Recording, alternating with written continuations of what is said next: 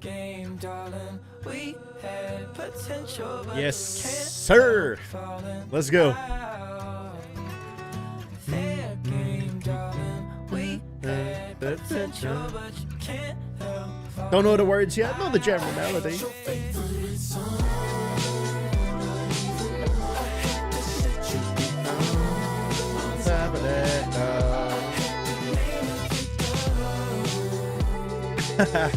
Hashtag I am Char.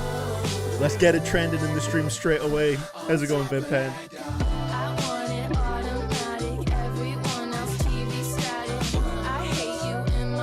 Yep.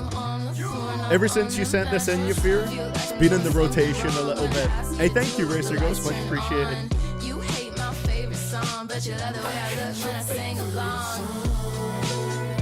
Hey, it's proof that sometimes when you send something in, it can make it into the regular rotation if I'm feeling it like that. And this is one of those cases right here. What a beautiful track. Hey, how's it going, Hunter? Lurking Squad, let's go. So, it is Saturday. We got another little bonus request stream going. This one, of course, being the 20% off album request streams that happen occasionally on Saturdays. And Q is going pretty nutty. Thank you, Ball GNG. Much appreciated for that one. I think we have, let's see, we got an album request from Alvin Park. We have an EP request from Xriptic. We have an album request from Scarecrow. I thought you were taking a break after the last one, bro. We're breaking the promise here. And then an album request from Racer Ghost right after that. That one I'm scared for because Racer Ghost's tip message for that one is get fucked. So I don't think it's going to be a good album. And that's what my intuition. I'm putting 2 and 2 together here, and I think I am getting 4. So, you know, I think we're going to see how that goes right there. Doing a stream day after Resident Evil 9 dropped is nasty work. You got to take a break from it now, Killjoy. Also, real quick, if anybody wants to go follow it, twitch.tv/CDTVProductions. As you can see by the follower counter up there, we're at 666 followers. We're letting the devil in right now. So you're all complicit in that if you don't follow me over on Twitch, all right? How was that for a plug? How is Resident Evil 9, though? I really need to get it. I really need to check that out. Maybe I'll wait for a little discount. I don't know, but I am interested. Scarpo is saying it's incredible, actually, right there, so this is good. Hell yeah. Working on something right now? Oh, hell yeah, Archive. It's going to be a crazy queue today. Hold up, I'll go and follow so we get off that devil number. No, that's the opposite of what I wanted. The strategy is not working out here. Hey, thank you for another one there, Movie Madman. Well, if the Archive's working on something right now, I feel like when we get the Archives one in, probably we'll close the queue right there because it filled up like crazy today. This might be the peak of modern Resident Evil, not gonna lie. Now that I like to hear. Yeah, I mean, you already know I've talked about it here. Big Resident Evil 7 fan. That's gonna be a tough one to top for me, but maybe this will do it. Maybe this will do it. So, let's see what we're going to get in the first request that we have here today, ladies and gentlemen. Let's just get started with the queue because we have a chunky one today. This is a request from Will Anderson Edwards, aka Ocean Spirit Blue. We got a Google Drive link right here saying, let me know if this works. So let's see if the first request does indeed work. Don't worry, it's not going to be Harry the Hamster to kick us off here. If you love 7, you'd love the Grace sections of the game, essentially better in most ways. Oh, hell yeah. I'm here for it. People have said it's kind of like a mix of 4 and 7. Is that right? Kind of between the different sections? I mean, that sounds pretty good to me. Hey, how's it going, Gino? Welcome, welcome. There's 2 or 3 albums before mine, right? Want to make sure I got time to knock out all this editing and don't miss my request. Yeah, you should be good for that, Scarecrow. There is, I think, 1 album and 1 EP in the queue before we get around to yours. So there's a good bulk of time before we get there. No need to worry. No need to worry. So, let's see what we're going to get with this one right here. This is Grass Ain't Greener featuring Airy the Fairy. I would assume this is an Ocean Spirit Blue track right here. Let me just get the song name text up so I can put that on the screen. I hate the name of your dog. Da, da, da, da, da, da, on top of that dog. Hold on. Okay, so Ocean Spirit Blue, I would assume would be the artist name right here, right? And then it's going to be Grass Ain't Greener. Let's see how we're feeling about this one. Airy the Fairy. What a name.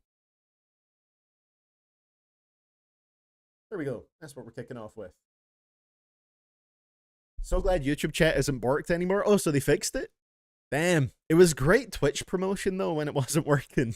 It was a really good opportunity for that. But I guess it's good to have it, you know, working a little bit better now. Only like 4 hours into RE9 so far, but goddamn, it's been great so far. You know what I should do? I should use it as motivation to finish Resident Evil Village, because I do enjoy the game. I just started playing it and then kind of just dropped it. Not because I wasn't enjoying it, it just kind of like stopped playing it for a little bit, stopped playing games in general. But I enjoyed what I played of it. Maybe I should finish that first. Then by the time that's done, maybe I'll get Resident Evil 9. Sent this track into John Denton, and he absolutely hated it. Mr. CDTV, as some in the chat do indeed know about. I mean, hey, to be fair, you know, every music reviewer is going to have their own different opinions, and I mean, as long as they're honest about it or fair about it, you know, sometimes it's not going to be favorable towards the track because that's just honestly how they feel, you know. I'd be scared like sending my music into people though. Like back when I was making the IMJ stuff, I probably just wouldn't do it, to be honest, because like, I don't know. I'd like. It's scary. It's intimidating. You know, I respect anybody who sends their music in to be reacted to here. It's a brave thing. Hey, how's it going, Echo? Good to see you here. Still out here on the Twitch side. Last stream convinced me to turn over to Twitch permanently. Yeah, that's fair. We're winning over here on the Twitch side with our 666 followers. So. Let's see what we're going to get on this track. Thank you for sending this one in, Ocean Spirit Blue. We'll see how I'm feeling about this one. Grass Ain't Greener featuring Airy the Fairy. Yeah, yeah, yeah.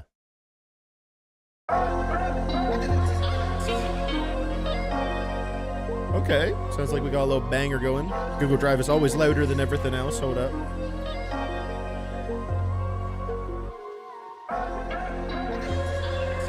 I like the atmosphere the beat is setting up so far. I am Jace mentioned the GOAT. No, but the grass ain't green, the grass ain't green, the grass ain't green, the grass ain't green. Okay. The hoodie is green though. The grass ain't green on the other side. Okay, a little bit of an auto-tune banger. And we can go for a ride. You're going through dark times and being abused. The guy's a piece of shit, I'm not amused. Darling, don't you be ever afraid. You feel it's the nearest, trust me, love, everything got me blessed. Comfort you at your worst, feel like giving you a kiss. For that boy, little bitch, let me take you on a trip. Touch you at the head. Okay. And you know you don't wanna be taking blows. Get on my afterglow. You know, babe, you're everything. Oh, grass ain't green. Okay, plenty of like almost like a Travis Scott feeling, like auto-tune and vocal effects there, which I kind of like. That's pretty good for like this atmospheric kind of sound. Yeah, I wouldn't necessarily agree with the vocals being out of tune. That's something I would say, like, it doesn't sound out of tune. I think the effects work with the production and in tandem with it. The flow is interesting because it's a little bit chaotic, kind of randomly speeds up or slows down at certain points. But I definitely think it's like solid for what it is so far. I'm not mad at it. Voice is a bit tinny, but oh, I think Google Drive just lagged a bit there, but not out of tune. Yeah. Going through dark times, don't watch a man, I'll treat him right. Show him what a good Assuming that's Airy the Fairy right there. I don't chase men, baby, they choose right. Now we talking about where you've been all my life. Fuck that bitch, why she tripped, she lost the match, she wanna fit. Yeah, I know That's kind of smooth. all the pride, just to show you that this grass ain't greener on your side. On your side, yeah.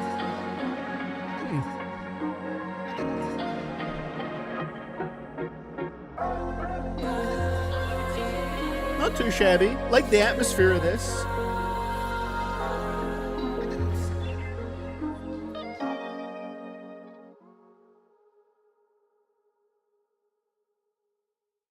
I mean, I enjoyed the track. I think that was solid right there. The vocals to me, they sounded solid on the Ocean Spirit Blue parts. I do think maybe at some points the lyrics, the lyrical content was maybe like, I mean, maybe this was intentional, but like a little bit on the nose with the subject matter and stuff, but maybe the intention wasn't necessarily to be subtle there and just be a bit more direct with it. So, you know, that kind of works how it is. I thought the feature was very nice as well. Area the Fairy had some smooth vocals right here. I like a good, like, atmospheric auto-tune banger. The production was very nice on this one. You know, the flow, I'm still a little bit uncertain about, you know, in terms of, like I said, it was a little bit chaotic, kind of sped up and randomly slowed down at certain parts, but it does give a certain momentum to the first verse. So I think I'm gonna sit around like a strong 6 at first with this one. I think it's a solid track, pretty well put together, nice production, solid vocals on both parts for me, and yeah, let me turn this up a bit. I'm a bit quiet. There we go.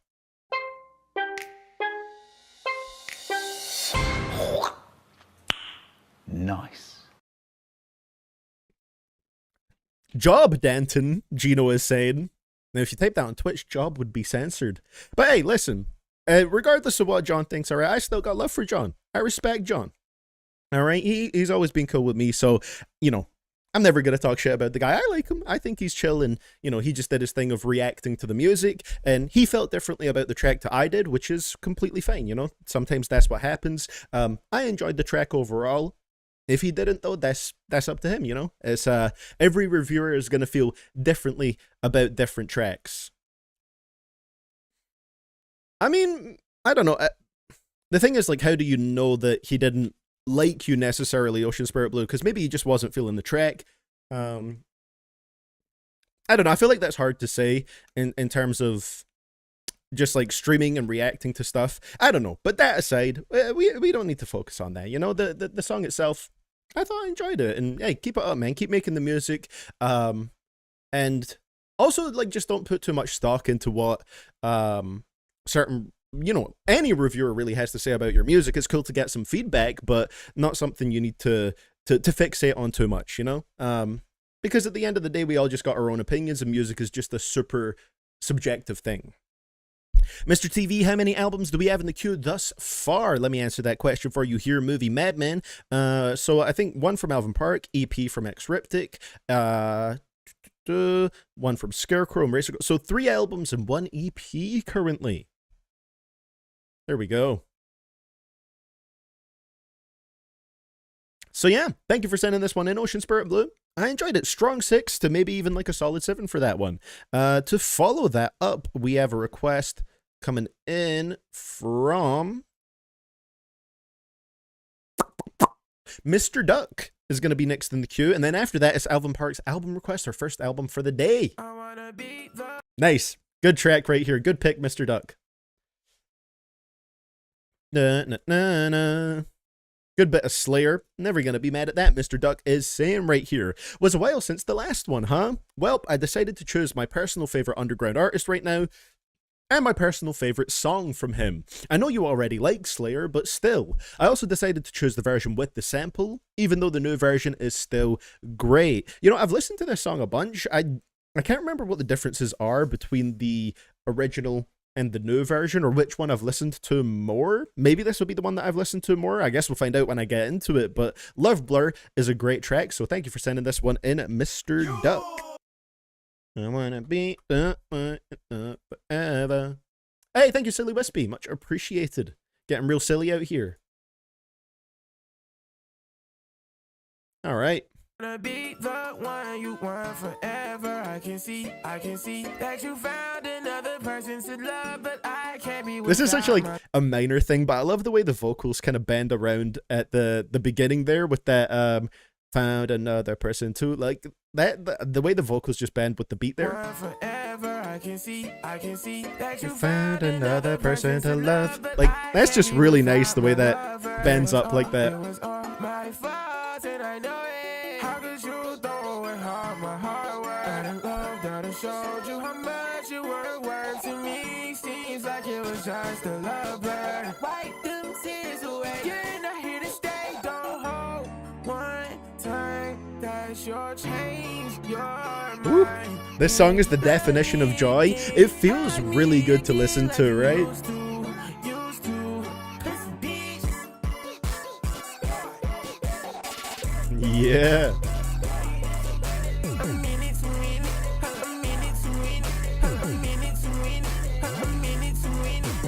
Nosebleed, I'm having nosebleeds. But are you for me? Can you just be for me? Baby Dorothy, thought she was for me. Change my story, rewrite my story. Brain bleed, I'm having brain bleed. Cause I'm only ever thinking about you. What the fuck? It's a banger, man. You think he better than me? What I gotta do to show you wrong? Do it just like my OD, when it's her fault. I got these trust with me. Can't pretend, never had love for me. Pop these hands, I think the one for me. The kicks at this part is so good, man. I'm leaving since there is none for me. I'll be there, she won't get some to me. I see them, they want me just like me. I wanna be the one you want forever. Slayer just gets it, man. Slayer just gets it. But I can't be without my lover. It was all my fault, and I know it. How could you throw away all my hard work? And love that I showed you how much you were worth to me. Seems like it was just a love bird. Wipe them tears away. You're not here to stay. Don't hold one time. Perfect song to hit in the gym. Bruh, you reminded me I need to get back in the gym. I was doing so good from like October and November, really. Bro, I was doing good. I was feeling a little bit of progress. Muscles getting slightly more solid, not visibly, but you know, I could feel it. And then Christmas, I fell off so fucking hard. The Christmas season always gets me, bro. It's a perfect excuse to just sit around and eat food.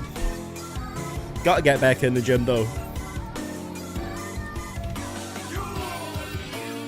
Hey, thank you, Elena. Let's crank that. Oh, that didn't show up. Wait, did it show up in the queue? Streamlabs just lagging? Maybe lagging. Oh, come on. The way that ends. Peak. Peak right there. I really enjoy that track. What a great intro for his project as well. Like I was saying, Slayer just gets it, bro. Slayer just gets it. The production here is so wonderful. His vocals match perfectly with that. All of the flows are super nice. Just a great track right here. Really, really enjoy that one. Ah, can't wait to hear more music from the guy. Hold on a second. I'm going to give that one pretty sure the same rating I gave it last time. Oh, thank you for that one right there, LaMarcus Carter. I'm going to give this an 8. That's what I gave it last time. Okay, yeah, no problem. I will send over the refund right now, Elena.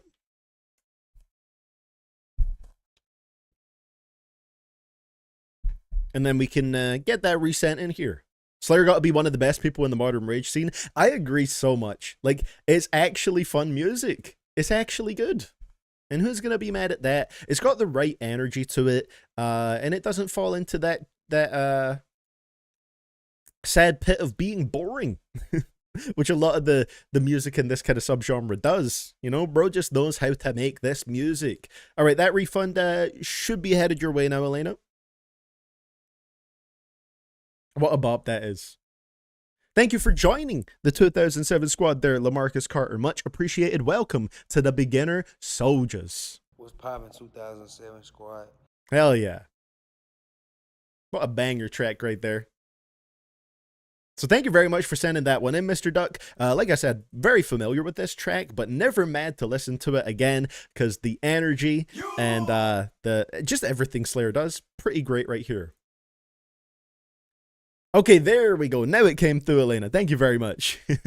So, let's get into our first album request of the day. This one comes in from Alvin Park. I already know what this one is going to be, and it is going to be a good one. I feel it. My name is Freddie Gibbs. Yeah, I'm Freddie Gibbs. Freddie Gibbs. Yeah, I'm Freddie Gibbs. And yeah, I'm Freddie Gibbs. I just took my shirt off because I'm Freddie Gibbs. I'm Freddie Gibbs. Freddie Gibbs. Yeah, I'm Freddie Gibbs. Yeah, I'm Freddie Gibbs. Cocaine. Yeah, I'm Freddie Gibbs. And a cocaine. Freddie Gibbs. I just took my shirt off again because I'm Freddie Gibbs. Amazing. I love when the album request also has a great funny video link attached to it. So, it's not Freddie Gibbs related, the request, by the way.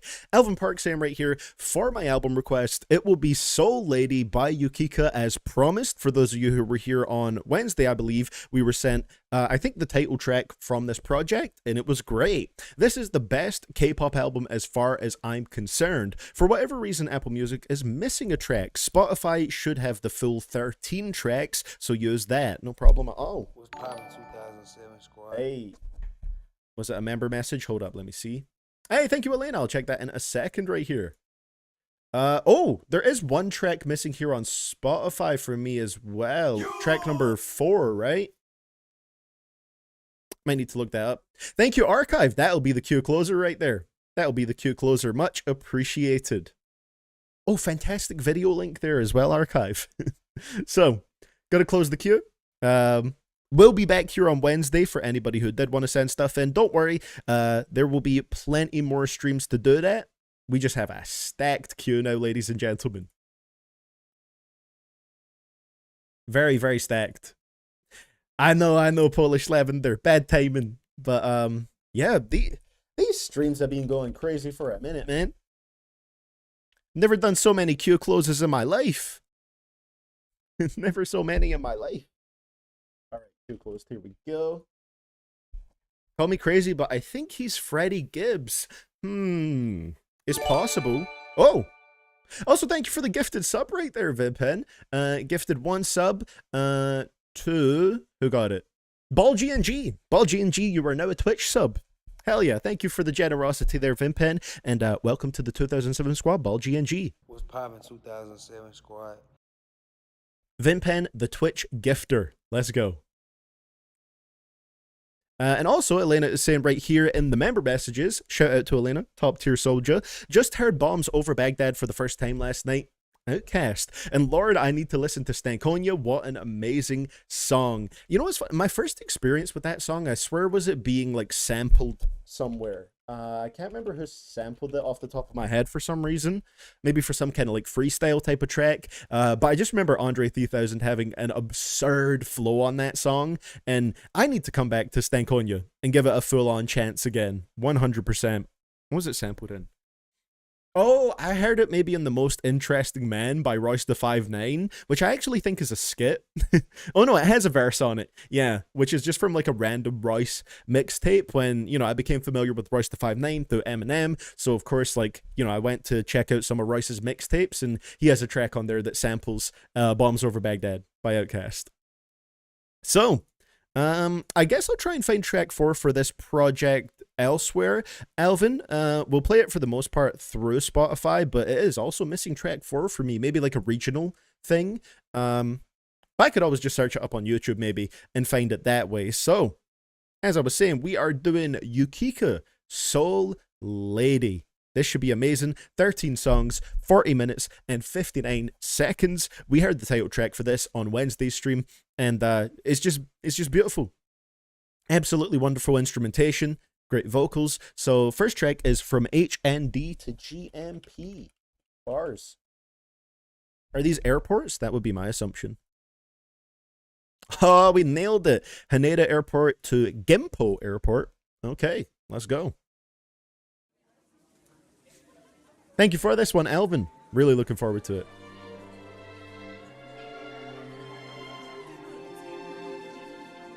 Strings are already a W. Come on now, let's go. Come on, Khaled. Keep up. We the best music.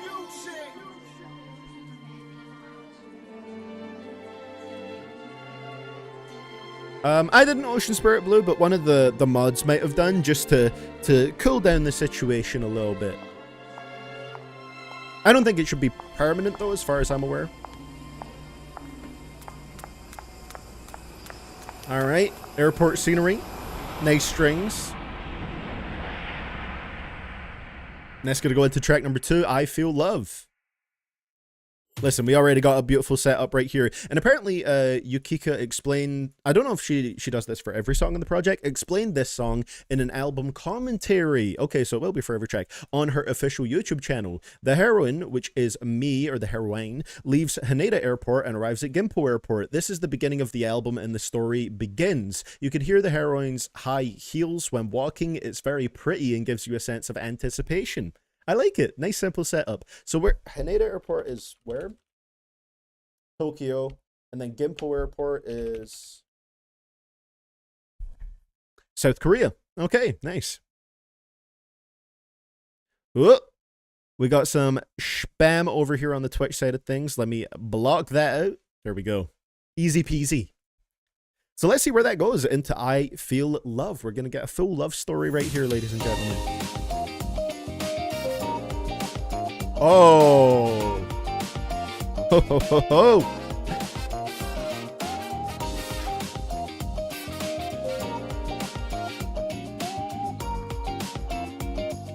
That sounds beautiful.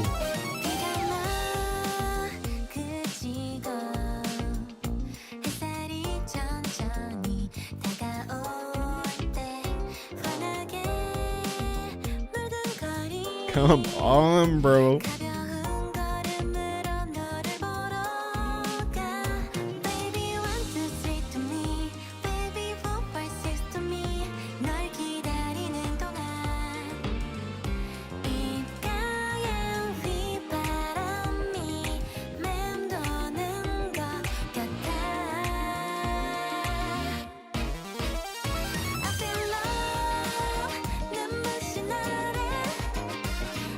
Oh my god.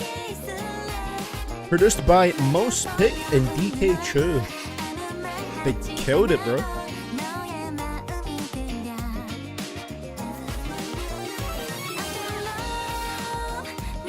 That rising synth. Oh my god.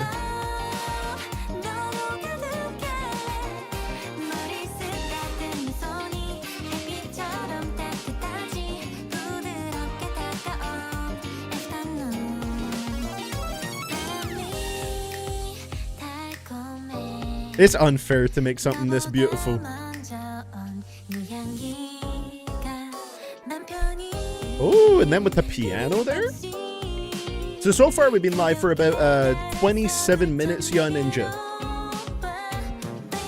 But as I was saying, I'll be here every Wednesday and a lot of Saturdays as well, around 1 PM Eastern for these. So plenty of opportunities.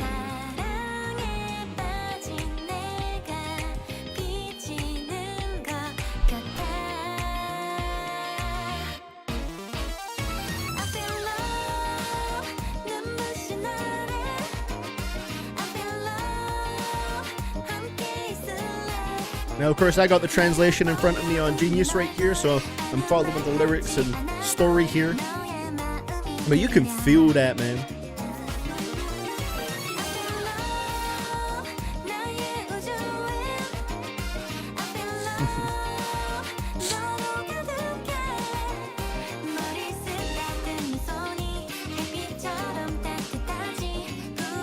I'm sold on this album already. This sounds great. I'm right there with you.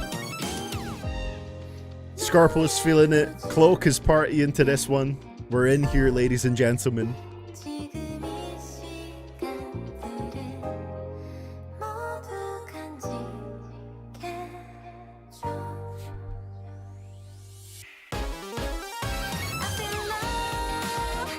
Yeah. Yeah, boy. Let's go. Gotta do it again, bro. Khaled's loving this one. I gotta get up a notes page. Keep track of my favorites and least favorites immediately. I think you know where this is going.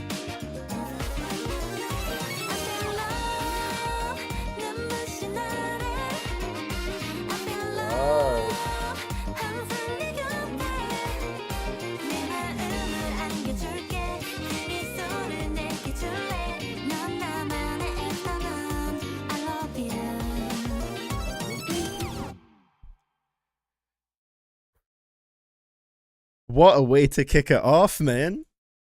That was incredible. I really liked Soul Lady, which we heard on the last stream. That's going to be the next song. I think this one might be even better for me. Like, I Feel Love is insane.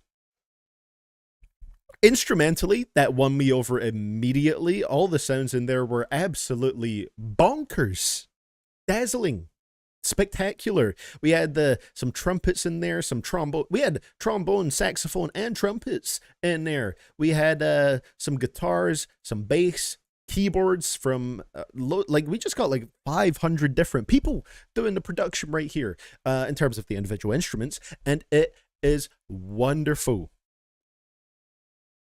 Background vocals too. Oh, interesting. What does that mean? Lyricist, private, and then in parentheses KOR. Interesting. But yeah, that was amazing. I absolutely loved that. Sounds like something I'd hear in a Persona game, and I mean that as a high form of praise. Yeah, because like every time I've heard some Persona music, it's had that same sort of pure energy and vibrancy to the production, and it always makes like for an absolute treat to listen to. Yukiko was saying for this one, the song portrays my excitement when I first came to Korea, which you could feel that excitement just buzzing through the track. I wanted to express the cheerfulness of the song, so I wanted to sing with a cute, lovely voice. But my voice was actually kind of dark-ish. It felt darker than I thought, even though I tried to sound cheerful. So I went through a bit of a tough time, but a lot of people liked the song. I mean, I think it sounded great for what she intended to go for. Many musicians participated in this song, so I think this song turned out to be very rich. Yep, nailed it. Heavy 9 for this one.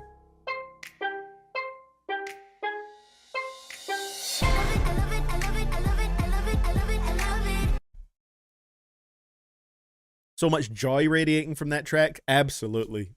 Oh, so good. That's an incredible song.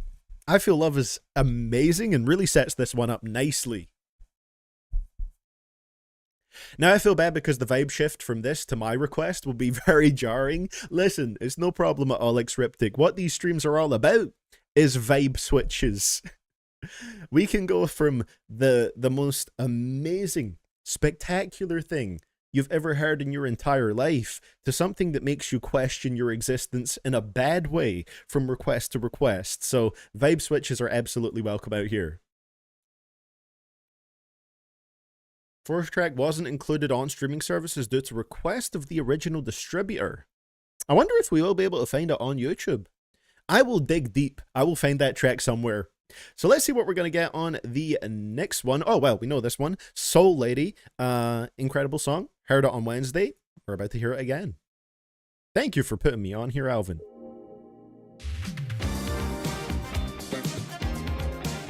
Yeah, boy.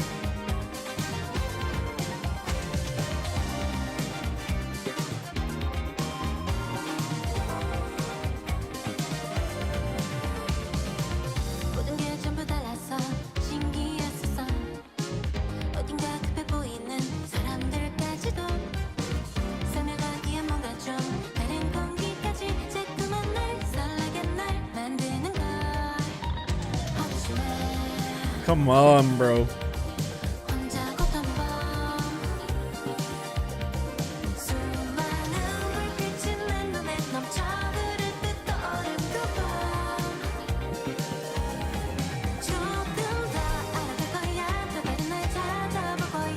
How can you not have a smile on your face listening to this, bro?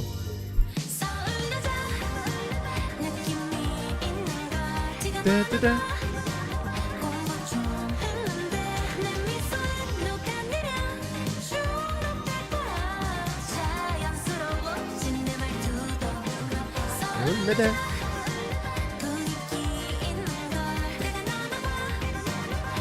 What is happening in that emote? She's grooving, bro.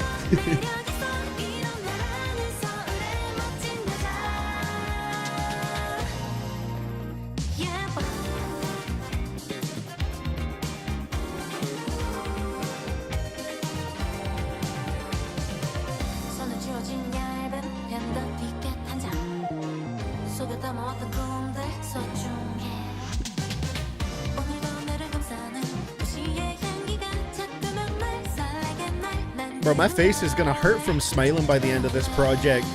This is not fair.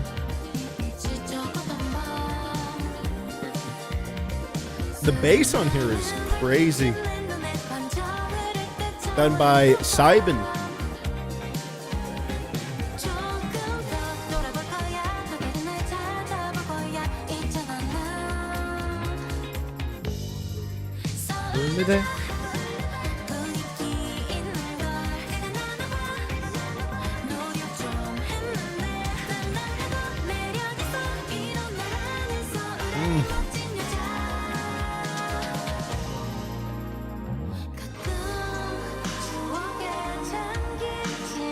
Then we're slowing it down, baby.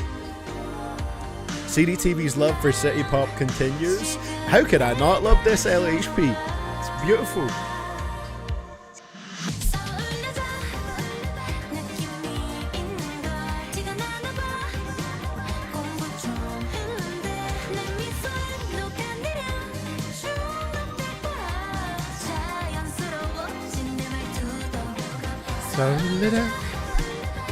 So this is Yukiko Racer Ghost. Incredible music. We're getting the full album right here. We heard this track on Wednesday. And now we're getting the full album here sent in by Alvin.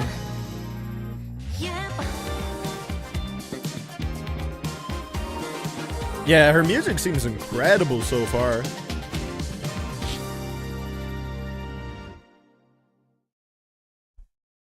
It's still great. Who is surprised? So it seems to be quite a theme here, or just the general idea and concept of this project is Yukiko traveling from Japan to South Korea and, you know, having a love story that plays out there. And it's just, it really is filled with like this whole like spirit and glow of experiencing a new place and really appreciating that, and everything just seems so vibrant and lively because, you know, traveling is really fun. Big shocker right there. And seeing different things, and just it can be a bit like almost like an overload sometimes, and I feel like you just feel all that energy just bursting out throughout these songs, and it's amazing. I really love it. As it turns out, still peak. Yes, no surprise right here. Got to give that one a strong 8. Maybe even in the context of the album, maybe this is like a bit of a low 9 as well. That's good.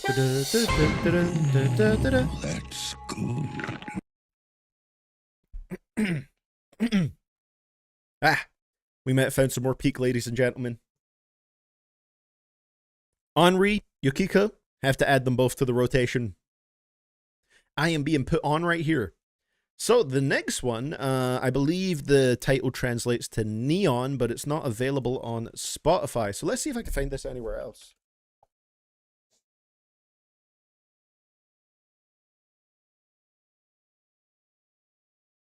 It is on YouTube.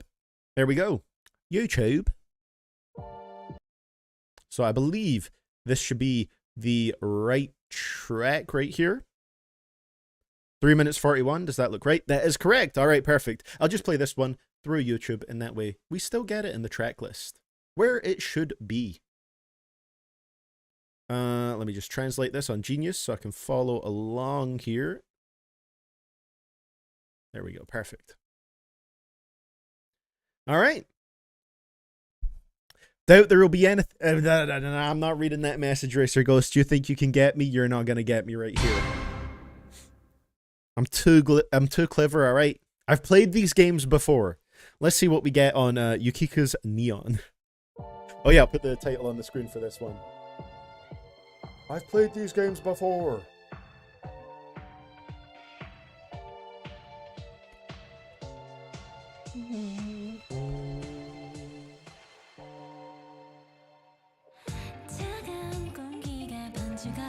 Okay.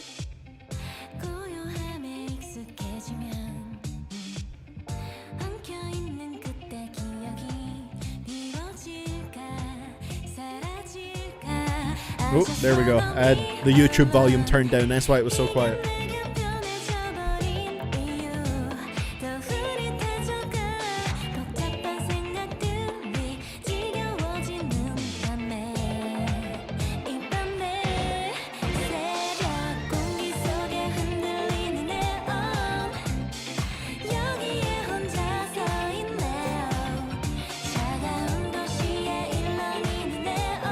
Bit of a smoother one right here.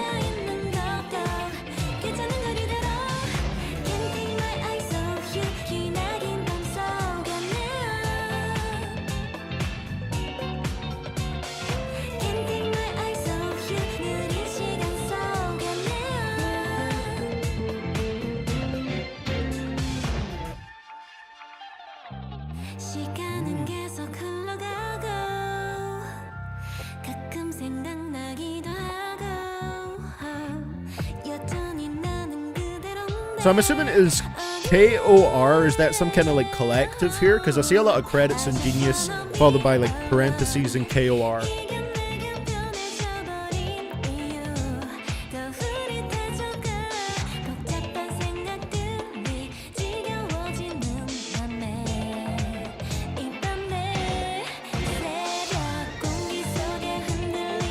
Strings going nutty.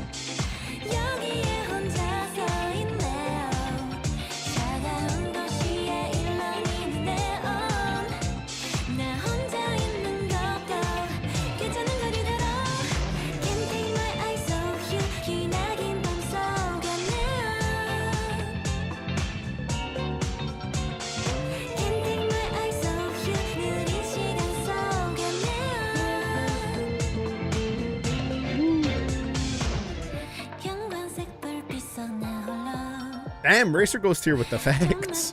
Did you know that the global price of neon rose by about 600% after Russia attacked the Crimean Peninsula in 2014? That's news to me. There we go. Learning on the streams. That's what it's all about.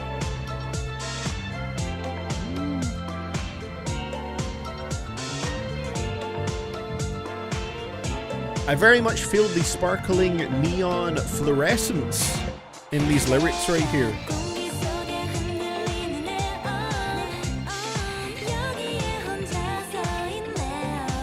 Oh!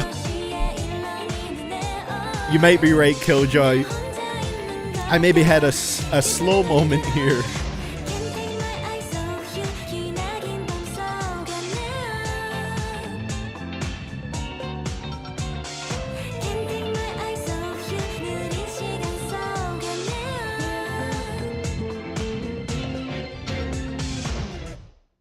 Very nice. Very, very nice. Yeah, maybe that's what it is. The KOR is to indicate that it's artists that share the same name as other artists, but, you know, to indicate that they're the Korean artist. I can't believe that didn't click for me. It's like, is KOR, is this some kind of collective, some kind of group of artists right here?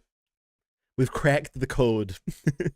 So yeah, this song right here was great. One that wasn't, it was still like vibrant, but not as explosive as the previous tracks, taking it in a bit more, I mean, this is kind of like this album's version of a relaxed track so far, you know, one that's a little bit smoother, but it still had so much going on, so many blissful sounds in there, and I really like how the songwriting here played around with that neon theme. You know, the first line of the chorus, at least from the rough Google translation here, is neon swaying in the dawn air, which just feels like a pretty neon light swirling around, very much the vibe that the sound of the track gives off. It's another 8, man. Very, very lovely.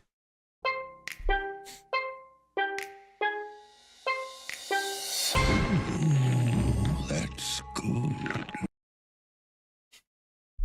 Me who has only heard Plastic Love. This kind of sounds like Plastic Love. Amazing. It's nice to see so much of chat enjoying a request. Hey, there's some stuff that's just all around wonderful and just gets through to everybody. This is some beautiful stuff right here. Lil Wayne thinking 21 Savage is a group of 21 rappers ass situation. Yeah. Yeah. There you go. So let's see what we're going to get on track number 5 here. This is called Yesterday. Get it back up on Spotify. Don't worry, my request will ruin everything. Well, the good thing about that, Racer Ghost, is then we can all be united in hating the music, you know? So it's still unity in some form. Let's see what we get on Yesterday. Ooh. Oh. No, not the synth propaganda. This one's gonna kill me.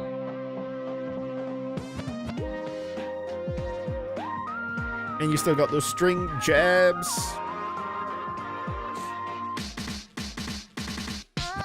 눈을 찡그려가며 애써 참은 Ooh, okay. Oh, I believe yesterday. 혹시라도 울어버리면 그걸로 모두 다 그칠까봐 I believe yesterday. 시간이 모자랐던 하루 네 눈이 빛나던 매 순간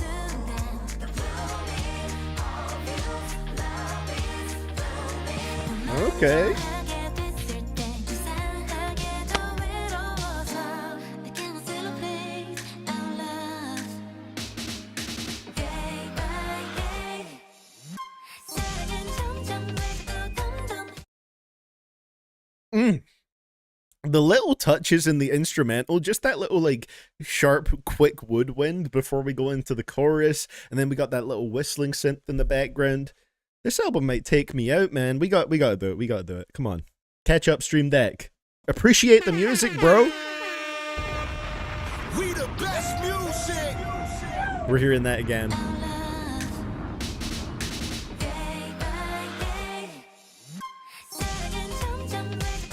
Come on.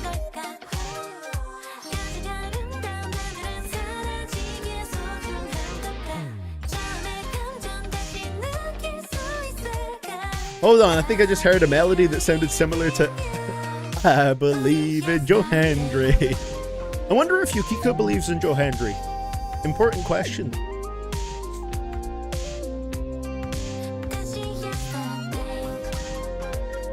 Oh my god, all the sounds in here, man.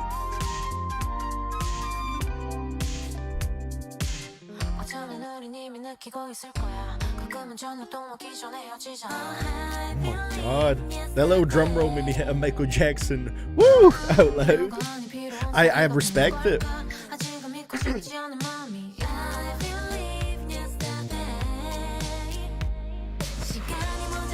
Request so good it kills the streamer. I might not make it to the end of this one, Vimpin.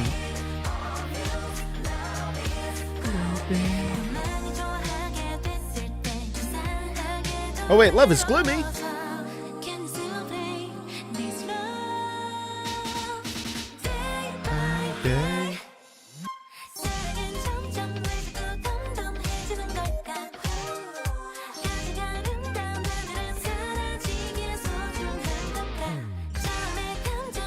Holy shit, man.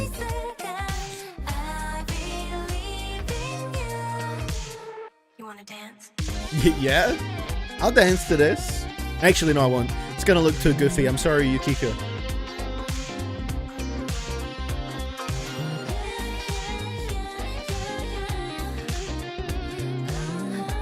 The guitar?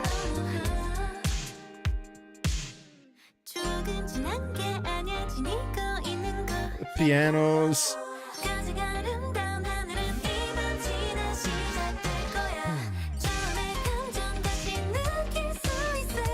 How do you make something so perfect?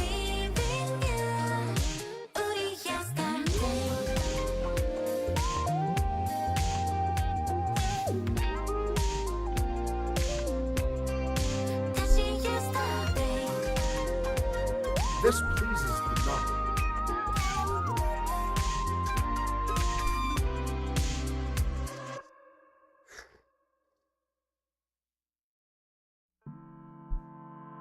Jesus.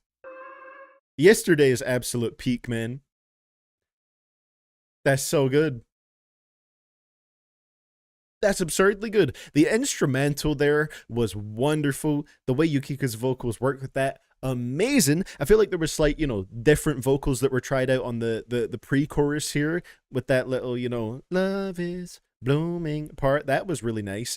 All of this was just, it's wonderful. It's not a comparison I expected to make going into this, really, but low-key, this is reminding me of what it was like reacting to Michael Jackson albums on these streams, where there's just so many intricacies and interesting little sounds in the production that immediately grab your attention, and just you have to react to them in some way because it's so damn beautiful. And then you have a vocalist over that just goes perfectly with the production and is able to create some wonderful sounds with her voice. It's just amazing. And it's got to be like a very strong 9 and one of my favorites from the album.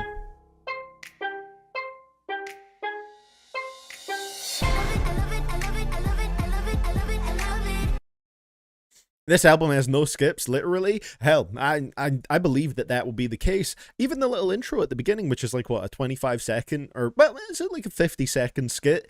It's so quick. It's like, it contributes to the album's concept, so not even that I would consider being a skip. It literally sets up the concept. Damn, this is good.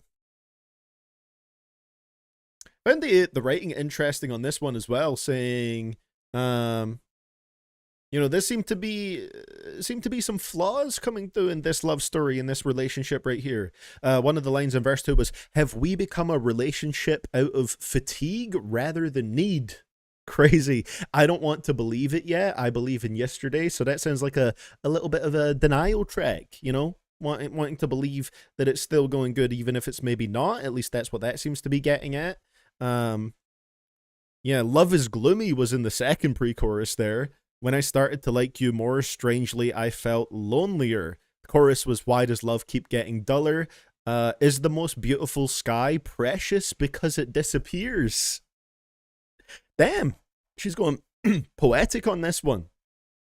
"Will I be able to feel that first feeling again? I believe in you." So, yeah, definitely some of that shine is starting to fade off a little bit for her here.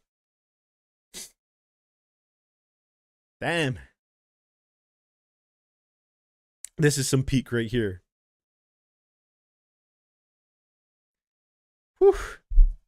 "Hey, CDTV, I start my job tonight, man. Wish me luck, bro. It's a new one." Hey, I hope it goes great, Kenzie. Hopefully, all goes well. I am indeed wishing you luck. This guy would absolutely lose it to some 70s soul / R&B. Hey, I would believe it. I'd believe it. So, let's see what we're going to get on the next one. Yesterday was peak. Track number 6 is "A Day for Love," which is listed on Genius a little differently. I think it was listed as "Footsteps," and then in parentheses, "A Day for Love." Yeah. So let's see how this one goes. Let's see if things are getting sadder.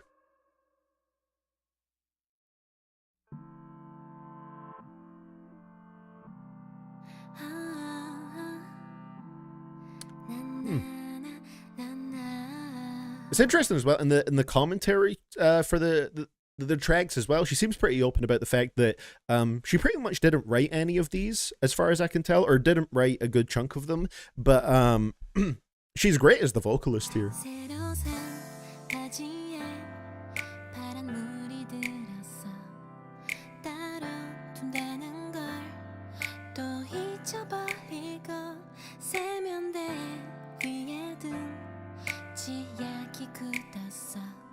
Okay, we're going steady here.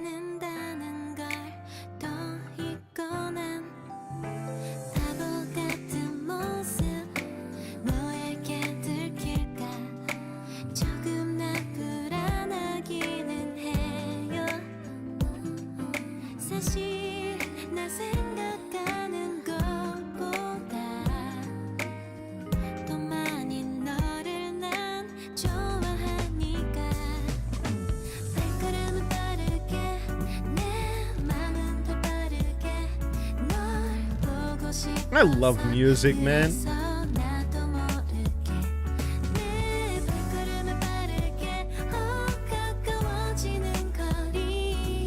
Honestly, I almost feel like you could apply that statement in a very general sense, LHP, with just like artists not writing their own lyrics is pretty common, more than you think.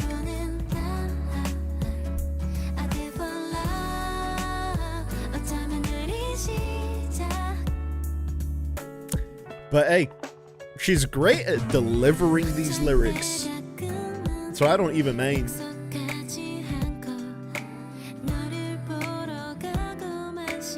Like, let me pause for a second. I do think there is an allure to somebody who does write all of their own stuff, because it gives it even more of that personal touch. But even then, you know, this could be just an album that is telling a story and she's great at delivering that, or it could be you know, part of like her personal story that she asked people to write about in a like, you know, songwriting form. I don't really know. But there definitely is like something you can appreciate to an extra degree about somebody who writes all of their own stuff. Again, it gives it more of that personal feeling. But in this specific instance, I don't really mind that much that she seems to not have been the lyricist for these tracks, because she is delivering them wonderfully and you can still feel it. 너와 하고 싶은 게 참 많은 걸 오늘부터 우리 할 수 있을까 발걸음은 빠르게 내 맘은 더 빠르게 널 보고 싶어서 And I also feel like if you look at a genre like hip-hop, there's a lot more emphasis in hip-hop put on like writing your own stuff. Doesn't mean that everybody does it, of course, but it's I feel like respected a lot more in rap if you do write all of your own stuff. It's a little more expected there, perhaps. 너는 참 어떻게 날 이렇게 만든 거야 우리 같이 걸을까 참 바람이 좋으니까 내 마음속 가득한 이야기 해주고 싶어 눈을 바라볼 때면 걱정도 사라져 서툰 날 네가 가득 채워주니까 I live for love 날 보는 Oh, beautiful track, man. I live for love 어쩌면 우리 시작 Listen, when you have a voice like that, you have to do something with it. And she is delivering indeed. A Day for Love was beautiful. This is another one that went, this is probably the steadiest, smoothest one on the project so far. And it's still great for what it was. Still plenty of lovely, clean sounds in the production. And I do like it, you know, putting a lot of focus on her vocals, which always happens if the instrumental is a bit more stripped back, a little bit softer, and, you know, less sort of, you know, vibrant and just a crazy amount of stuff going on. This was more stripped back and really put that focus on her voice, which is lovely. She has a fantastic voice, and this one did seem to be, you know, a little bit sinking more into the lovey-doveyness than the previous track, which was maybe some doubts creeping in a little bit. You know, this was just talking about a day for love, having a nice time. That one is probably another 8. Lovely. That song is still stuck in my head. Beautiful stuff right here, man. God, I love the production on these and the vocals. I love just about everything about them, but as someone that appreciates a good instrumental and some lovely instruments, this is nailing that. My personal opinion, in most genres, if you can still write it uniquely and make it feel like a personal story, then have as many writers as you need. The problem with writers is that the more cooks there are in the kitchen, the less personal and more general it will feel usually, but if you can manage that, then who cares? That's the thing. This one so far, to me at least, doesn't feel too manufactured, because if you're trying to write something like write a love story or something that's meant to sound personal, but then it ends up feeling like manufactured or like it was basically created by a boardroom of writers, then that feels really disingenuous and that's hard to get into. But yeah, I do agree with you. In this specific case, I think she's making it work here. And, you know, it's still like, if you don't know who the writers are, you could still listen to this and very much feel that sort of personal vibe from it. And, you know, I think it works in that way. Some good shit right here. Because there's definitely some music out there written by a lot of people that absolutely feel like they've been written by a committee. Also, Killjoy was saying earlier on, you know that good weather has started here if somebody outside my window is screaming like they are Jim Ross on fire, or they're just enjoying this album like that. Not sure yet. Is that what happens when the good weather starts? People just go outside and start screaming? I do like it when the weather gets better, though. Like, winter is way too long in Canada, and it honestly did start feeling kind of depressing throughout January and February. I'm happy that it's starting to get a bit brighter outside now. Literally, immediately just feel better when it's a sunny day. It's crazy how that works. People do like the sun, I guess. I guess we're wired for that. So let's see what we get on the next track. Track number 7, Pitta Pet. Nice. This is so peak. Ooh.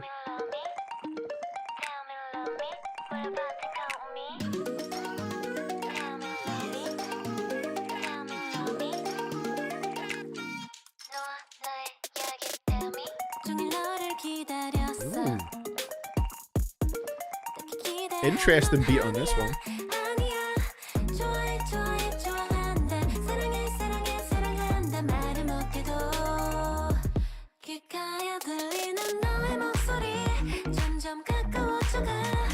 Going a bit dancey on this one, okay.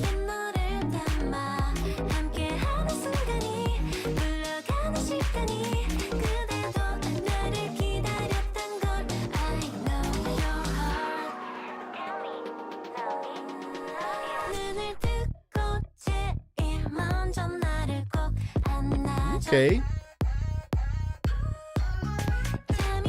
We're going a bit groovy or hitting the dance floor for this one.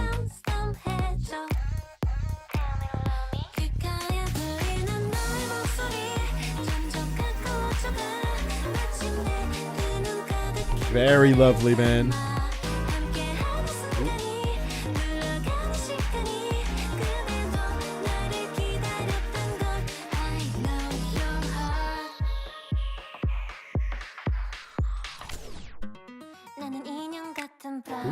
너의 주변을 around 나만의 소중한 crown 너에게 선물할게 좋아해 좋아해 좋아한다 사랑해 사랑해 사랑한다 말하고 싶어 귓가에 들리는 너의 목소리 점점 가까워져가 마침내 두 눈 가득히 너를 담아 함께하는 Still got 2.5 months of winter left. I couldn't do that, Vimpen. When the sun's out, it's like immediately my mood is lifted. I feel more like doing stuff, you know?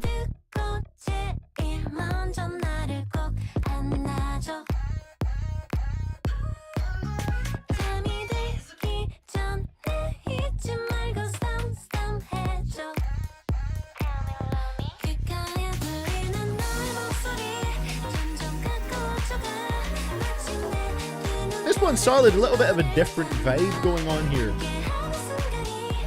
But really cool creative production on this one.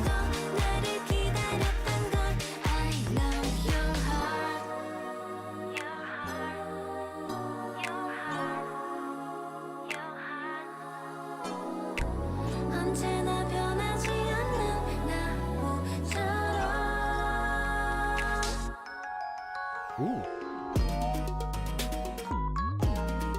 Where did that come from?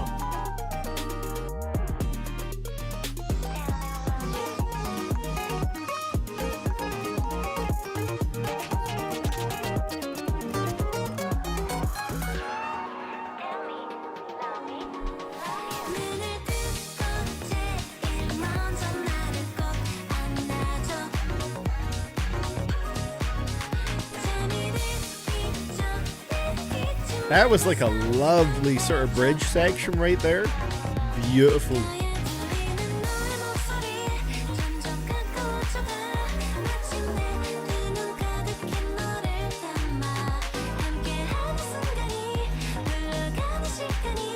Wait, bring back the acoustic guitar. That was fire. Like, that was my favorite part of the track instrumentally. That was so beautiful. That guitar section was fantastic. It's great as a little switch up in the track, though. I would say Pitta Pet is like more around like that 7 out of 10 region for me. One that I just like the sound of like a little bit less, but definitely didn't dislike. 7 out of 10 is still very positive. But my favorite part was that like acoustic guitar switch up right there. I think that was such a smooth section of the track. Also, I'm very thankful for the genius description that could give me the context of the song before we got into it. Obviously, I have the translated lyrics up in front of me, whereas, you know, I'm assuming most of you are just going off of vibes and the sound of the tracks. This one, you know, sounded like it was a kind of standard love story, but actually it was Yukika singing from the perspective of her dog here. So, you know, basically doing a love song, but from that perspective with the dog, you know, just wanting a pet and wanting to feel loved, which I think is very nice and very sweet. So lyrically, I enjoy that one. Instrumentally, one that's a bit less for me, but don't dislike it. Still a strong 7.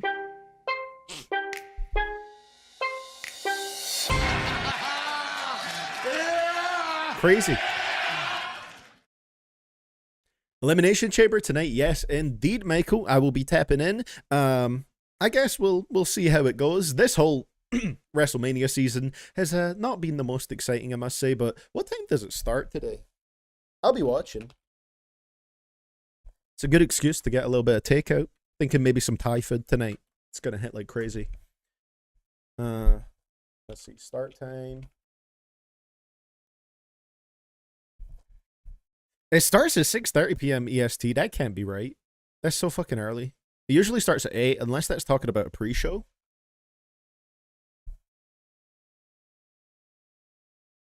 Is it 7 p.m. Eastern? It's usually 8 p.m. Or maybe they roll it back an hour. Okay, well, I'll probably still be streaming then, so hopefully nothing gets spoiled while I'm on the stream. But I'll be tapping into it afterwards. Cody's going to win the chamber. If Cody doesn't win the Elimination Chamber, I will listen to another Dave Blunt's album. I'm putting that on the line here. If Cody Rhodes does not win the Men's Elimination Chamber tonight, I'll listen to another Dave Blunt's album. I'm not particularly excited about that outcome, even as someone that generally likes Cody. But I think that's what's going to happen. I think it's the very obvious, very, very, very, very clear choice. So, let's see what we got on track number 8 here. This is Cherries Jubilees, Cherries Jubiles. There's only one E, so I'm not too sure.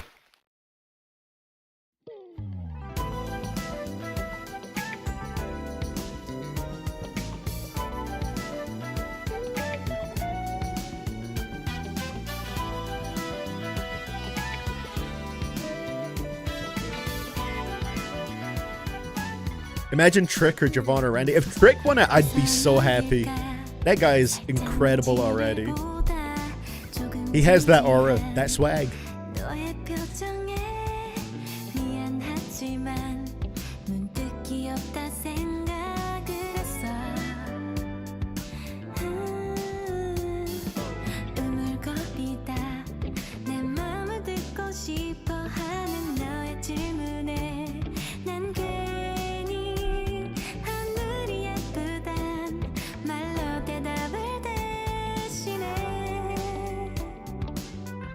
I just realized they have an English translation page on Genius, which is better because it keeps the formatting. If you use Google Translate, it messes it all up.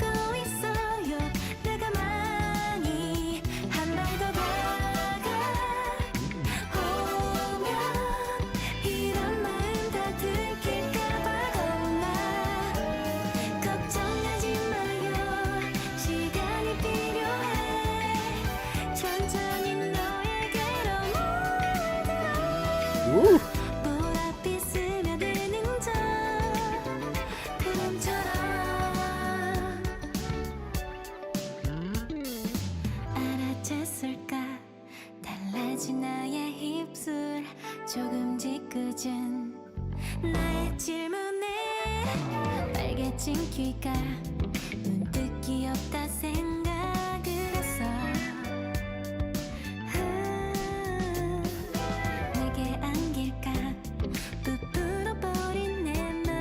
So beautiful, man.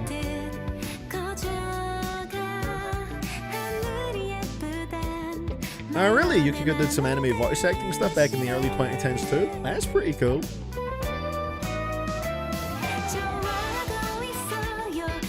And now she's making some goated music.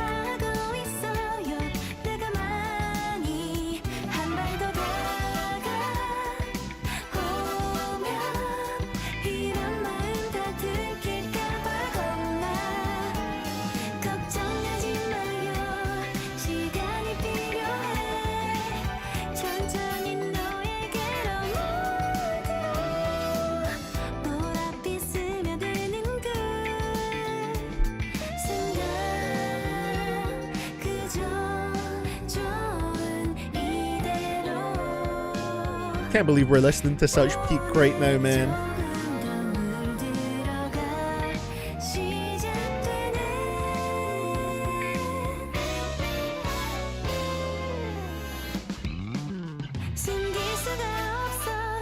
사실은 그래요 이미 알고 있나요 내 마음을 한번더 다가 Those are like transitionary points of the instrumentals on this album.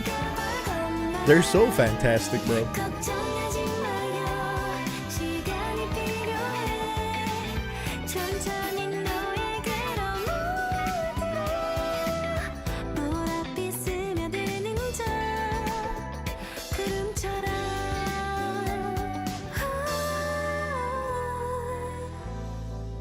Woo. Very nice track. This one and the lyrics just seem to tackle this feeling of like being nervous about being in love, or like being nervous about saying it. That's what I got from the songwriting of this one, you know, having those strong feelings of love but just not being quite ready to say it yet. And basically played with that throughout the entire song right here. Once again, just sounds absolutely wonderful. Instrumental was glistening, wonderful. Vocals were fantastic. It's just so peak, man. This is some real music. Hold on. Actually, I think I have a soundbite for that. That's that real music, man. Come back home. Yeah. That's like an 8. Strong 8.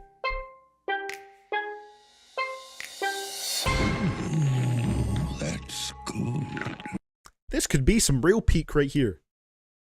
They Blunt's album or Turning Point USA album, which would be better? Oh, the Turning Point USA album has the potential to be funnier, I feel like. I think I could maybe laugh at the Turning Point USA album more, to be honest. So there we go.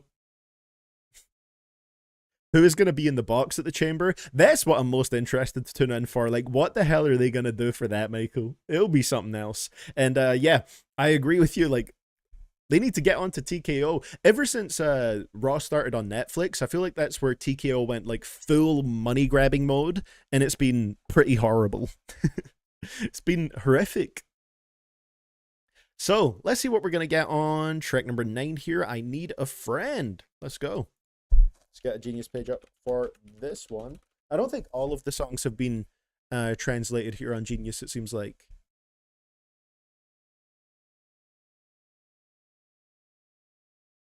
So, I Need a Friend.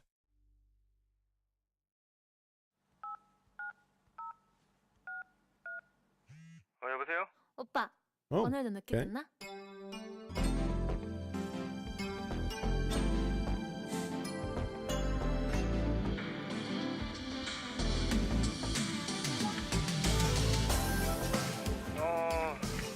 좀 늦을 것 같아.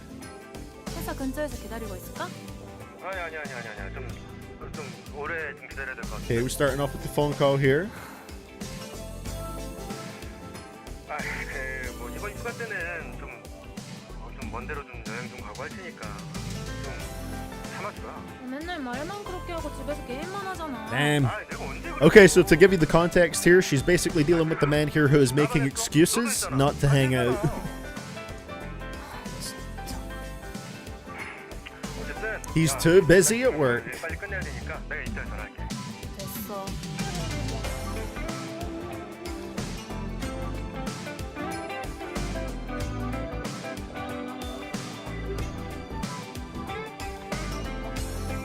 Oh yeah, I just realized this is like a skit here. Even the skit is getting crazy good production like that. Insane.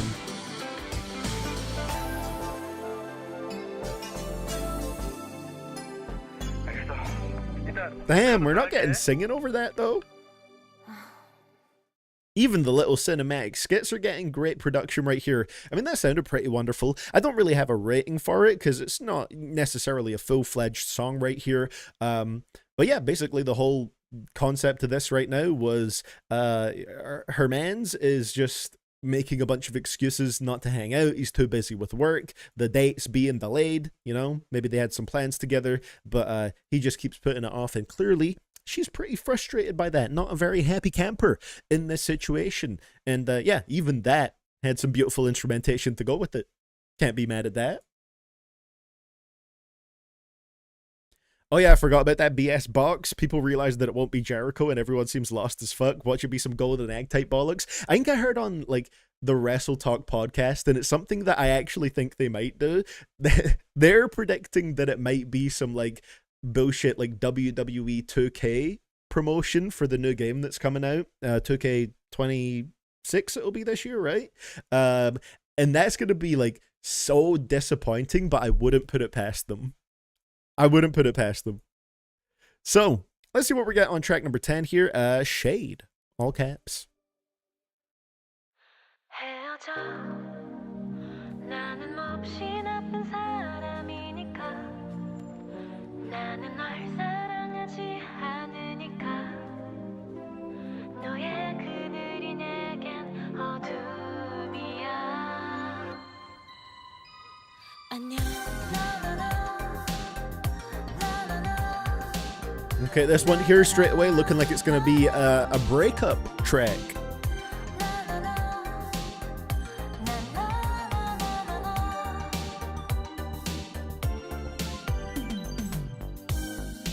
어쩌면 우린 사랑이 아닌 정이 내리지 못한 의미 없는 관계였을까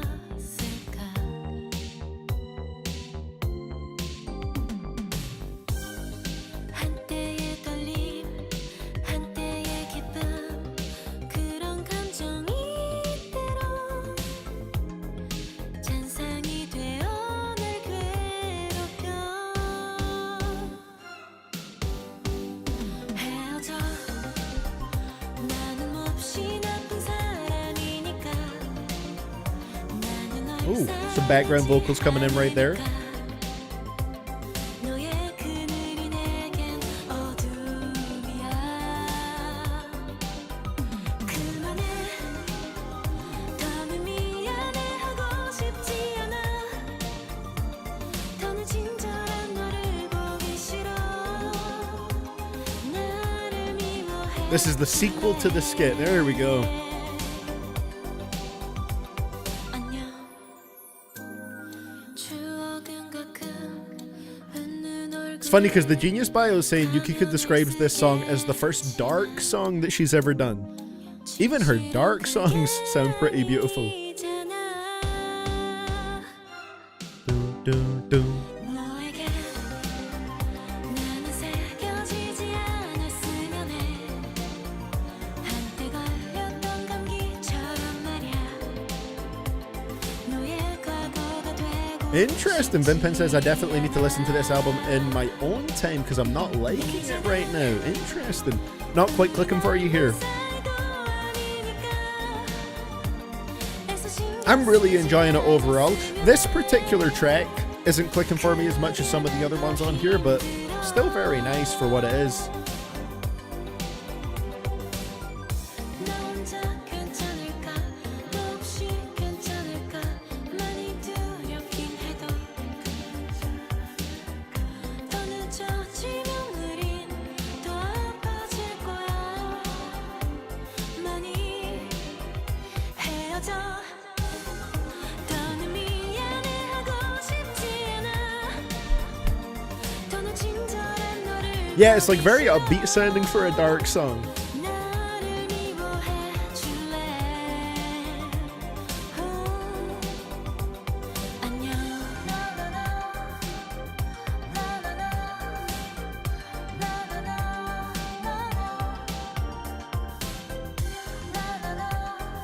Definitely not like as bright as other songs on the project though, so I could see that angle of it. Na, na, na.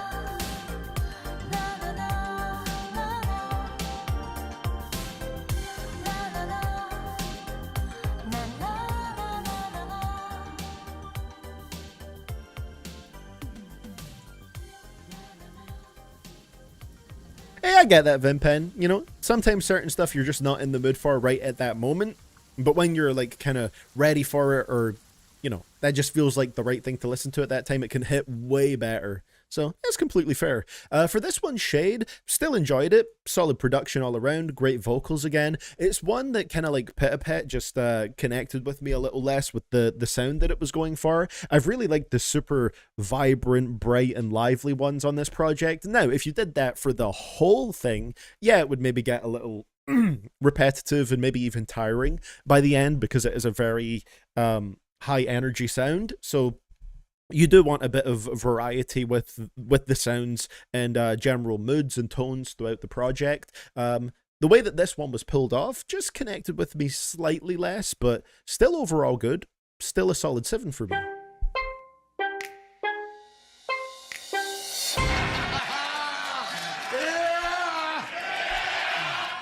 This reminds me, I was thinking the other day, we have happy songs, happy sounding songs that are actually pretty dark. I remember I wanted to make a video on that a long time ago, but are there any dark, edgy sounding songs that are actually happy? That's a good question, Racer Ghost. I feel like if I sat down and thought about it, I could find some good examples of that. It's a fun little flip on it. Let's see, what does Google say? I'm going to start off specifically looking for rap songs. Dark sounding rap songs that are actually happy.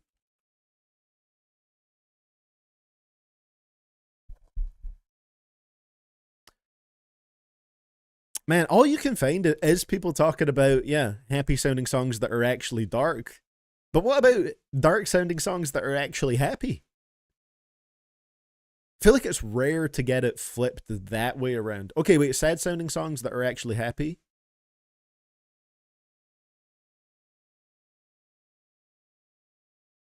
Streetlights by Kanye?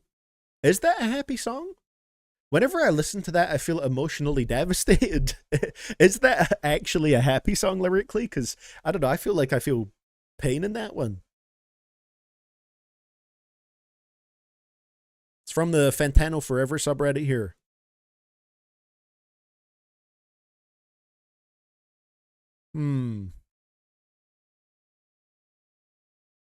Earl Sweatshirt, MTOMB. I don't think I've actually listened to that one as much, so I can't really say right there. It is harder to think of those ones.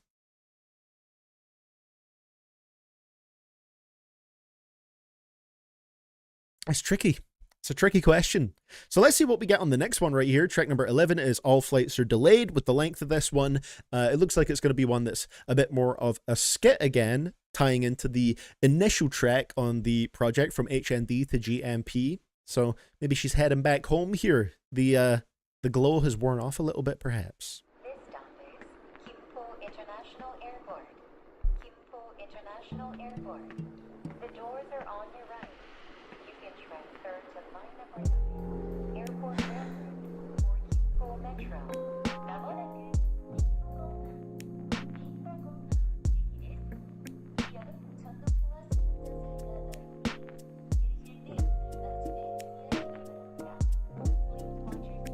Very nice.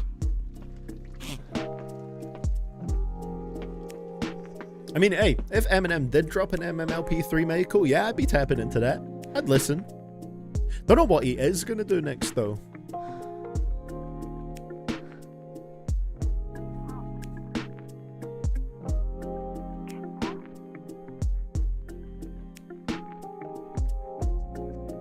I do love how the production is great even for these little interludes. That's basically the entire Idol's discography. They have a very heavy, almost deranged sound, but most of their music is about spreading love and has a pretty positive message. There you go. It is an interesting topic, I think.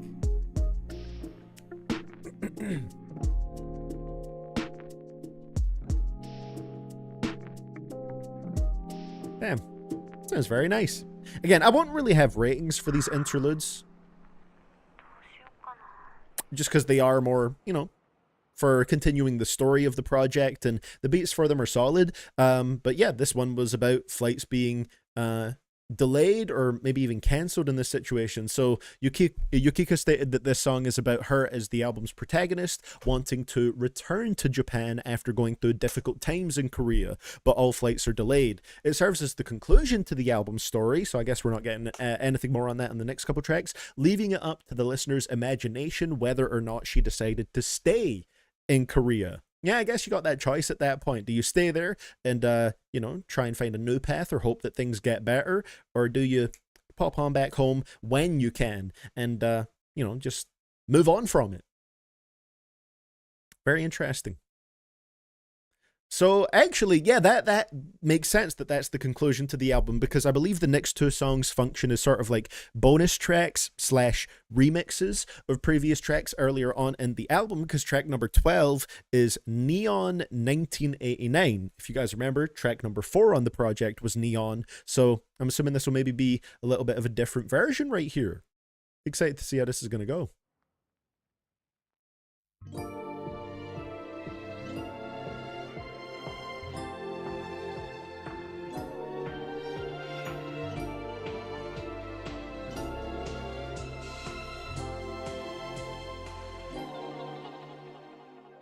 작은 공기가 번지고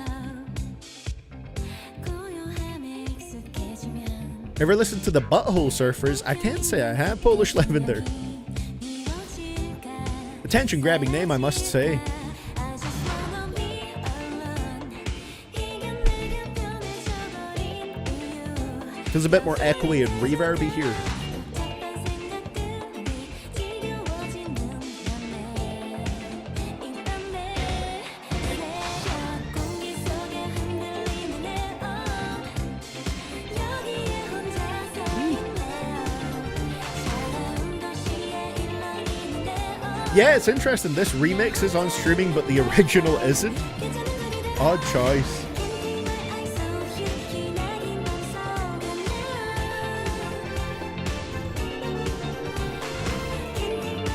This one is a little bit of a faster pace, right? To the original Neon. While I'm looking back at the track list here, I think I might have to put Soul Lady on my favorites as well. The way this project started off, man, crazy.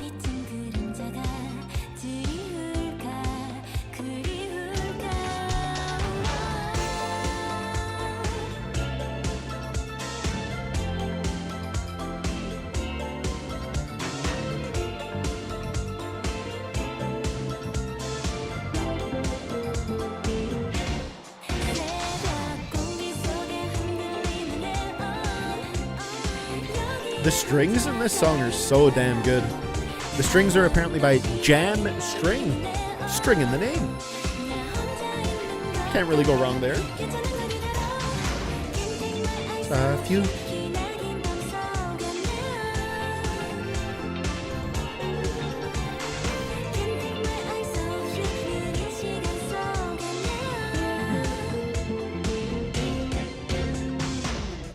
Yeah, Neon 1989 is sick. I love that. It would be very nice to immediately compare it to the original on streaming, but I can't do that. So let me just, like, because obviously it's been a few tracks since then. Let me just really quickly run it back to back so I can really notice those differences immediately. I just wanna be alone. 이게 내게 변해져버린 이유. So that was the original, and then this one definitely moves faster. You can notice it playing them back to back. And also the vocals are mixed differently.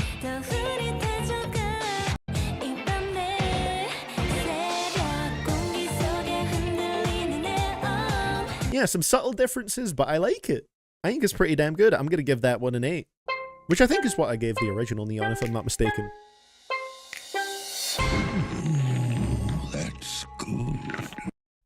At least on Spotify and on streaming in general, you can hear a version of this song. Not too bad. A nice little bonus edition sort of at the end here, which we also have another one of, because track number 13, the final track on Soul Lady by Yukika, is Cherry's Jubilee's acoustic version. So the original was kind of... Yeah, boy.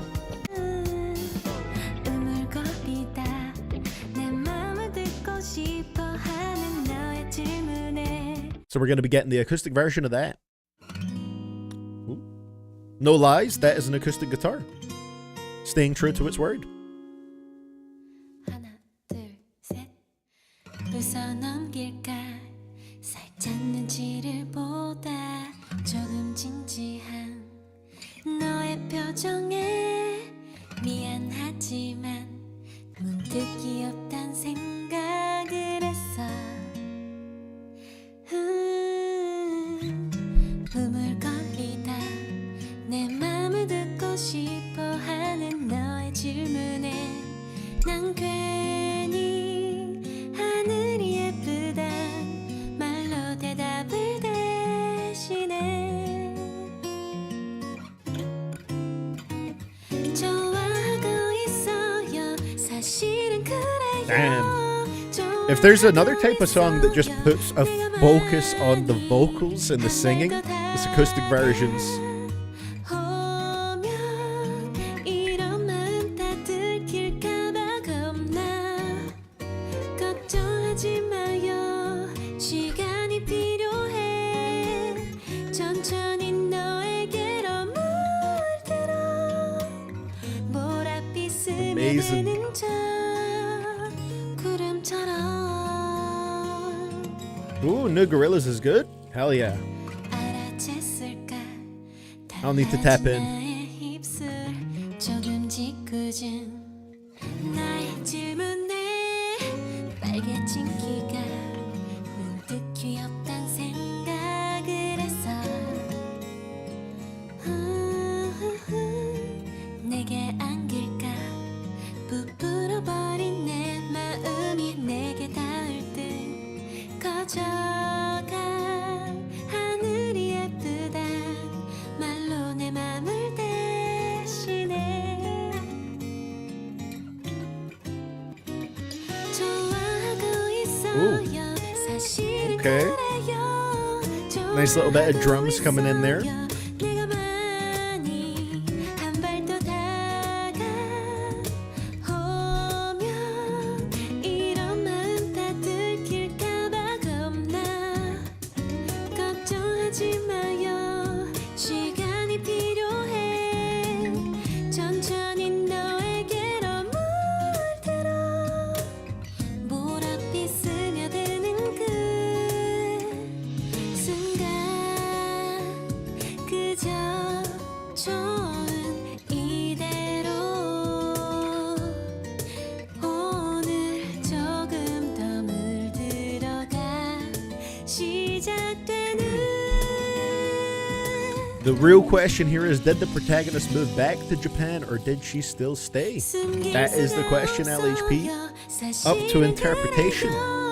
이미 알고 있나요 내 마음을 한 발 더 다가오면 Working some guitar magic here, bro. 이런 마음 다 들킬까봐 Guitar done here by Juk J. 걱정하지 마요 시간이 필요해. 천천히 I like the artist bio for him on Genius. It's saying he's a singer-songwriter who is good at guitar. There you go. I would agree with that based off of this.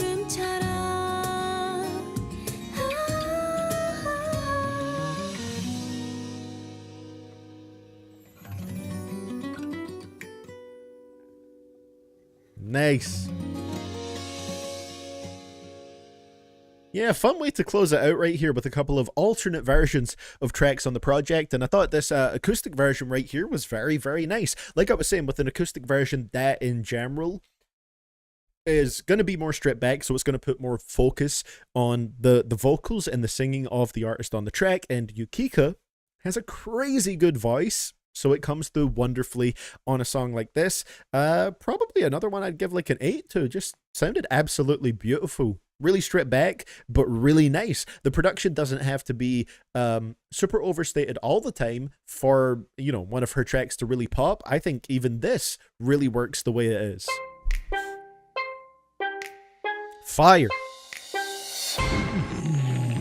That's good. And so, that is the final track on Yukika's Soul Lady. Really, really enjoyable album. So thank you for sending this one in today, Alvin Park. It's one where I definitely enjoyed the sort of opening half a little bit more than the second half, but I still think it stayed pretty consistently good throughout. It's just like with the type of music that I like, or the type of sounds that I enjoy, I feel love like Soul Lady and Yesterday in particular.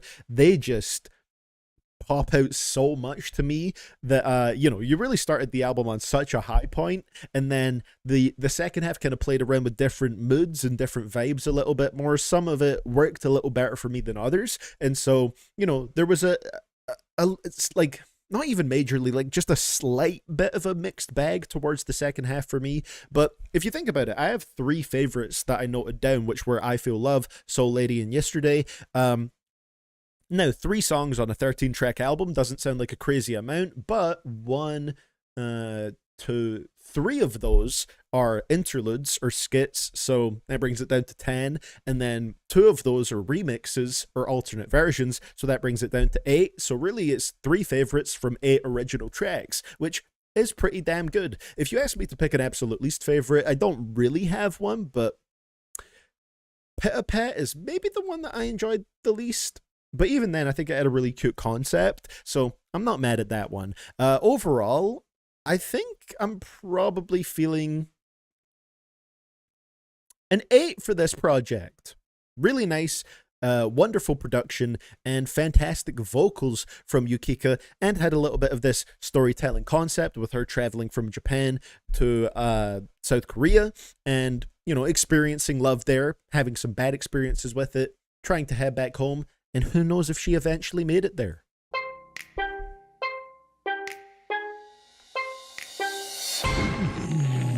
That's good. Oh shit, all good, Vimpen. If you're hopping out now, I hope you have a great rest of your day and appreciate you dropping in here, man. Have a good one. This was so peak. Hey, glad you were enjoying it, Racer Ghost. This was really nice, so thank you very much for sending this in, Alvin Park. I feel like on re-listens,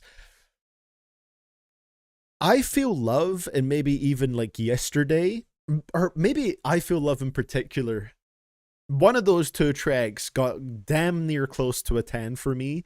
So like the absolute highlights on here to me are like insanely peak, and then the rest of it is just pretty damn good. But yeah, I definitely appreciate this, and I think it turned out pretty amazing. Solid 2020 project right here from Yukika, and I'm glad I got to experience this one. Don't you love it when a hardcore hip-hop fan fell in love with cutesy girly music? Listen, that's what we call range, LHP. We got it over here. Let's go. That's right, Rick Ross. So, let's get the next one loaded up. I'm going to take a quick bathroom break before we do get into it. Our next one is going to come in from Yafir the Ark. Let's get this loaded up.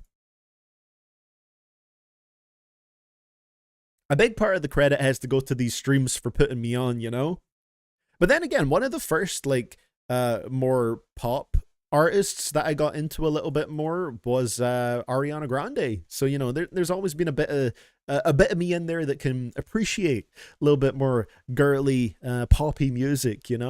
So it's gonna be Gimme That Ding on the next one, coming in from Yafir. We'll get into this in a little bit. I'm just going to take a very quick bathroom break, and while I do that, I'm going to play some music from another artist that I absolutely love, that Alvin put me onto. You already know, it's Henri. We're going to go for I Can't Stop the Loneliness. It's a tune, but I believe one of the first ones that I got sent here, if I'm not mistaken. So you guys enjoy. I will be back in a couple of minutes, and when I do get back, we will continue with our crazy queue that we got built up here. We still got plenty of album requests and EP requests in there, and we're going to see how it goes. One of them is going to be a bad album, I'm sure, so we'll see how that goes. See you guys in a couple of minutes.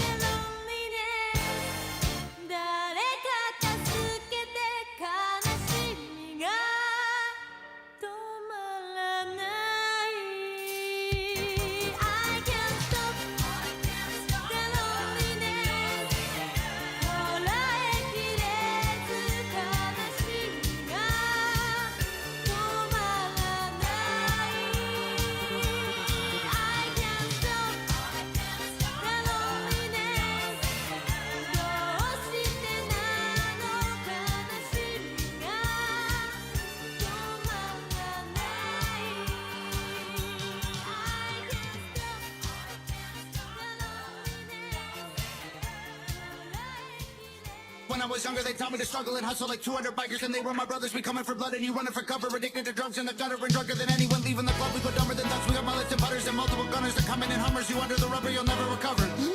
Yeah.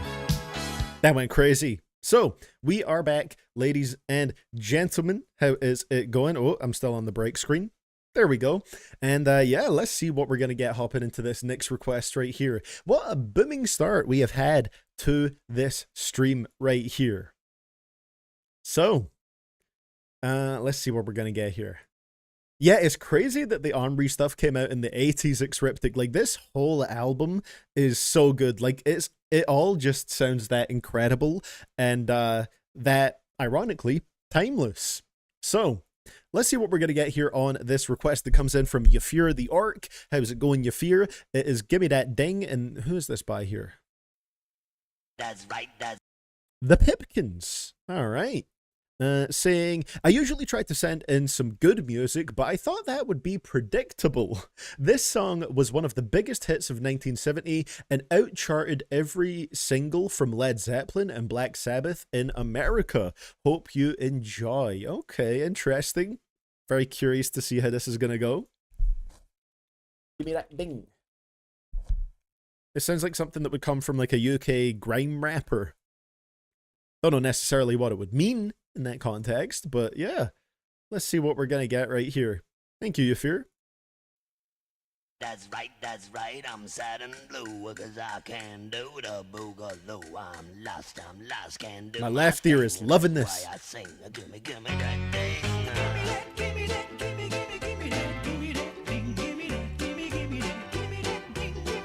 Alright. Why does that sound like Eminem's Ken Kniff voice? What the hell?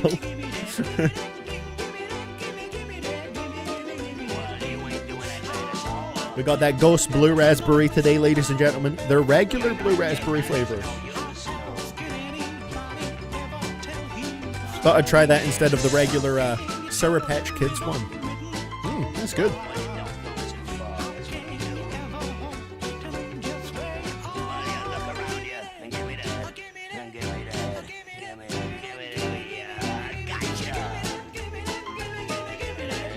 This is definitely...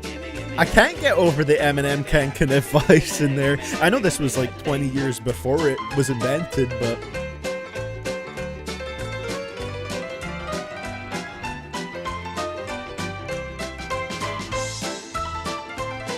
yeah, what an interesting track for the 70s, Yafir.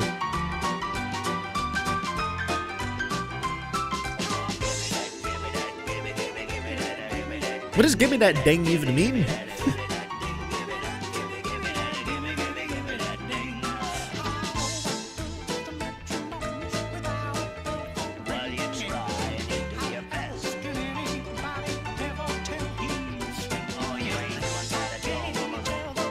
Do not give him that ding for the love of God. Like, what is going on here?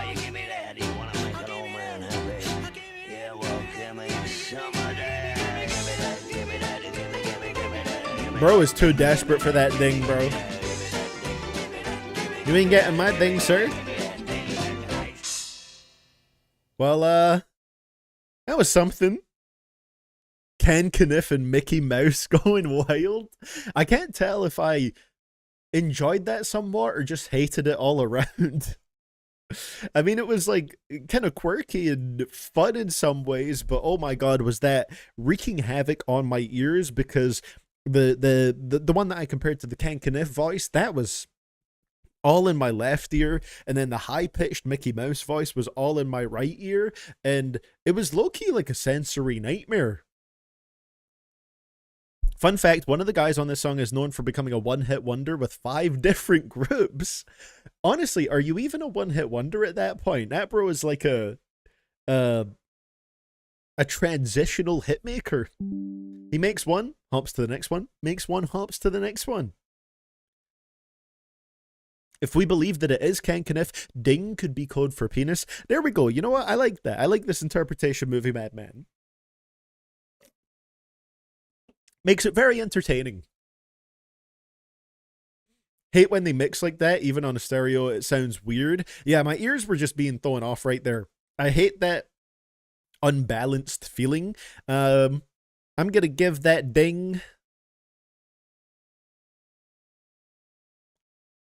a 4. I mean, I didn't downright hate it, but then there also is a part of me that did. You know what I mean? Does that even... Oh, that's gotta have an album of the year page, right? We gotta see what people were saying about Gimme That Ding.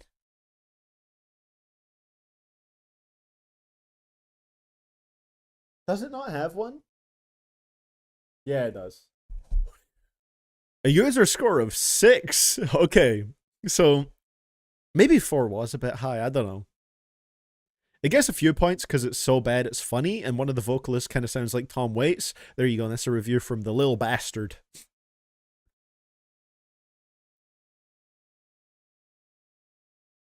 Crazy. Well, thank you for sending that one in, You Fear the Arc. Not the worst thing I've ever heard, but pretty. It's a rough listen with the way that it's mixed. First of all, JPEG Mafia should sample this. That could either be actually pretty hard or one of the most annoying JPEG Mafia tracks. I don't know what the end result would be. Sure, I'd listen to it. So, to follow that up, let's see what we get from Xriptic. Looks like we're getting some Knocked Loose, an EP right here. It's just about to get real crazy out here. Crazy, scary, spooky, hilarious. Xriptic is saying, you must watch this. With the animation, it makes it 1,000 times better. Also, might want to put up an epilepsy warning. There we go. We're going to get the flashing lights. So let me put the warning up on the screen for that. And let's get ready to get real crazy. Knocked Loose has been interesting for me so far. I think they're very good at what they do. It's music that isn't necessarily always for me, with the loudness, intensity of it, all that kind of stuff. Sometimes it goes a little bit too hard for my sensitive little ears, but maybe I'll be able to appreciate it in full EP form. A tear in the fabric of life. This EP is about losing a loved one in a car accident and not being able to handle the grief. That sounds familiar. Have I heard a song from this before? Or maybe I just heard a song with a similar concept, because I remember hearing something like that. Where light divides the holler, I've definitely heard that. I can't remember if I've heard the full project though.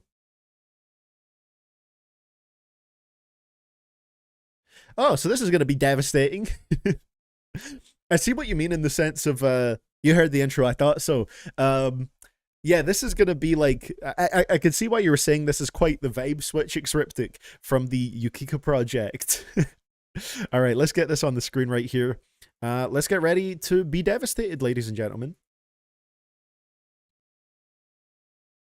Get our devastation pants on. Is that fitting on the screen correctly? Almost. There we go.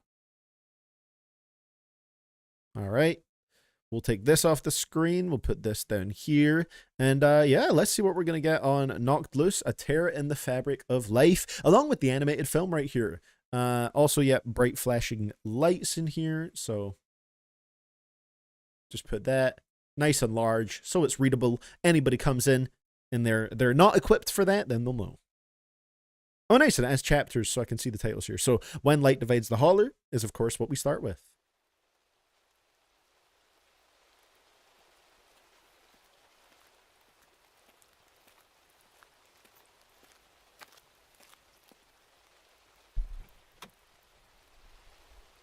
Pure Noise Records. You know what? It makes sense.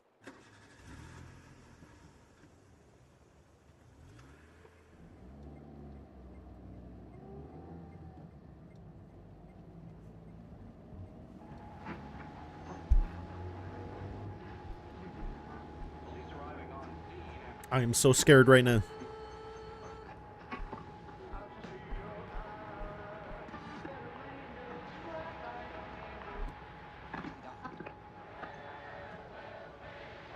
I will say, an animated film to go along with a project is a really fun idea.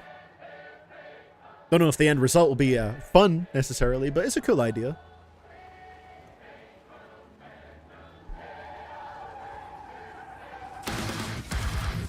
There we go.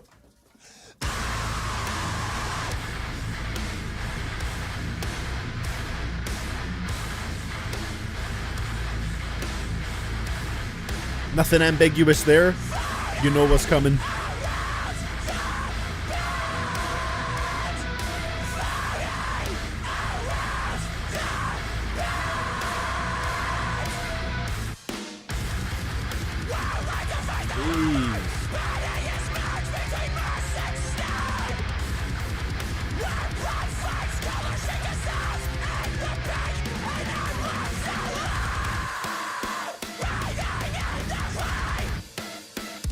I mean, the intensity of it is pretty appropriate.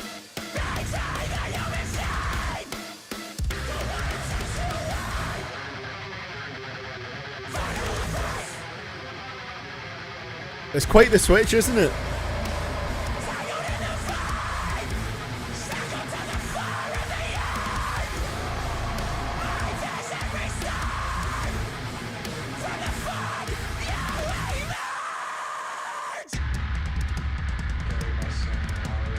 Oh yeah, that is some flashing. You're right about that. Jesus.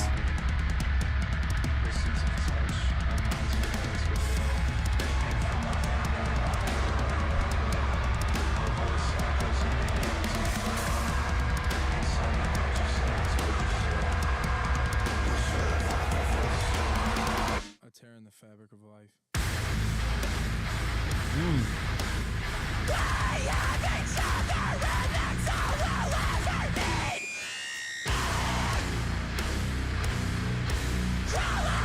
It's suitably horrifying. I think this absolutely, I mean, it works exceptionally well with the knock loose sound, right?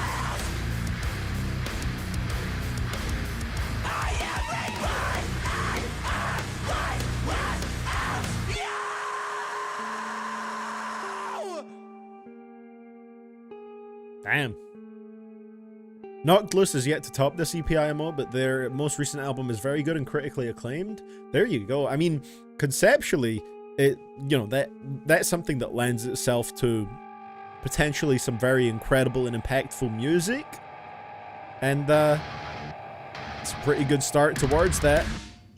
Okay, so that was track number 1 right there, When Light Divides the Holler. Oh, Steam just popped up on me. You know when you try to close Steam and it just doesn't fuck off? It keeps popping up. Leave me alone, bro. I'm trying to stream right now.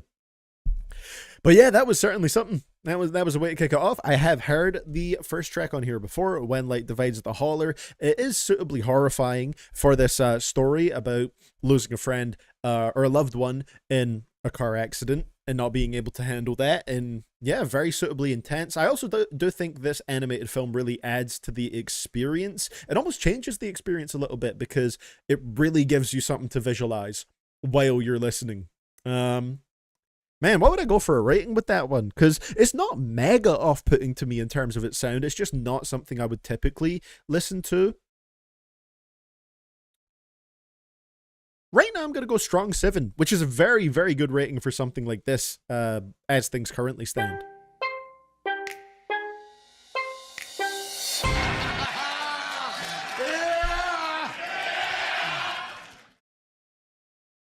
It's horrifying, and I imagine it's just going to get more horrifying. I'm wondering if I should turn on maybe the captions on YouTube for the lyrics. I don't know if they're going to be, I would hope that they're accurate, but I'm not sure. Just so that I can get the lyrics at the same time as watching the animated film as well, and following it along that way. Because, you know, these are lyrics that I'm not necessarily going to be able to make out by ear on a first listen. Hey, how's it going, Alex? Good to see you here. A little tardy to the party, but we are having a good one here today, and very stacked queue to go through. Right now, we're doing something that is pretty harrowing with Knocked Loose, A Tear in the Fabric of Life. So let's see what we're going to get on track number 2 here. God Knows. Should get up a notes page for this as well. Hold on. All right, Knocked Loose. I'll just do the abbreviation there. ATITFOL.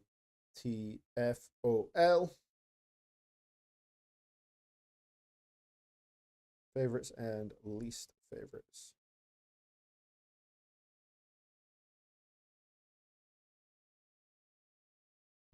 Alrighty. Let's see what we're gonna get here. It's hard for me to even make out some of them too, not gonna lie. Okay, at least I won't be alone in that, you know? Let's see what we're gonna get, and God knows. There's gonna be, what is it, like 8, 6, 7 tracks here. I said it without even being prompted. Without even being prompted, man. I gotta do it to myself. God damn it, bro.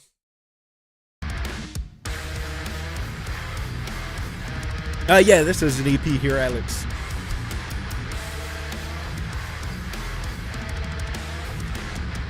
With an animated film to go along with it.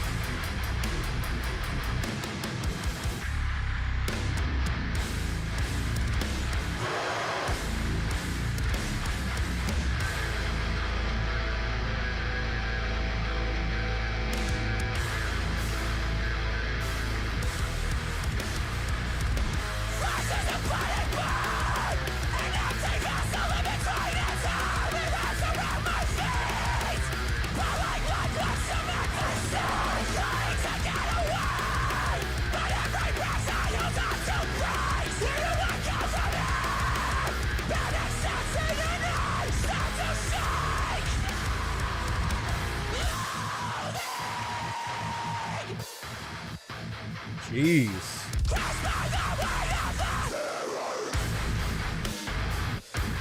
Man. I can't complain about how this is done at all.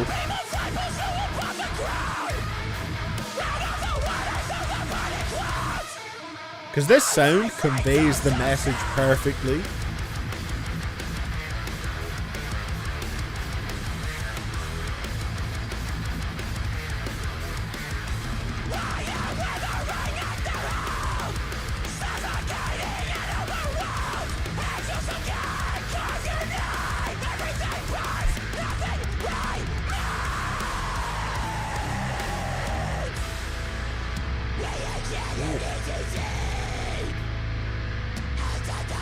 It's getting demonic.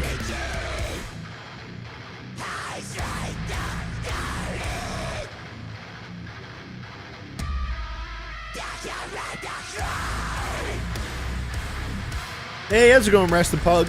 Just over here being horrified.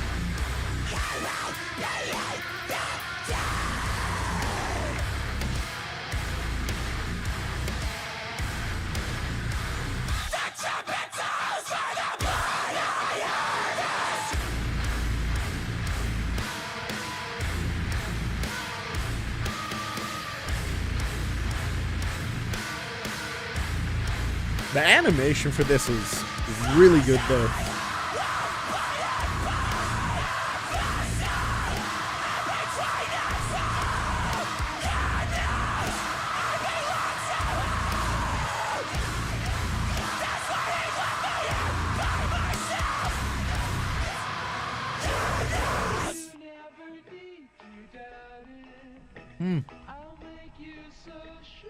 About it. He knows where I'd be without you. My favorite 6 out of 10 album right here. Great song though. Love that song. Damn. The anime, see, it's interesting. I don't know what my ratings would be for this listening just to the music alone. But like the visuals add to it a lot as well. The visuals really add to it and really let me get just absorbed in the vibe, and I think the animation is done so well to match the sound that it enhances the whole experience for me.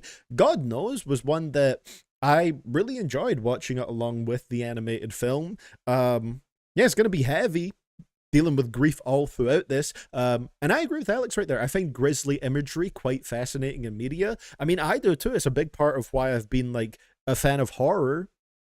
since I was a kid, and obviously this has very horrifying themes to it. The imagery of the video of the animated film is extremely horror focused, and yeah, it definitely is something that pulls me in quite a lot with this. I think maybe an 8 for that one. And of course the it was Beach Boys, right, with the God Only Knows What I'd Be Without You. That kind of calls back to the beginning, one of the songs that was playing like while the radio was switching in the car before the crash, so that kind of ties into it all as well. Maybe an 8. Maybe. That's good.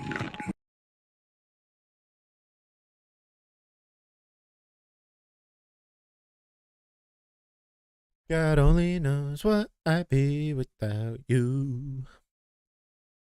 Crazy. I mean, it's interesting again because I don't know how I'd feel listening to the music on its own, but the intensity of it and the raw emotion that comes through in the sound here, and those guitars that sound like somehow the guitars sound like a horror score at certain points. It really reflects that intense grief and anguish feeling. So let's see what we get on track number 3 here, Forced to Stay.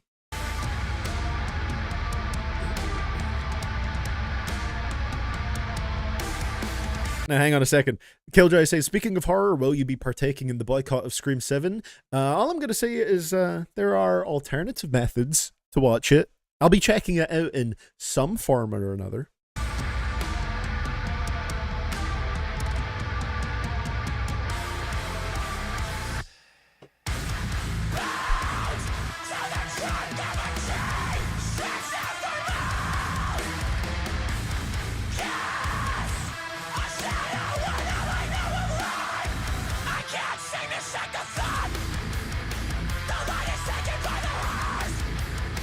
Damn.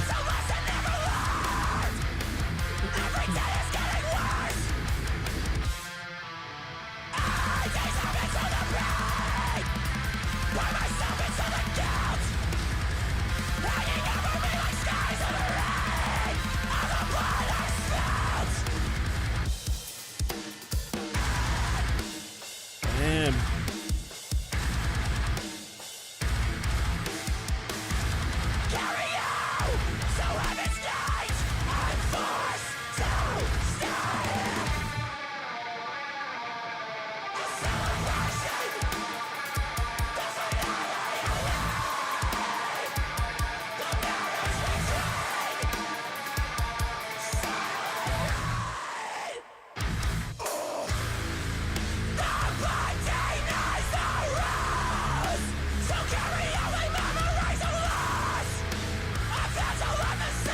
Yeah, the drums were insane on this one right there.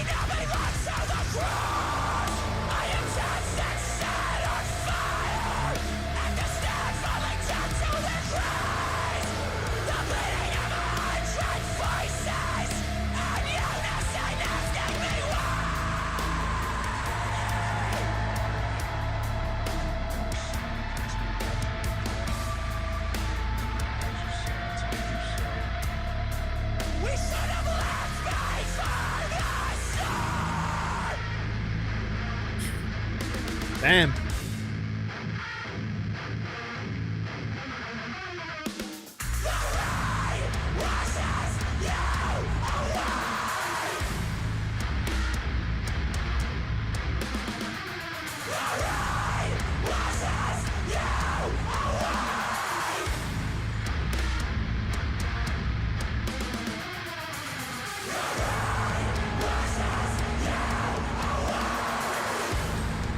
Jeez.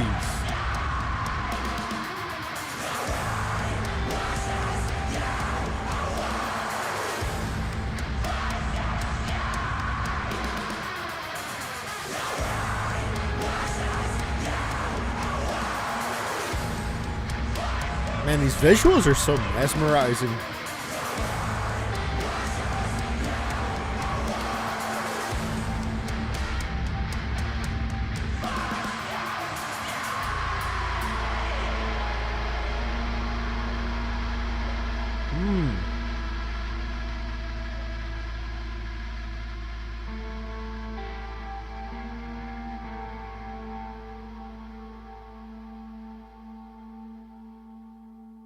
Jesus.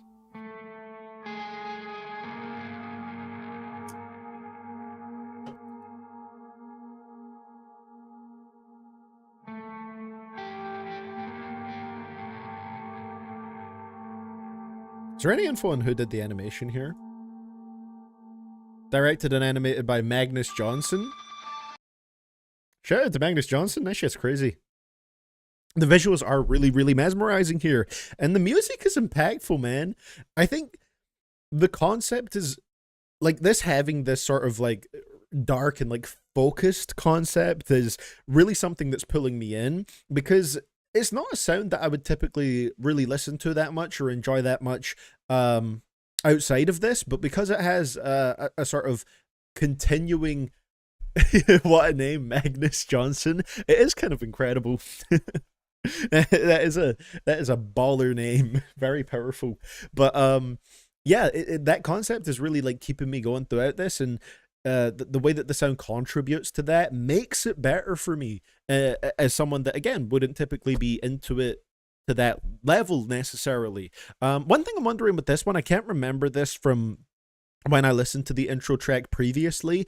Is this based on like a real story in like the main artist or vocalist's life, or is it just like a concept they came up with for this project? I mean, obviously people have been through situations like this in real life, but I'm just wondering about that, if it's something that came from something that directly happened to them, or just inspired by something like this that does happen to people. May have to go an 8 for that one as well.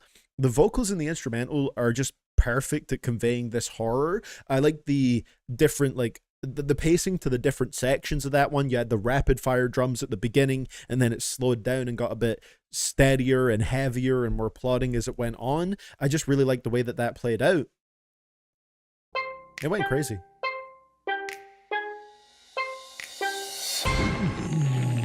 That's good. I'm not sure, but the vocalist Brian Garris wrote the story. Interesting. Maybe Genius will have a little more info on this. Okay. Let's see. Story about extreme grief and the levels a person is willing to go through to get rid of it. The story follows the main character. I would assume that implies that it's not something that like directly happened to him here, by saying, you know, like the main character in here through a traumatic car crash late one night in the woods that leaves his partner deceased, and from there you spiral him into the depression and guilt that comes with being the cause of something so detrimental. There you go.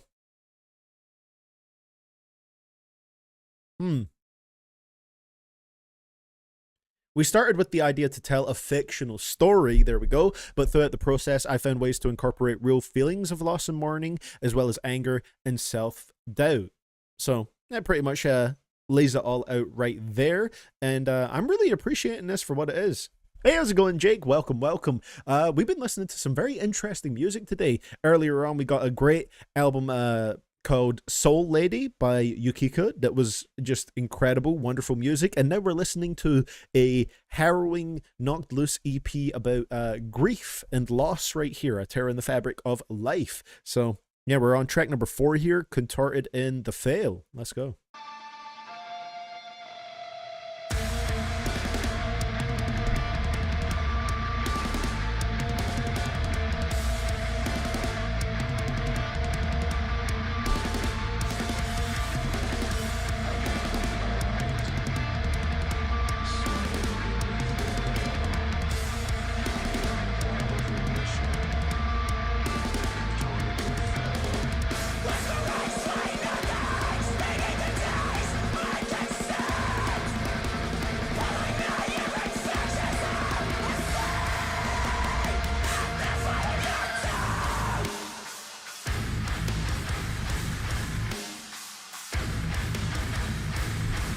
The guitar work on here is crazy, man.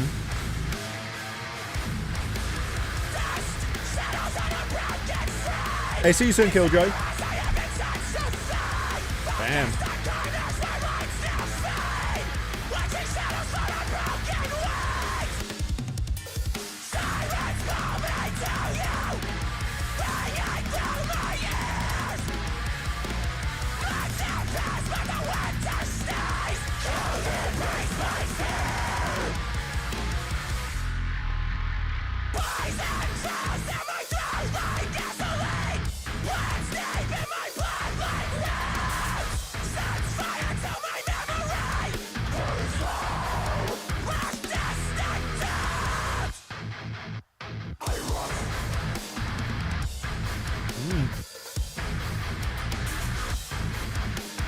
Jeez.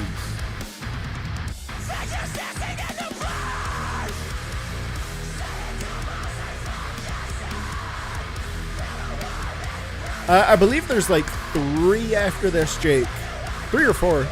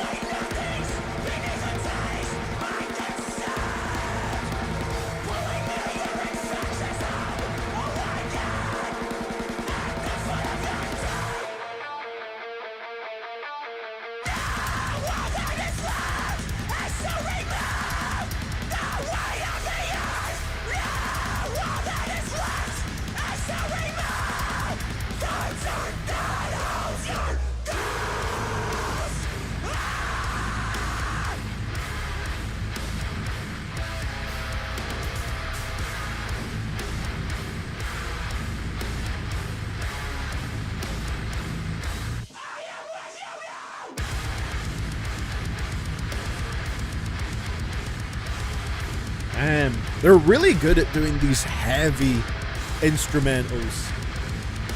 Like, you can feel the grief through the guitars and the drums.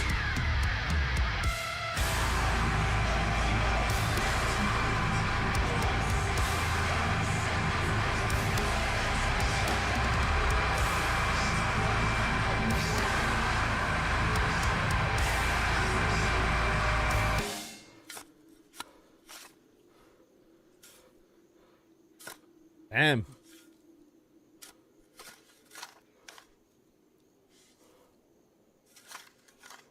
Very atmospheric here. Return to Passion is the next one. Yeah, that went pretty insane. Ain't not a problem at all, Ocean Spirit Blue. It's all good. But yeah, this one right here, very heavy. I think the instrumentals do a great job of reflecting that grief feeling, because, you know, it's often described as being very heavy, like walking around with cinder blocks on your feet. You know, you're trudging around, everything feels heavy and weighty. And I feel like the guitars really reflect that feeling with the way that they sort of steadily or just heavily plunge forward here. They're really good at reflecting that intensity and that feeling through the instrumentals. Of course, the vocals are very strained and intense, and that contributes to that feeling as well. Just very, very well done. I'd probably give that one like a strong 7, but like I'm still hovering around pretty good ratings for this so far.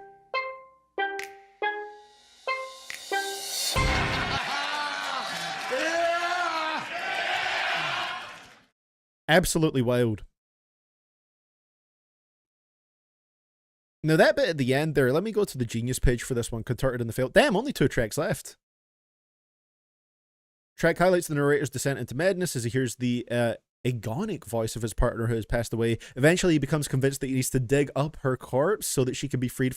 I was wondering, like, was that literally like grave digging at the end there? I was wondering if that was more like figurative or literal, but yeah, seems in the story to be like a literal, like digging up her grave to free her from her coffin. Like, so this takes it to like the extreme extent of grief where like you're basically losing your mind, which you probably would in a situation like this, and just end up doing something completely off the wall like that, convinced that it could maybe help out, you know?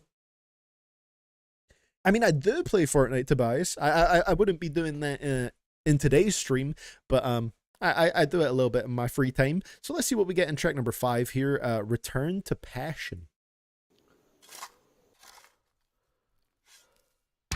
Oh wait, is that what it is? Movie Madman. 7-string guitars downtuned are the secret sauce to heavy as shit sounds. Like, it feels like dragging your feet through like sludge trying to move, but just being pulled back by it, which is great for this kind of concept.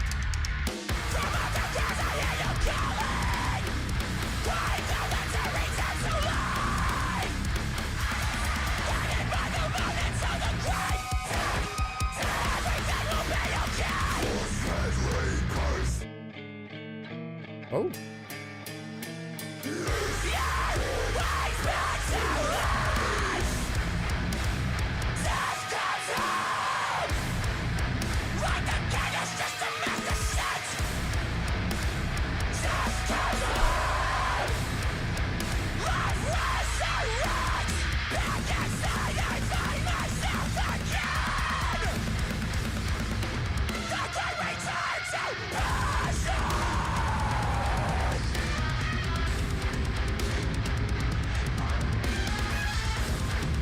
Damn. Oh. Damn, that took it to a very harrowing place at the end here.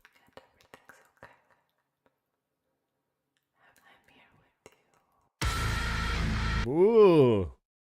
Interesting. So obviously it has like very real feelings of grief in the project, but it is mixing in these sort of like more extreme elements that make it a little bit more of a story and make it more kind of horrific towards the end, because this is like the narrator here just absolutely losing their mind, if you take it in like a literal sense rather than a figurative sense, digging up his partner's body, and there it seemed like storing parts of her in the walls in his house so that she could always like be there with him and be freed, and like he can hear her voice. Wasn't expecting it to go in that direction, but that is something right there. That is something very interesting and very compelling. I'm actually enjoying this way more than I thought I would. That's like another 8.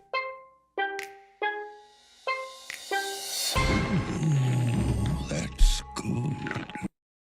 Knocked Loose ASMR. Yeah, it's very horrifying ASMR considering the context. Part of it is also the way the bass is mixed, layered on top of the guitars. That low end gives the sound a lot of power. It's very effective. Damn. I'm not going to be able to listen to this now without seeing the visuals in my head as well. Like, this is just... It's so well put together. It's so well put together. So let's see what we're going to get on the last track right here. It's called Permanent. This has been a great EP so far.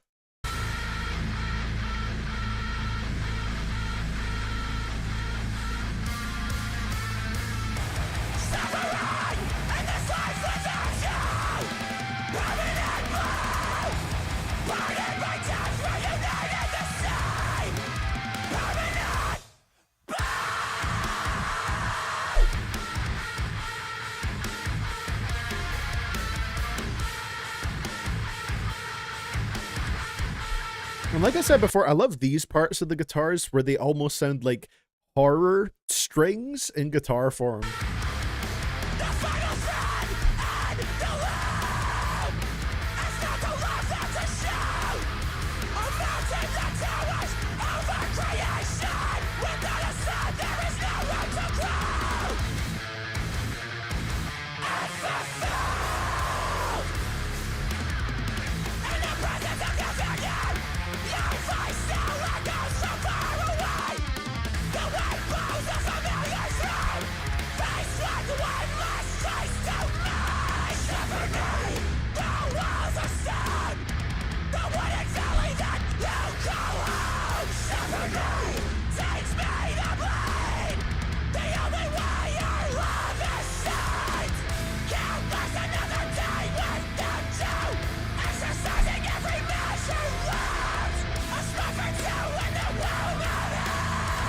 I think he's about to head off with her.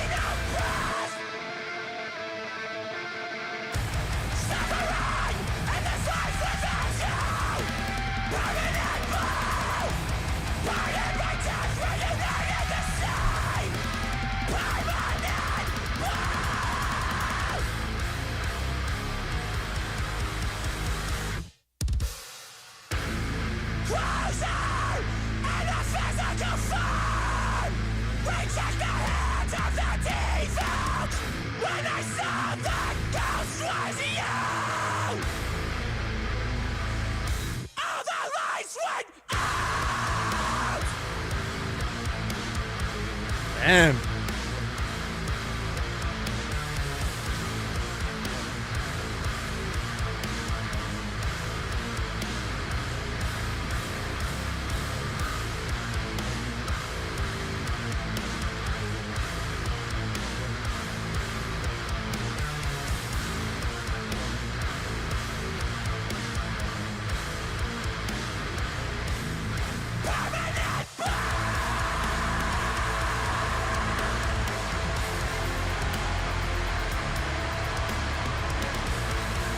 God. Well, that's one way for it to end. Reunited, I guess. Happy ending? I'm sure.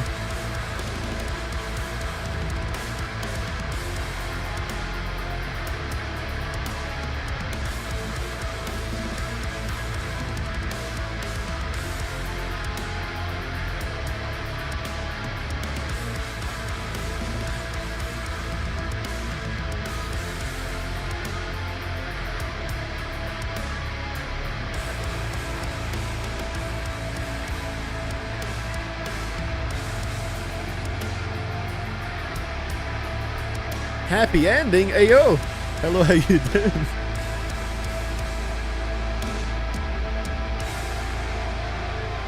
Ooh. Man.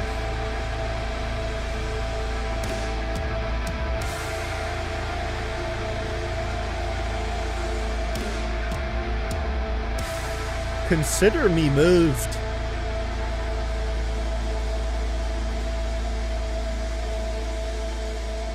Damn. That visual at the end, holy shit.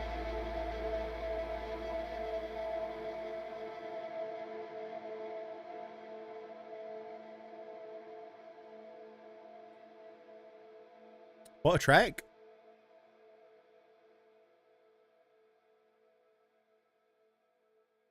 Wow.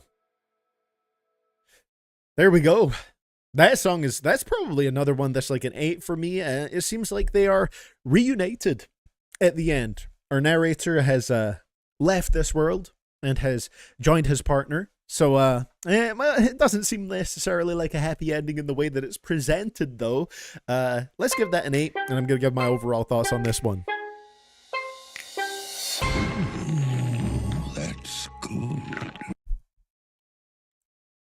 There's a technique for that vocal that makes it harmless. I can't explain it well, though. It's crazy. Like, being able to pull that off without doing any damage, it's got to take some real practice and some real skill. What I'm going to say for this one, A Tear in the Fabric of Life, I think this was the best way for me to experience this project, Xriptic, watching it along with the animated film, because if I listened to the EP just by itself, I think there's still several things I would be able to enjoy and several things I would be able to appreciate about it. But just having this visual to go along with it really allowed me to absorb myself in the sound, absorb myself in the concept, and it just gives you an extra layer to everything that you can connect to. And it just adds further to that experience.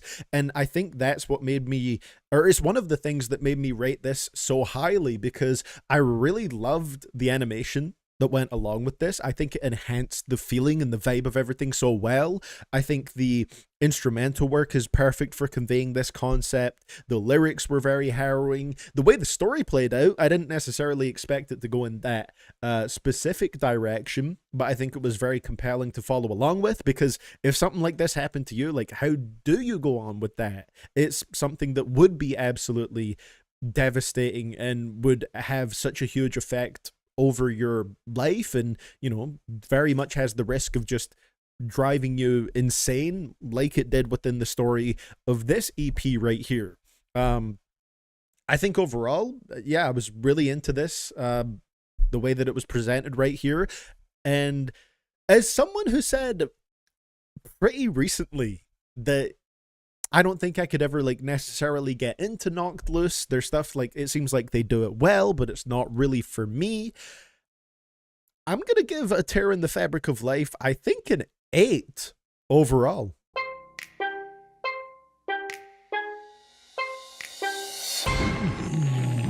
That's good. It was really well done, and I am someone that does very much enjoy dark, horrific concepts, and that's exactly what this is. So I very much enjoyed this. I think that was a great EP and a great experience right there. And it felt like a very complete and fulfilling, if not horrifying, listen. Yeah. Favorites for me on here were probably God Knows. and maybe Return to Passion and Permanent.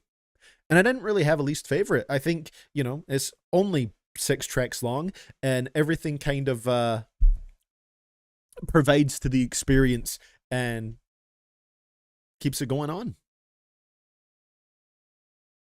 Craziest CDTV arc. I never would have expected this in the beginning of these streams. It is kind of wild how far we've come. Sometimes you just need to be exposed to a certain kind of music enough to warm up to it. And, you know, here on these streams, I'm essentially forced to give these a chance. You know, I can't just skip tracks. People have paid to send these in. I can't skip requests, you know? I mean, technically I could and refund them, but where's the fun in that? So, you know, it's really kind of put me in a place where, like, I have to sit down, listen to this music, focus on it, and really think about how I feel about it. And I think over the years, it's just put me on to so much stuff that I would not have checked out or would not have listened to otherwise. And it's been really fun. It's been really fun doing this for almost 3 years now. And we're getting me into music that I never thought I would be into. Bro has officially been knocked loose. A hold up, Xryptic. Hold up. Perhaps I have. One of the top comments on here is getting a Burger King ad in the middle of it kind of breaks the immersion, lol. Yeah, that'll do it. That'll definitely do it. Oh god.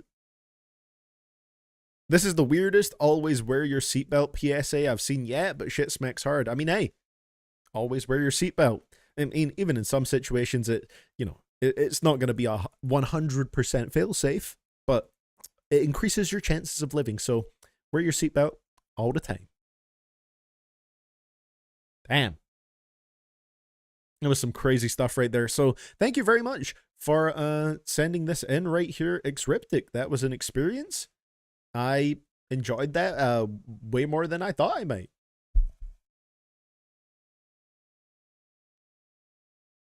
Hey, how's it going, Blake? Welcome.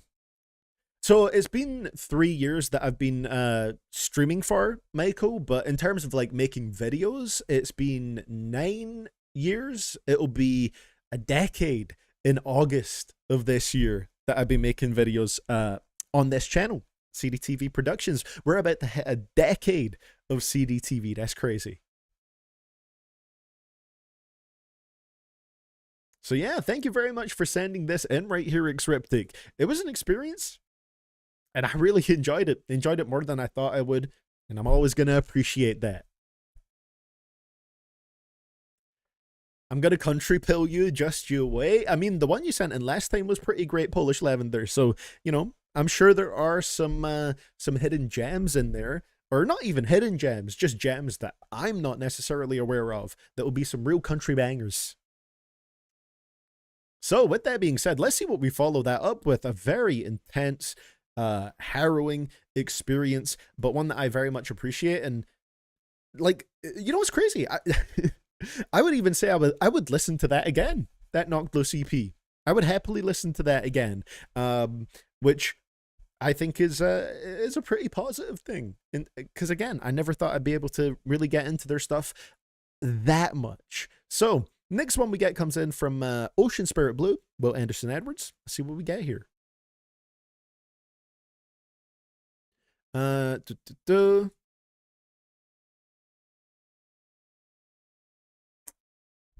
So the tip message for this one, we can skip over the tip message because it's what we discussed a little bit at the beginning of the stream here. But this request is Drippy. Is Drippy by Sidhu Muswala. Okay, let's see what we're going to get right here. I have no idea what this is, but we shall find out. It's Drippy.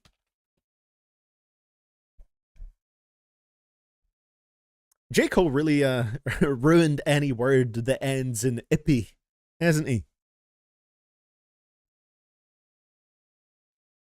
10-year anniversary vid. Could you go back to your videos and see how your videos aged either like fine wine or aged like milk? That could be fun. That could be fun. I gotta do something.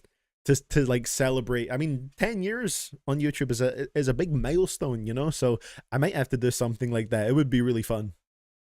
So yeah, let's see what we're gonna get on Drippy here, produced by MXRCI. And I don't know who AR Paisley is. Maybe they did the video here or something. Thank you for this one, Ocean Spirit Blue. Yeah. Gra. Show mercy on it.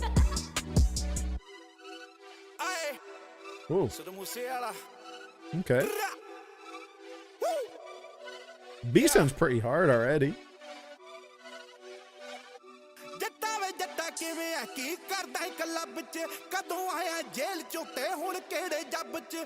Alright, we could get a real banger right here, man.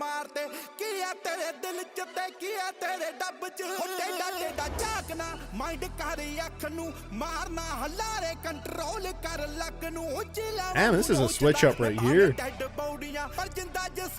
So we're getting Hindi rap on the first verse.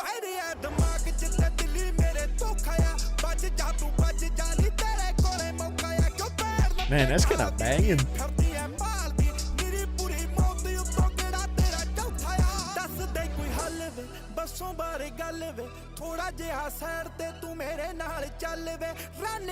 Oh, AR Paisley is a feature here. Also apparently from Toronto. There we go.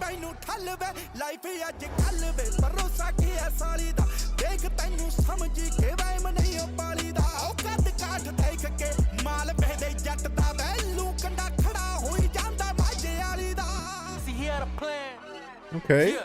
Look, then AR Paisley. Make sure it don't jam and he'll get the bands. He'll bring the money right back to his fam. This is on you, it's not on me, it's in your hands. Do you understand? Don't get nervous, just stay focused. Aim at his dome, leave him where he stands. All of these bitches, they just a distraction. All of this and all of this fashion, all of this love and all of this madness, all of these guns and all of this action. Damn. All of this drilling and all of this trapping, all of the bodies that's dropping and hitting the floor. Whoa, shit is so tragic. Fuck it, I'd rather do this on my own. I'm by myself, stop hitting my phone. I realize man, this is a banger. I don't need nothing, I'll do this alone. Cruddy? Yeah. How could I tell if that was my dog, if he's moving shiesty? If she was a hoe, then how can I trust her when she says she wifey? Stop playing these games, cause out in these streets, the shit could get pricey. Could cost you your life, so don't take that lightly. Hey, this is a banger, I mean.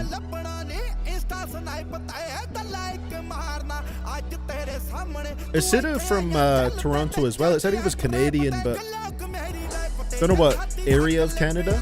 Because the feature's Torontonian.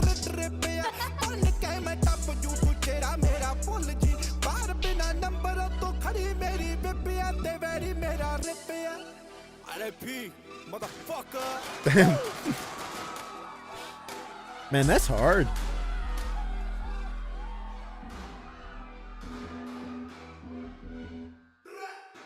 Brat. Bring the beat back. Why not? Why not?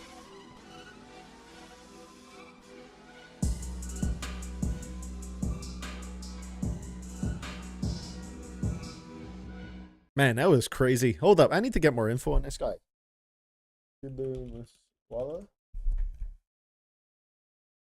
Wait, he died? What the fuck? Assassinated? Holy shit, what the fuck? Well, there's more going on here than I thought. Okay. Jesus.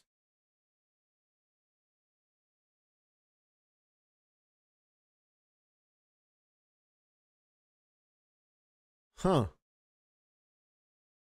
Wow, that took a turn I did not expect. He was Punjabi from India, but got ties in Brampton. Okay. He was on POC level in India? No kidding. That's crazy. Man, that's the first time I've heard about him right here. The song was a banger. Yeah, I think this absolutely went crazy. I've never really heard anything like this before, so it's something that immediately stood out to me. Went absolutely crazy. I think like that flow was so intriguing and worked so well with this kind of production. The beat went hard for it. AR Paisley was a really cool feature on here. I'm not familiar with AR Paisley, but he is Torontonian, according to Genius. So there we go. Very nice. And yeah, overall just had this really cool, unique banger sound to it. went absolutely hard. That's like it's like an 8 for me.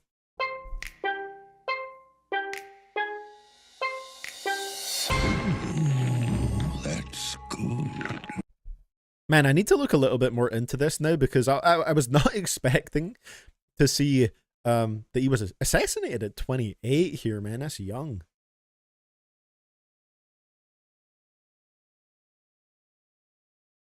Damn. Moosewala is considered to be one of the most influential and successful Punjabi rappers of all time. Man. I was sleeping right here. Was shot dead by unidentified assailants in his car on 29th of May, 2022, at the age of 28. According to police, Lawrence Bishnoi's gang initially claimed responsibility for the murder in an unverified Facebook post, which Bishnoi denied making, and he was being held by the Punjab police as of June 2022 and was considered the mastermind of the murder by officials. Damn, that's crazy. 30 rounds were fired during the incident, which also injured 2 other men.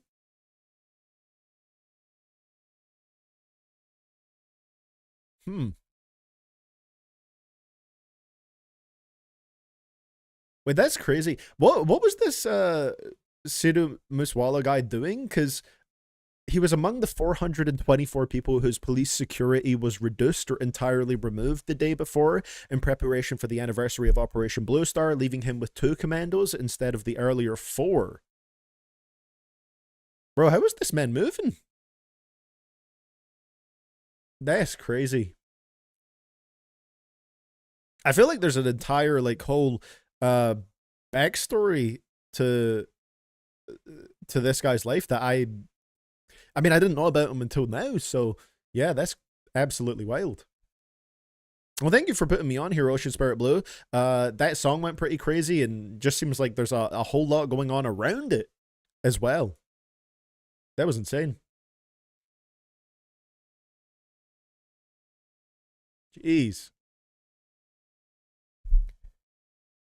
Oh, no problem at all, Movie Madman. Movie Madman's request, I believe, is up next. So let's get that one loaded up. But yeah, crazy amount going on around this one right here. And something I've never heard about before.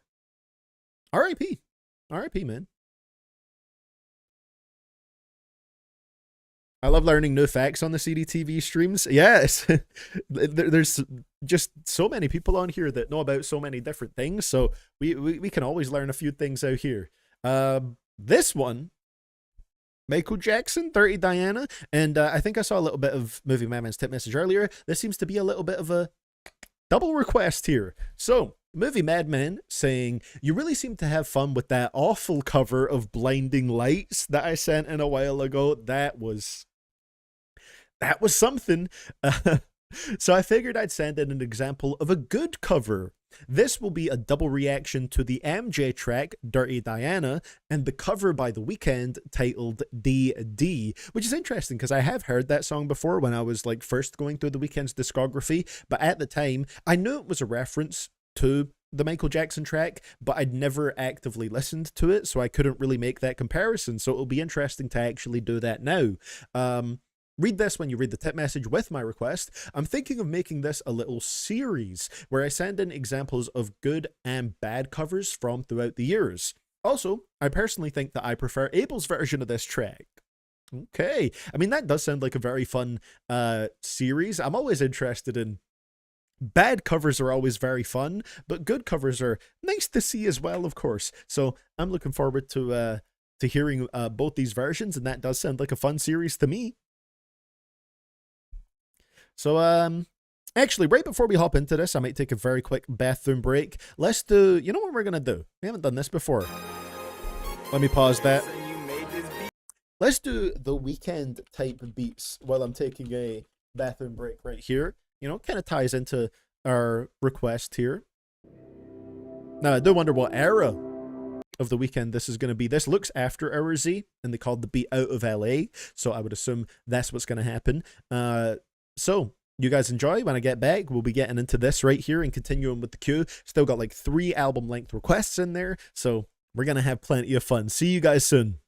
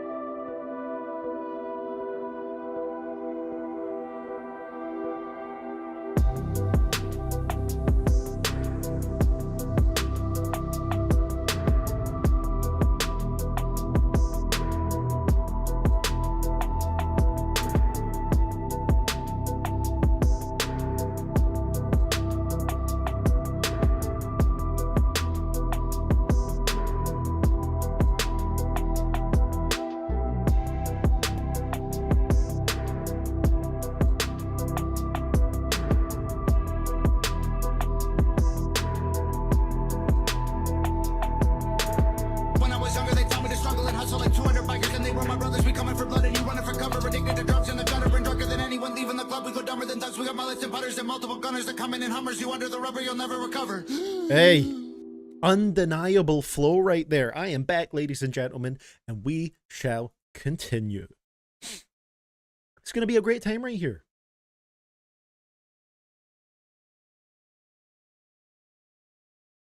I want to pressure wash my coworker right now. You know what? Honestly, Archive, if you want to get away from the job, go for it. It's a good way to get out of it. But then again, also you probably want to have another one lined up before you do that.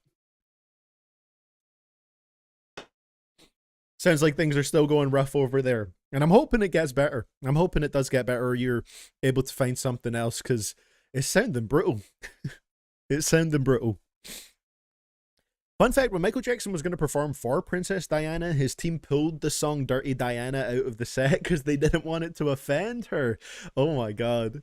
Before he performed, he met her, and she asked if he was going to perform it, and he said no. She said something along the sides of, dang, that's too bad. I love that song. And you can see the frustration in MJ's face because they couldn't add the song back to the set so he could perform it for her.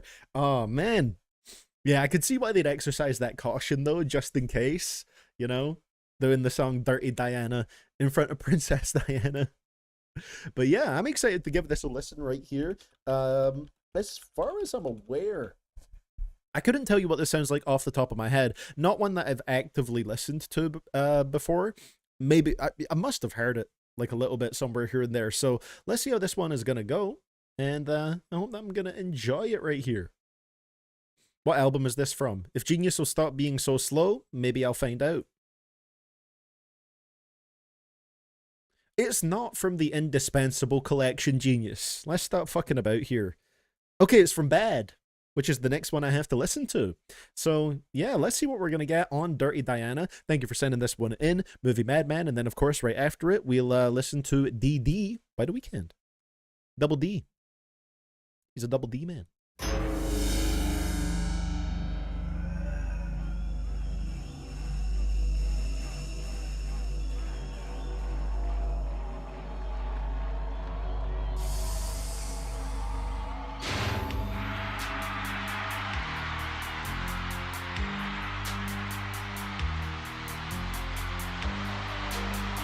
Oh, okay.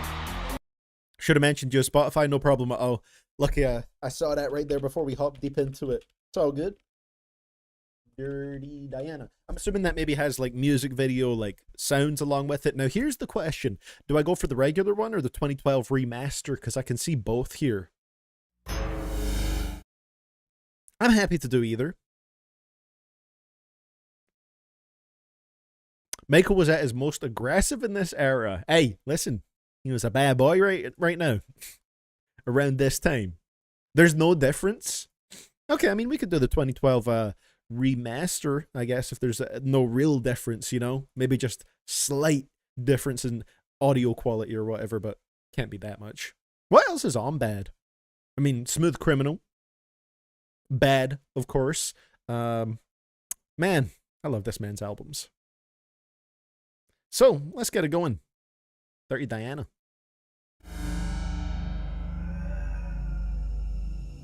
Produced by Big Quincy, the Big Q.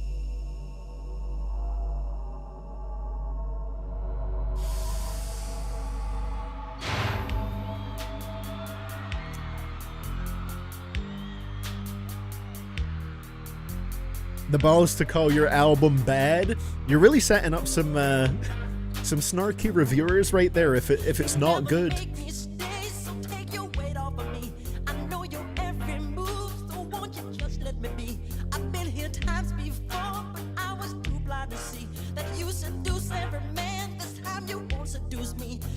Okay. It's almost a bit Billie Jean-esque.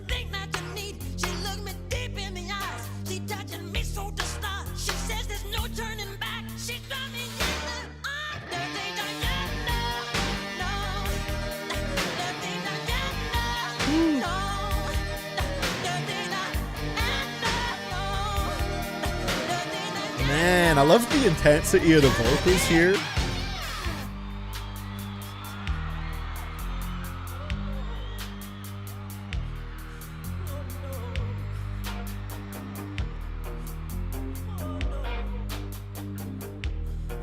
She likes the boys in the band. She knows when they come to town. Every musician's fan after the curtain comes down. She waits at backstage doors for those who have prestige. Who promise fortune. Not everyone's a fan of the groupies, as they say.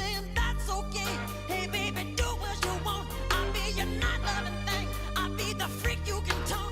I don't care what you say. I wanna go too far. I'll be your everything. If you make me your star. Dirty Diana, no.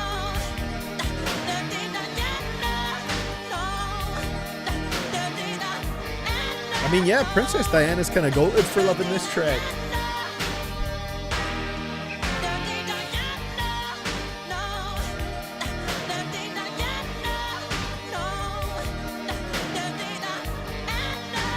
Oh yeah, it sounds like Bad is gonna be peak too.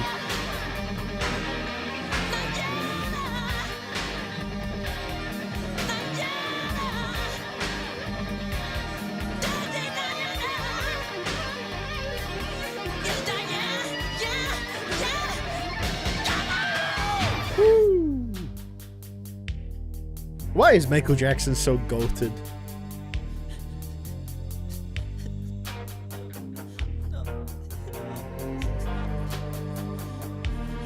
She said I have to go home 'cause I'm retired, you see. Hey, Diana's got to respect boundaries, bro. Don't you come with me? I said my baby's at home. She's probably worried tonight. I didn't call on the phone to say that I'm alright. Diana walked up to me. She said I'm on yours tonight. And then I ran to the phone saying, baby, I'm alright. I said, but unlock the door 'cause I forgot the key. She said he's not coming back because he's sleeping with me. Dirty Diana. Damn.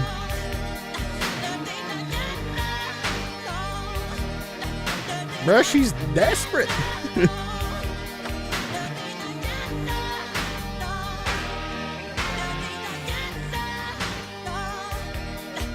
This is so good.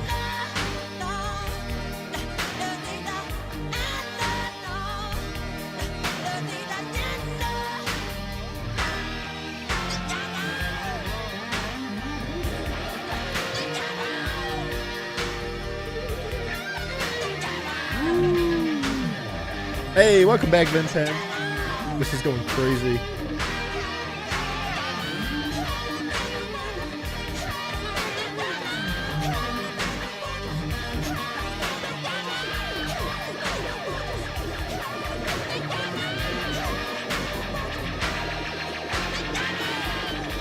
What is that sound? Oh my god.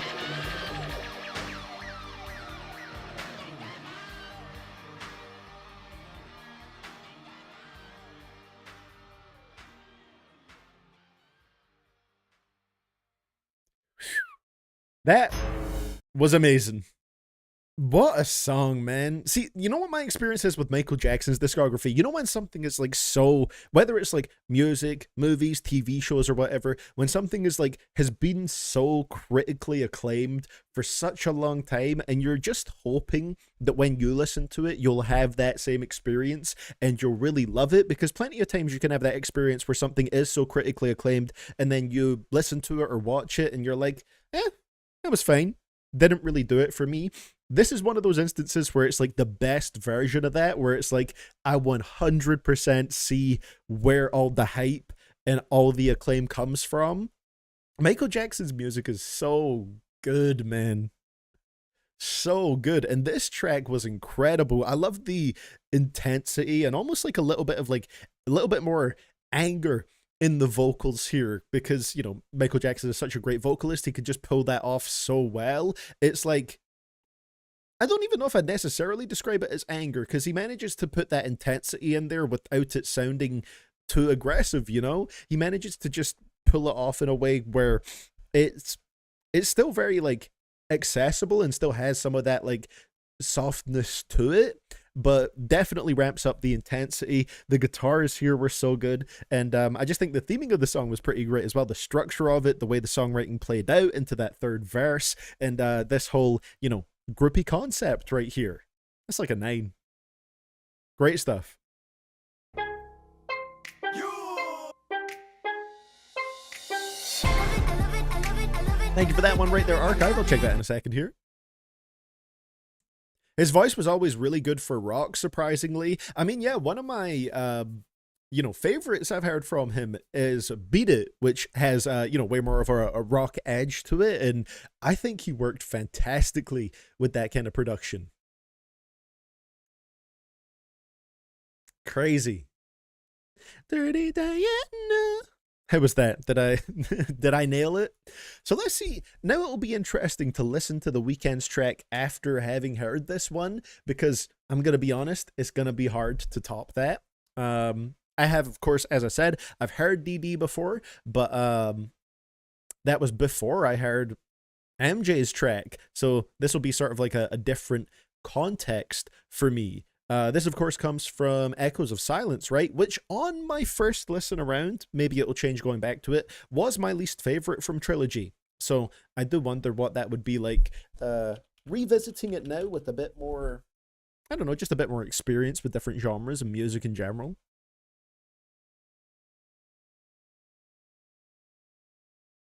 Insert Danny DeVito, I get it now, gif. You know what?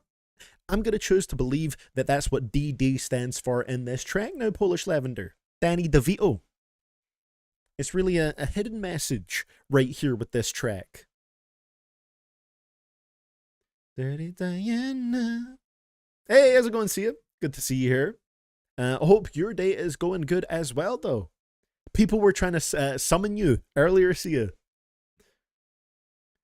Really, that is my favorite Weeknd project ever.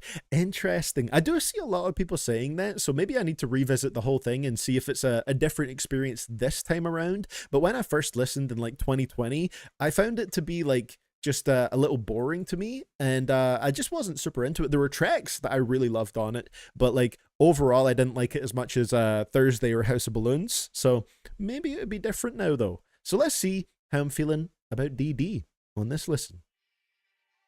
The second part of Movie Madman's request.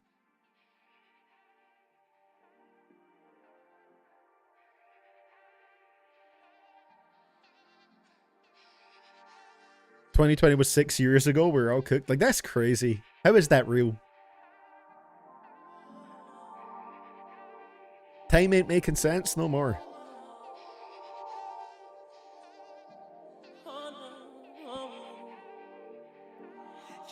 Make me stay, so take your head off of me. I know your every move, so won't you please let me be? I've been here times before, but I was too blind to see that you seduce every man. This time you won't seduce me. She's saying that's okay. Hey baby, do what you please. I am the stuff that you want. I am the Interesting, okay. She looked me deep in the eyes. She touching me so to stop. She said there's no turning back. She took me.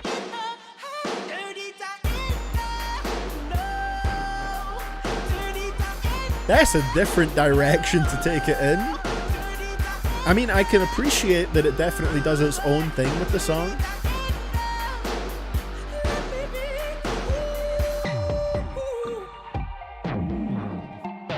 I don't know if I like it having heard the original now. It's interesting hearing them back to back.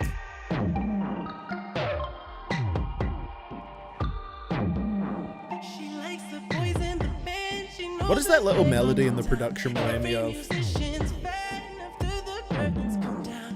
Oh, that was used in Tic Tac Toe by Logic. That's where I know it from.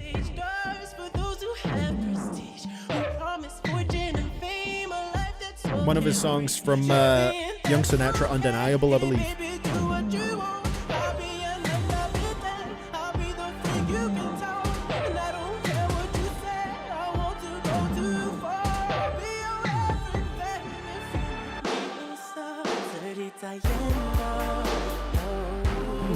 It definitely trilogy-ifies the song, which it makes complete sense considering that's what it's from.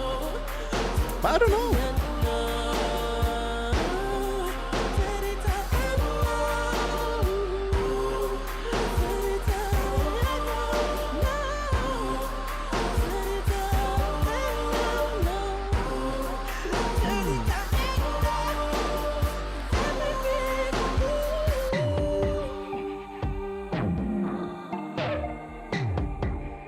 Man, it really makes me want to listen to Logic's Tic Tac Toe though.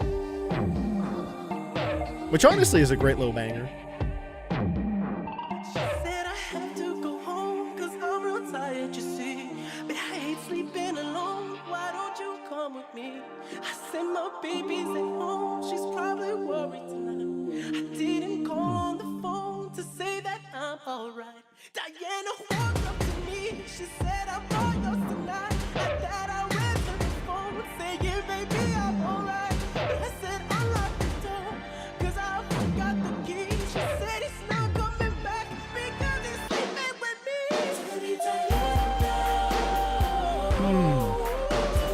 I'm so divided on it because this is like such trademark Weekend trilogy sound. It's just hard not to compare it with it being a cover. And like the drums feel like a bit much compared to the original, you know? But it works so well for like the trilogy sound, so I don't know.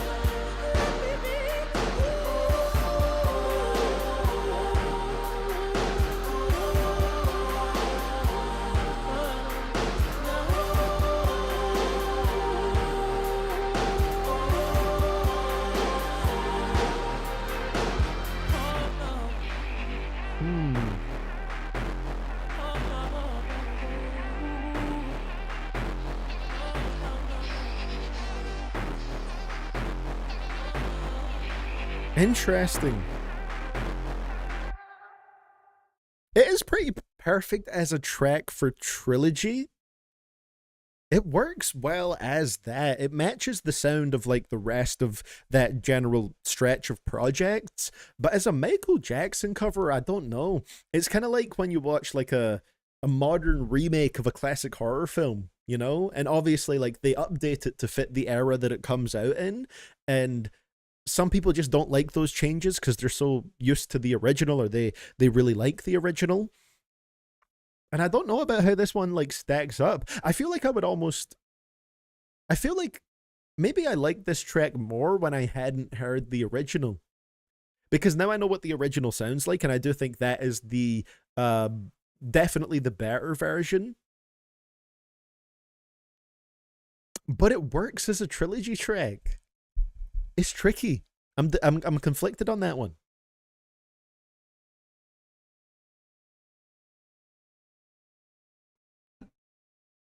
Did need quite a few listens for this one to click with me. I will say it works a lot more as part of the project than the song of its own. I love it within the tape, but it's the only song from it that I didn't play to death on its own. I think that's what makes this cover work so well for me, is that it's not just Abel doing Dirty Diana, it's taking the track and putting its own spin on it that fits with Abel's sound.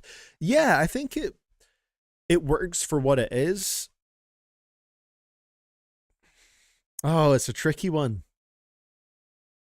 It's a tricky one because it does adapt well to the sound.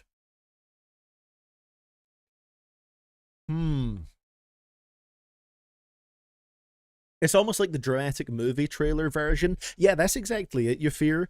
And I feel like hearing that directly after the original, it can almost feel like that does a bit too much compared to the original, which is still a very powerful song without, you know, the drums, because the drums on this are like super in your face and dramatic, and you don't really get that on the original. So it can kind of almost feel like it's like, you know, doing a lot, being like very intense.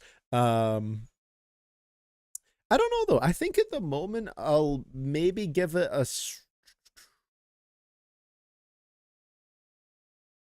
I was originally going to go for a 6, but I'm trying to, like, just thinking of it as, like, a trilogy track, I'll maybe go for a 7. Because it's solid as a Weekend song.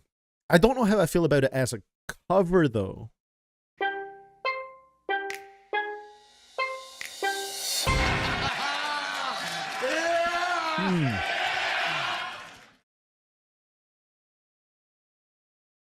Tricky one. Tricky one.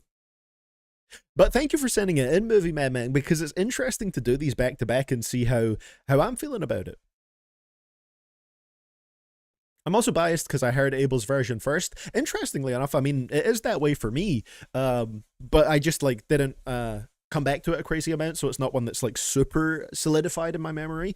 And I prefer the huge atmosphere of his version to the 80s hair metal sound. Oh, see, I love the sound of the original, so I think that's fair. Yeah, that makes sense.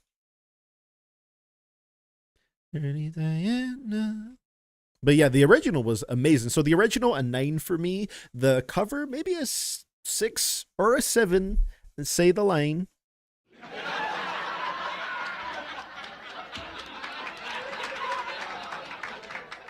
But again, you know, it's maybe like too direct of a comparison that I'm making right here, rather than taking each as their own individual one.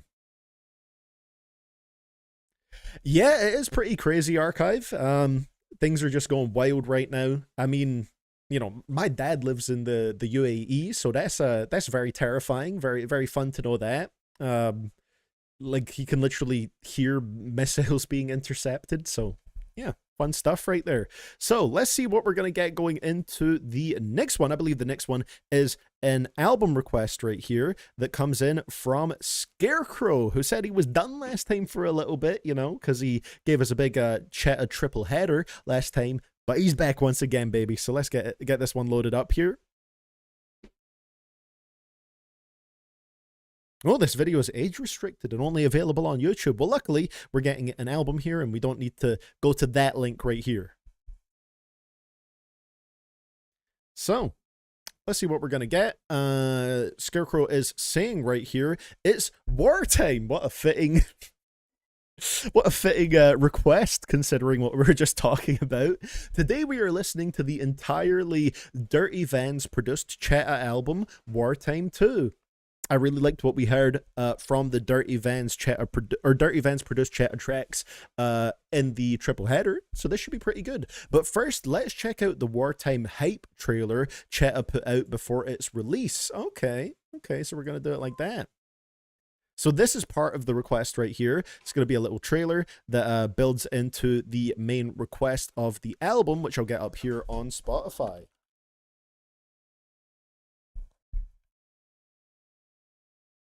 Which is going to be a 12-song, 37-minute project. Oh! Thank you for the bit there, Vimpen. Much appreciated. Bought a 1-liter Powerade bottle since it feels like I'm getting sick. I don't understand why I can only find it in one store. I don't know if I've ever seen a 1-liter Powerade bottle. I've only ever seen the, like, 500ml ones. Interesting. That sounds pretty satisfying, though. The trailer was a big part of the rollout, and you got to have it for the experience. Well, let's do it. All right, Chetta's Wartime. Impeccable timing. Let's go.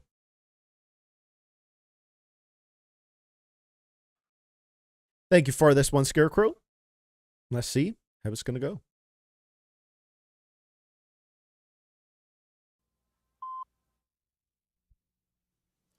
Good evening. This is the first time since taking the oath of office that I felt an issue was so important, so threatening, that it warranted talking directly with you. Is that right? All of us agree that the gravest domestic threat facing our nation today is drugs. Drugs have strained our faith in our system of justice. Our courts, our prisons, our legal system are stretched to the break. Chetta doesn't give a fuck. The social costs of drugs are mounting. In short, drugs are sapping our strength as a nation.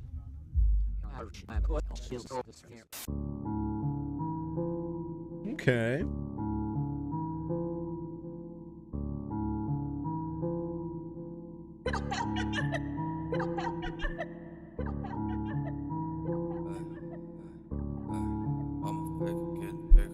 Okay, so it's gonna have like a track in there as well. We're sorry. Why my figure getting bigger? Why I'm clutching on the trigger? Bicycle dean, I know liquor. So my cup getting thicker. So my money come quicker. Drop a bag, get your issue. Oh wait, so is this like more like snippets throughout here? You got me, how you figure? 6-figure boy, that's before round. 6 in my cup. A little bit wheezy there. I think that's from one of the dedication mixtapes. I be counting money fast, got my fingers crowned, got my fingers is crapping out. While my money dancing out. Papa Zan keep passing out. Mix and match my passion. Wow, how much be dripping out. Watch your step keep slipping out. Slow you roll the toe and pokey lipping out. Get a check and buy my bitch to pinch you out. Kilo for the stress, I'ma flip the frown. Smiling when I pass, then I need a crown. Make it soda odor, cook my heart colder. I'm a young, never give a holder. I'ma need a roller, put me down. Perky in my soda, baby boy soldier, let me drown. This must basically be this full song, surely. Chetta songs aren't usually particularly long. Still feeling down. Still feeling down. Bitch, look at me now. Okay. Drugs steal away so much. They take and take until finally. The way this is put together, man.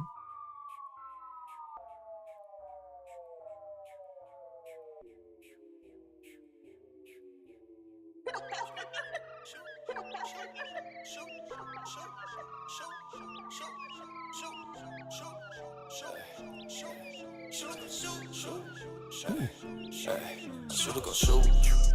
What's at your room? Baby, who you? I need a loot. Interesting. Money keep calling me. Money keep calling me. Money keep calling me. Money keep calling me. Shooter go shoot. What's at your room? Baby, who you? That's looking kind of upbeat sounding for a Chetta track. Money keep calling me. Money keep calling me. Yeah, that's fair, Archive, honestly.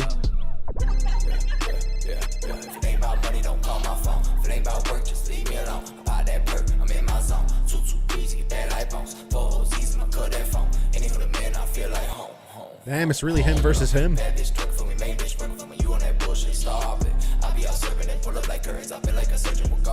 to check the year for this project. When was this? 2019.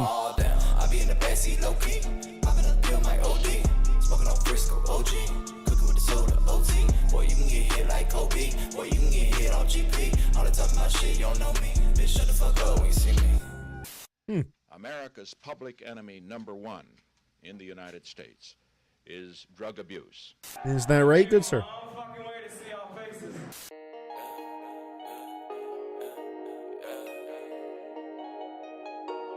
Hey, got some of those Gunna Lil Baby-esque strings going here.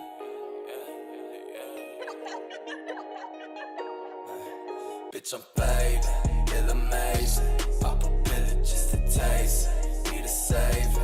Off the earth and off the pound. In the face, I'm a natural born killer. Can't contain it. On the rim, my heart is racing. Ain't no chasing. Diamond sauce, you Ah, this is him painting the set for the album cover. Okay, that's a fun touch. feel amazing. I'm a natural born killer. I can't contain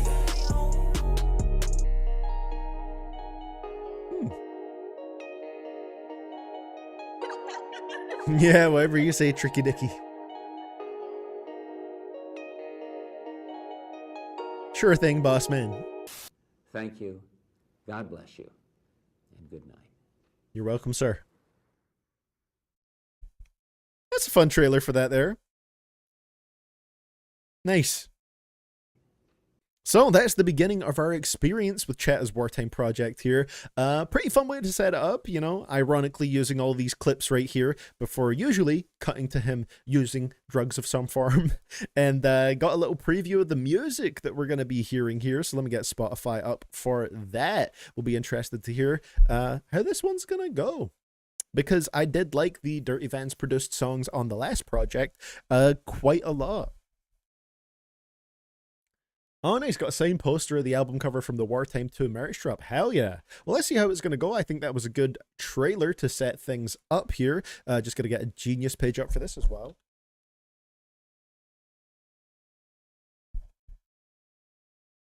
Should be interesting. Was it 13 songs? Oh, 12 songs, sorry. And yeah, there's a couple of longer ones in here. So let's see what we get on track number 1. Bloody Shore. 2019 Chetta right here. Hopefully it'll be a good one. Dirty Vans usually has the good beats, so let's see. Oh yeah, I'll get up a notes page for this one as well. Keep track of any favorites and least favorites there may be.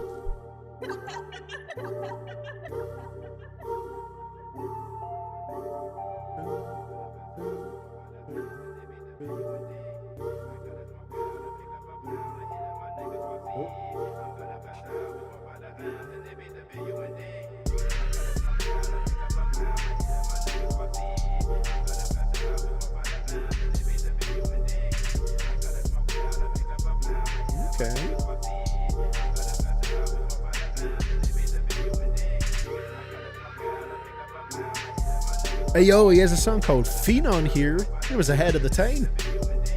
In 2019.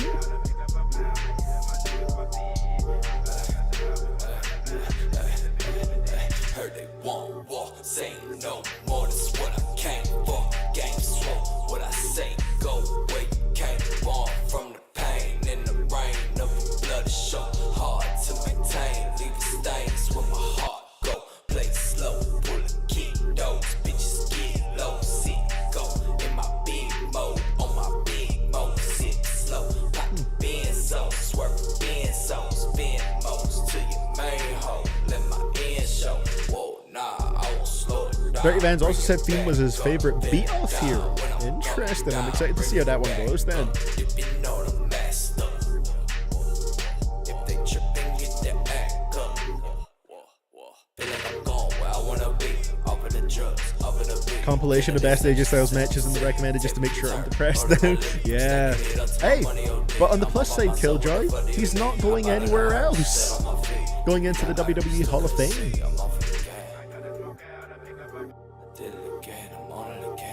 I didn't think he would go to AEW, to be fair, but it would have been nice to see some matchups there.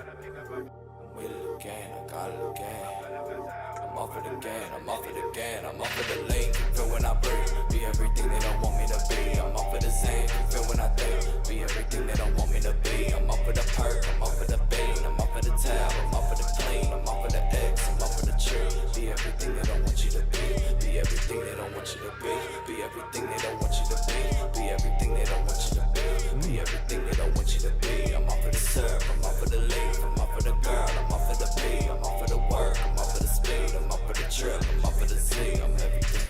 Not bad, not bad. A nice sort of low-key cheddar banger right here. Very familiar. Nice little sample at the end there. Very familiar with his general sound at this point, and this one went for more of the steady, sludgy sound, if you will. And I think it was pretty solid. It was that one that played it, again, pretty low-key and a little bit slightly more in that croakier register of the vocal deliveries, but I think it worked for this one. The beat was pretty good. Not something that, like, stood out like crazy, but I think he was going for more of an understated beat for this one that still went hard, but didn't have too many elements that were meant to like pop out or grab your attention, just sort of a steady backdrop for these flows, and I think it worked as that. That's like a solid 6 to start off with. Standard Cheta score, not bad.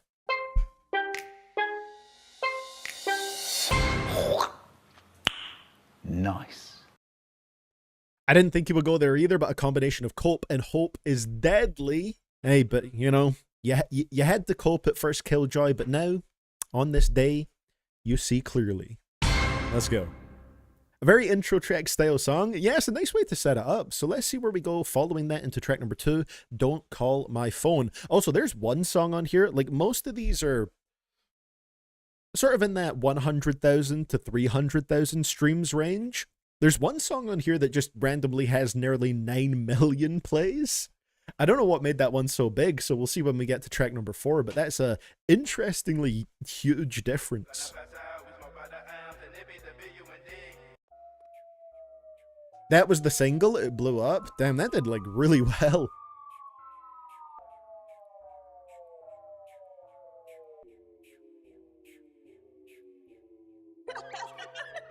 Is that the Dirty Vans tag right there?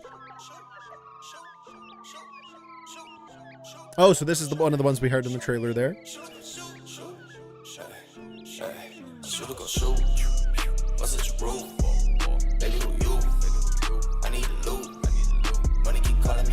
Kind of cool little sound to this.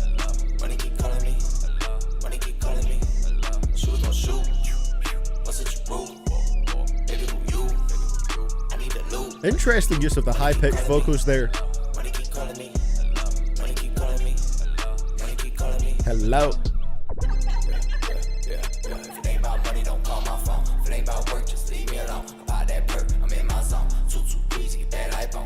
His biggest solo track ever. Like, usually those kind of numbers are reserved for his, like, Scrim featured tracks, or Suicide Boys featured tracks.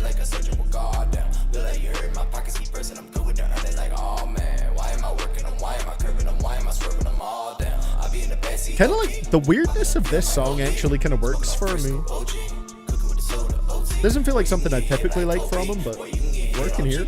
All the talking about shit, you don't know me. Bitch, shut the fuck up when you see me. Shut the fuck up when you see me. Yeah. Shut the fuck up when you see me. Yeah. Shut the fuck up when you see me. Yeah. Shut the fuck up when you see me. Shoot. What's it your rule? Baby, who you? I need the loot. Money keep calling me. Hello. Money keep calling me. Hello. Money keep calling me. Money keep calling me. Shoot, don't shoot. What's it your rule? Baby, who you? I need the loot. Money keep calling me. Money keep calling me. Money keep calling me. Money keep calling me.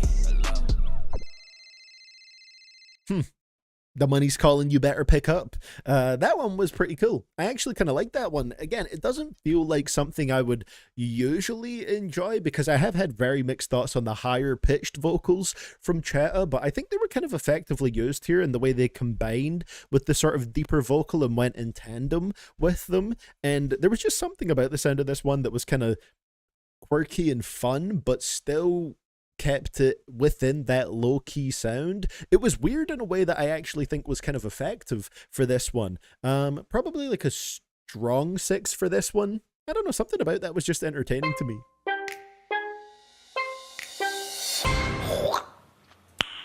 Nice. I can't be mad at that. And like the simple sort of like low-key piano there, that was nicely utilized within the production. The hook was pretty entertaining with that concept. You know, nothing necessarily new, but it was entertaining. I had a good time with it. So let's see what we get on the next one. Track number 3 is called Pluto. Free band gang.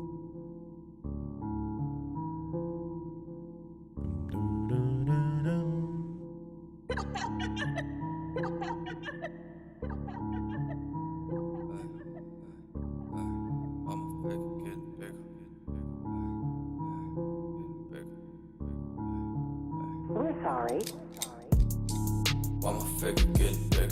And I think this was the first one in the trailer, is that right?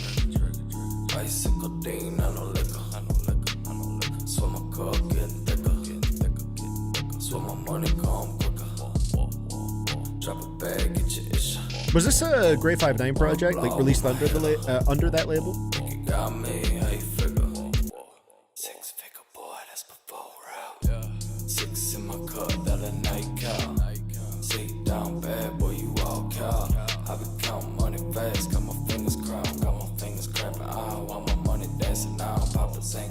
Not a bad flow.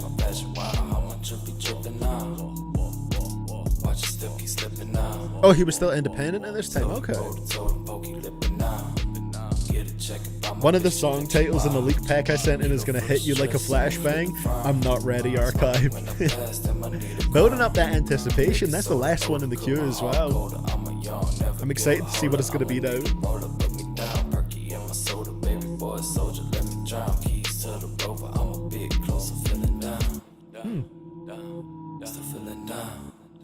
He's got a good flow on this one. Not sure how I'm feeling about the delivery at the moment with it being, you know, one of these more steady ones, but the actual like pattern of the flow is good.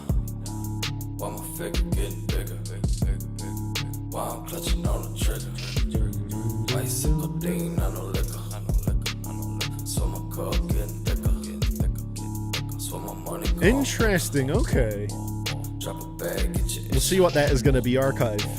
I'm sure you know who my mind was immediately going to jump to, but you're saying it's not that person, so we'll see. 6 milligrams, I'll be fucking loaded. Say it ain't true, but you fucking know it. Okay, that makes sense, Scarecrow.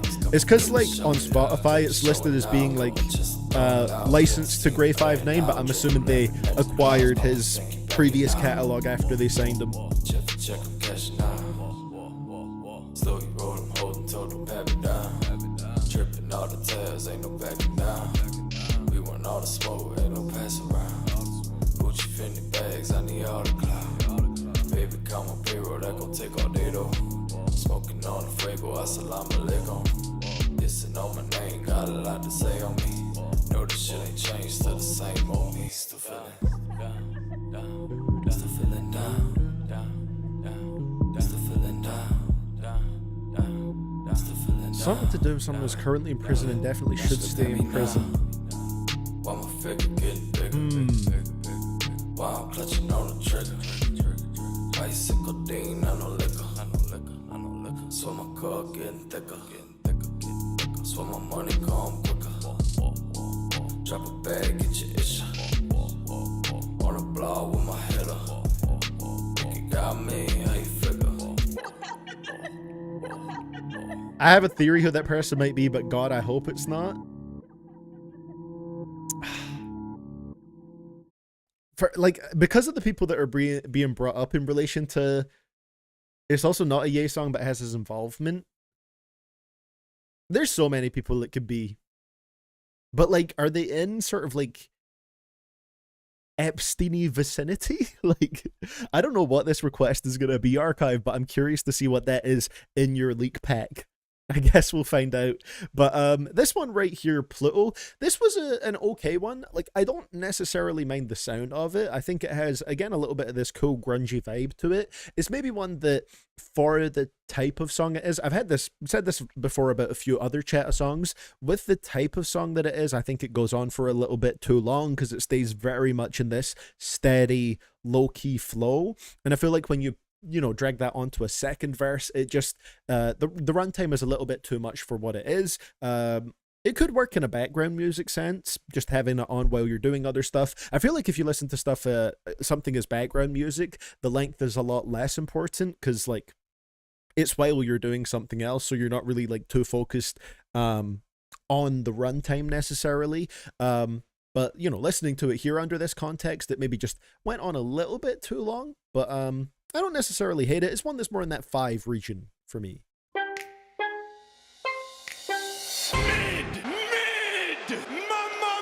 Mid!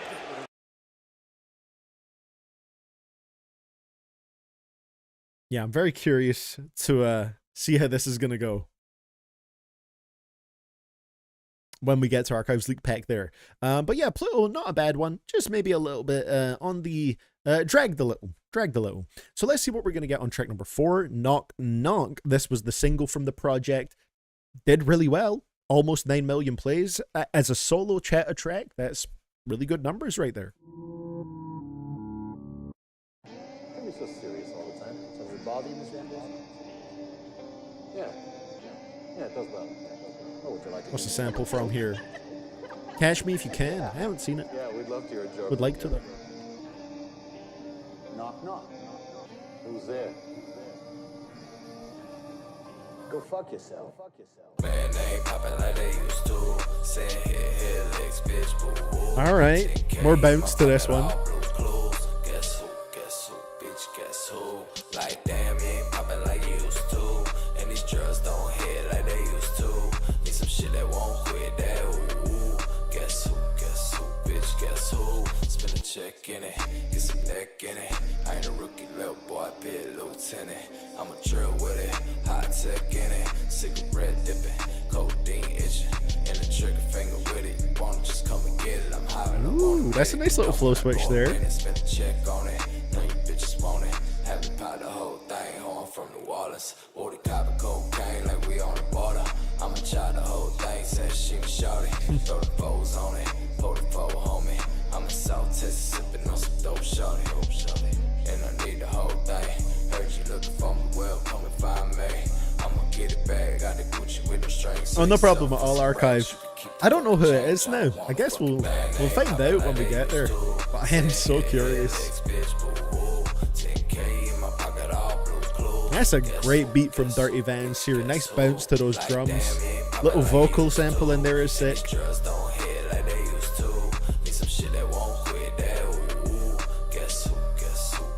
Guess who? Chop a style with it, running wild with it. Big racks, no cap, I'ma have to get it. Triple beam pinching, clear the scene ignorant. I go dumb with it, Percocet split. I don't need a bush on me, I promise to keep it on me. No stylist, but looking lovely. Promethazine in my tummy, spin a check for That's a good flow there. I like that switch. Kicking doors, they don't fucking want it.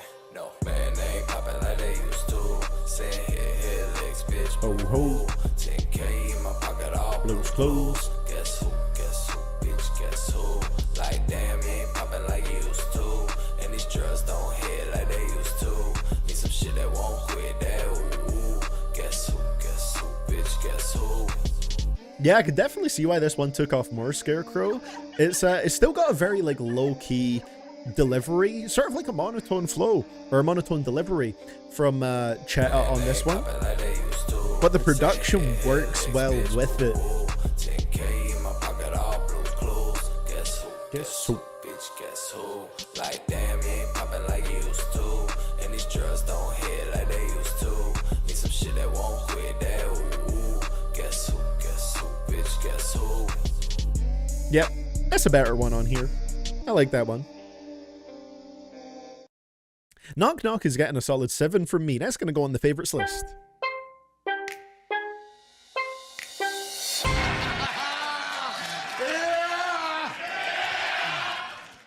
This one worked with a little bit of a monotone, like deeper delivery. I think that can kind of highlight what my issues were a little bit with like the previous one, for example, is that I think, and this happens with me a lot with some Chatta songs, where it's like, it's that monotone, deeper delivery, and the beat is also super low key, and so sometimes that can drag a little bit for me personally. But when it's something like this, where he's still using like a monotone delivery style and going a bit lower with his voice and just like delivering it like very laid back, when the beat has some energy and some swing to it and some bounce in the drums, it's a lot more effective and just for me gives it a cooler sound rather than a bit more of a boring sound. So Knock Knock is one of my favorite ones. Well, my favorite one so far. It's pretty hard, great beat from Dirty Vans, has a nice bounce to it, and I could see why that one did pretty well. That was pretty cool. What are we at right now? 6, 6, 5, 7. Yeah, that's pretty much it so far. So not too shabby. Here's a going Polish Lavender. What point in the stream did you sort of drop out at for a little bit? Because yeah, we got a good amount of stuff. We got Michael Jackson's Dirty Diana, as well as The Weeknd's cover of it. We got a great Knocked Loose EP that I actually really enjoyed. We got a very cool Punjabi rap track that had a Torontonian feature on it. So yeah, we've been going all over the place here, and now we're getting a little Cheetah project right here. Knock Knock, it's a good song, a good day for knocks here apparently. So let's see what we're going to get on track number 5, Rolling Through Paradise, a lengthy one, so hopefully it carries that well. We're sorry.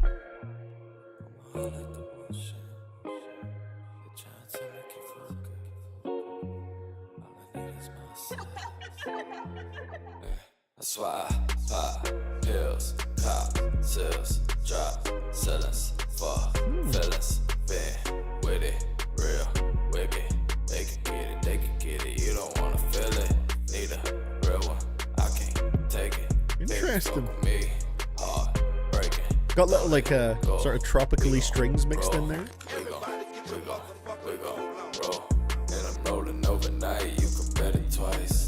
Chop it like dice, I'ma hold it high. She gon' blow it hurricane, that's my ride or die. Pussy poppin', murder scene, shit, she body. Broken hearts and broken dreams, need a money machine. Counting all blue strips, spending all of the grain. I'm on the scene, never seen dose of dough in my leaf. Off the sand in a bean, that's a fuck me up, sheesh. I can find no peace, I can find no peace. Okay. Pop another tab, took another piece. Blaming on the streets, got me on my knees. Wonder where's God, what you fucking need. My bitch wants to lean, I need diamond rings. Blowing like the ocean dripping off of me. All they saying focus, I can't fucking see. I can hear, I won't speak, evil all of me. Pop, pills, cop, sales, drop, sellers, for feelings, been. Hey, how's it going, James? Welcome to the stream here. She gon' fuck me till she broken, leave her heart open. She gon' fuck me till she broken, leave her heart open. He's definitely going, well, very much on this project. He has the sort of, it's the croaky, like, drugged out sound, right? I can't feel on a pill. Deep apart, never closer. I don't Which, I mean, to be fair, the album trailer would set you up to expect that from this one. Wanted, never chosen, probably why I'm frozen. VVS is in my ear, little bits of ocean. My emotion pouring up in my fucking potion. Only move with the real, that's why I'm in motion. Being broken, just stay high, I'm implosive. Being hoping to stay alive, I start closing. Oh. Trying to make you focus. All I need is myself. Dropping a little bit of a singy in there.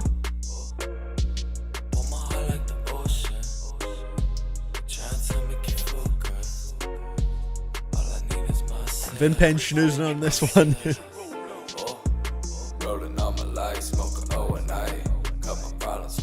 These Twitch emotes, man.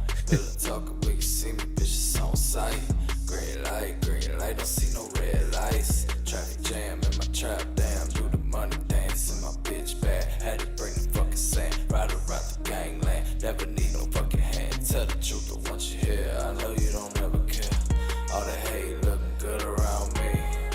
Wish you could, leave you would around me. But you can't, you ain't good around me. I just say 4 milligrams, sheesh. Off the double, shoot like triple doubles, fuck me up. Off the rubble, out the mud, this shit will fuck you up. Any dig, got my mind in the field, my heart stuck in the streets. They don't want you to we have the classic Scarecrow and Jake Rios dichotomy here. Let's go.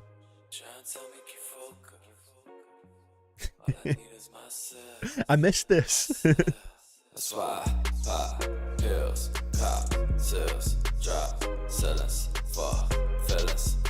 This one is bottom 3-ish for me, but it's not bad, just not for every scenario. I think this one could be better if it was like, if you shaved a minute or 2 off of it.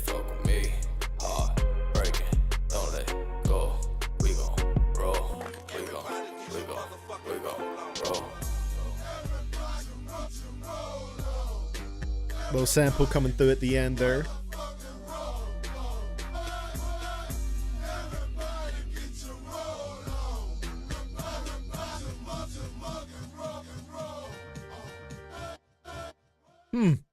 Yeah, I think sometimes the pacing of Chetta's tracks isn't the best, and sometimes he makes songs a bit too long when they would 100% work as shorter songs. That one, I think I'd like it a bit more if it was more around like the 2-minute 21 mark rather than 4 minutes 21, because like the sound of the production is pretty decent, and it's a little different to a lot of stuff you would hear him over a little bit, and the flow is decent enough, even with like the croaky sort of like drugged out sound to the vocals, which I'm never like a huge fan of, or not a big fan of in a lot of instances.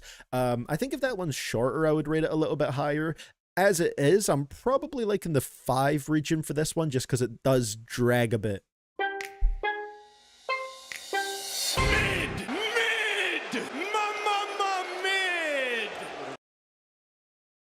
Yeah.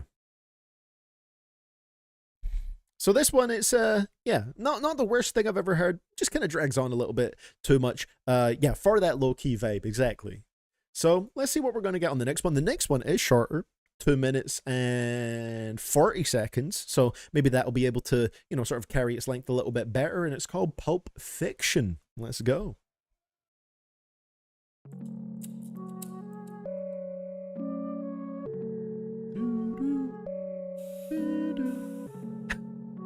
Vin Penn saying it could have been 4 minutes and 20 seconds shorter. Let's go.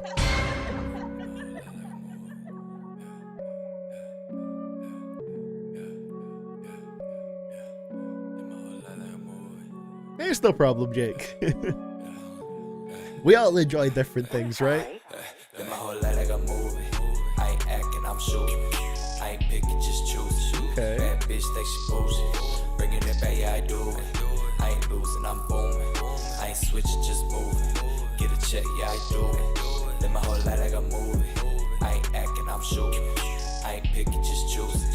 Bad bitch think she bougie. Bringing it back, yeah, I do it. I ain't losing, I'm booming. I ain't switching, just moving.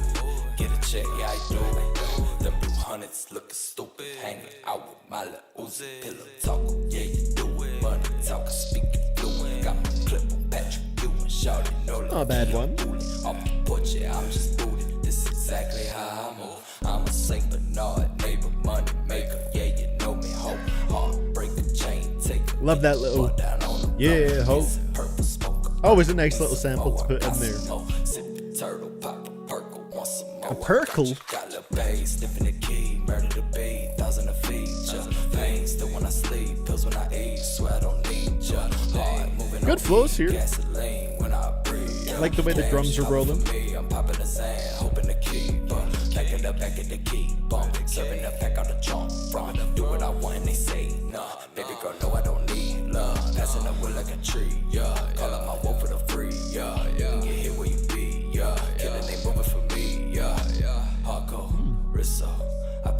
till I bleed. Kick those, get low. I'm in the flipping the scene. They know, this shit ain't nothing to me. Stunting, I double on me. Action, I don't even think. My whole life like a movie. I ain't acting, I'm shooting. I ain't picking, just choose. No, clone theories are making a comeback, Jake. I have not heard of the Jim Carrey clone theory. I ain't switching, just moving. Get a check, yeah, I do it. Live my whole life like a movie. I ain't acting, I'm shooting. I ain't picking, just choosing. Bad bitch, think she bougie. Bringing it back, yeah, I do it. I ain't losing, I'm booming. Interesting. Just moving. Get a check, yeah, I do it. I mean, it still looks like him, you know. It still definitely does look like him. Jim Clooney. Oh, there we go.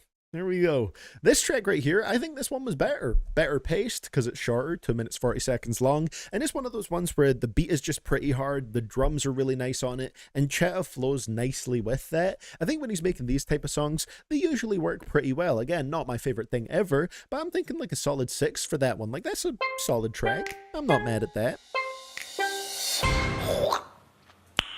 Nice. I think looking back at it, I'll probably put Rolling Through Paradise on the least favorites list, just because it is the one that kind of dragged the most.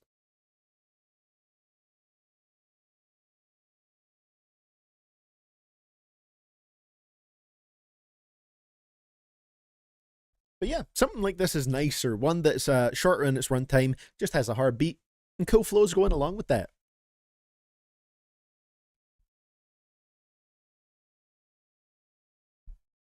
Yeah, that's true, Jake. You know, people have a pretty distorted view of how people age in Hollywood because, you know, generally they got surgeries and stuff to look a lot younger. And in some cases, it might not necessarily go well, and then they end up looking older. And it doesn't, you know, goes the opposite direction. I missed clone theories. We had the clone theory for Gucci Mane. Now it's coming back for Jim Carrey. So, real quick before we do hop in the next one, which is called Fiend. I'm going to take a very quick bathroom break at this halfway point of the project, and then when I get back, we will continue with this one. After this album, we have Racer Ghost's album, which I think is going to be a really bad one. It seems like it's intended to be a bad request. Then we got a few songs before getting to our final request in the queue, which is a leak pack from the archive. Usually we kick it off with those. Today we're closing with one of those. So, let's see. Play you guys some of that royalty-free production while I'm away here. Nav type beat? Hold on.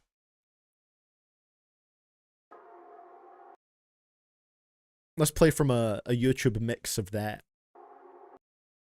Enjoy the Nav type beat. Seems to be a good intentions type beat. I'll be back in a couple minutes. See you guys shortly.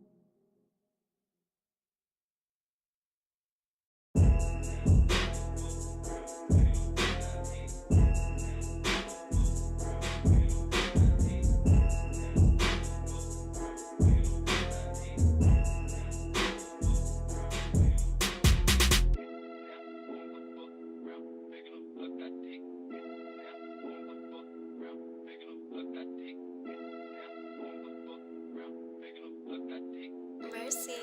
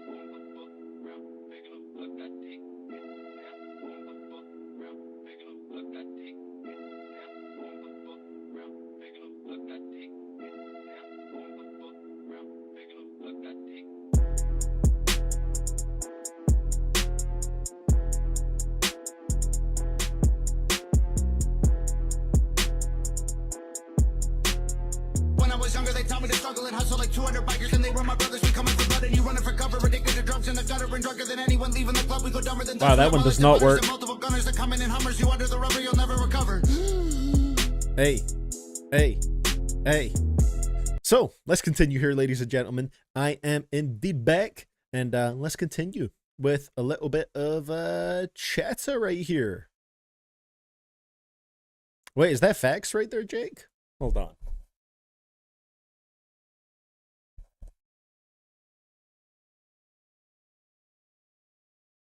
Iranian presidents and supreme leader are safe and sound, spokesperson says. It's from like an hour ago, though. I don't know. What a fun little newsworthy time, eh? Don't we just love it? Oh, but then there's updates from 2 minutes ago. Interesting. Well, that's fun. Let's continue with the Chatter project right here. Track number 7, Fiend. Let's go. This isn't my Fiend. Where's Carty? And Travis, sounding like Carty. I'm sorry. You ain't talking about mouth, if it not about cash.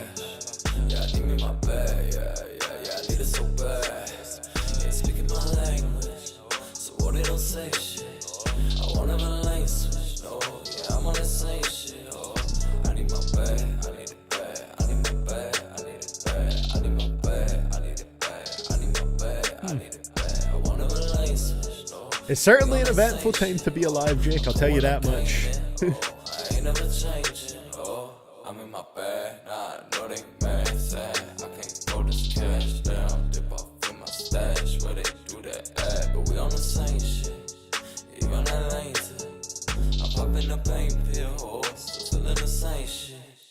Holding me down. I think there's parts of the auto-tune, the standard, that are slightly off here again. Cool little beat. Yeah, we on that gang shit, oh. Pull up the stain shit, oh. And then where you came Whoa. from, no. That's where you leave with, oh. You ain't talking about mouth, if it not about cash. Yeah, I need me my bag, yeah, I need it so bad. You ain't speaking my language, so what they don't say shit. I want have a lane. Didn't a similar thing happen at the start of 2020, I feel like?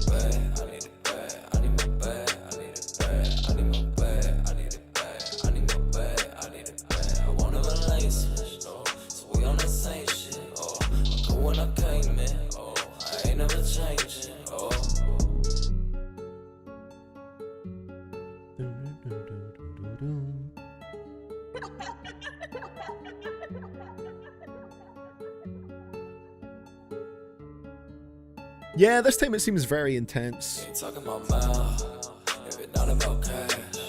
Yeah, I need me my bag, yeah, I need it so bad. You ain't speaking my language, so what they don't say shit. I want have a lane switch, no, yeah, I'm on the same shit, oh. I need my bag, I need it bad, I need my bag, I need it bad, I need my Vin Pen is feeling this one, is that right? Man. I do like the production for this one. I'm a little uncertain on the vocals because of the usual Cheta auto-tune effect, especially earlier on in his career, where it can be a little shaky. Ooh, that's a take I disagree with, Killjoy. I will say this is sure as fuck better than that more popular Fiend. See, I like Fiend. I think it's... now, WrestleMania 41 tried its best to ruin that song for me with Travis Scott's involvement in the main event. Still can't believe that happened. But I do like the song overall. Whereas this one, it's not bad, like, idea-wise, but I feel like the auto-tune or the melodies were just like very slightly off at the end of the lines, and it kind of threw things off a little bit. Not a bad track, cool enough beat, but probably sort of in the 5 with that 5 range. Mid!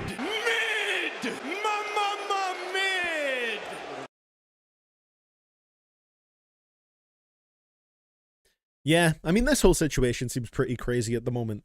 Like I said, terrifying time to have a dad that's living in the Middle East, which that's a little scary. Hopefully things don't go too wild, because that's terrifying. So yeah. Hopefully it's not going to get any wilder than it currently is, but I don't know what the likelihood of that is. Like I said, my dad was literally telling me earlier today he could hear, like, explosions from missiles being intercepted. So, yeah. Just not going to freak out about that at the moment, but it's not very fun to know. It's not very fun to think about. So, yeah, this one, like I was saying, we'll focus on the music here. Yeah, I just feel like the production was pretty solid here, but the auto-tune, just a little bit off. Not as off as it's been on other Cheta songs, I will say, but just kind of threw it off a little bit here. It's just not something he perfected at this point in his career. It definitely got better when he had other people that could come in and do the mixing for him, but it wasn't egregious on this track, just threw things off a little bit. So, let's see what we're going to get. Yeah, things are looking a little rough over here. See ya. You know what I saw when this is a fun little thing though. When I was looking at, you got to take the small things, right? The small positives in life. Humble Bundle on their comics bundles, their digital comics, they have a DC Vertigo one going right now, which looks pretty sick. I accidentally clicked on this tab and saw this, and I'm gonna need to cop that immediately, because there's some really cool titles within that. Keep ourselves distracted and having fun. So, let's see what we're going to get hopping into the next one. Track number 8 is a Drag 'Em to Hell Freestyle. Let's see how this one goes. Bitch, I'm busting at 'em. The bundle looks sick, by the way, Killjoy. Like, I'm so happy they're doing that, because I've been waiting for another cool one after I got their Image Comics in the 2010s bundle, which was stacked. I haven't, you fear, but I have the hardcover for it on my bookshelf. I want to read that real soon.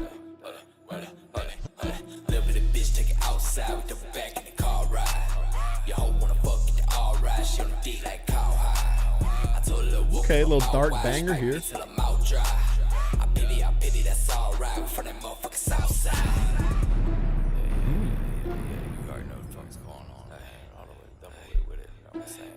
I hope everything will be alright with the SEA, because, yeah, scary times, man.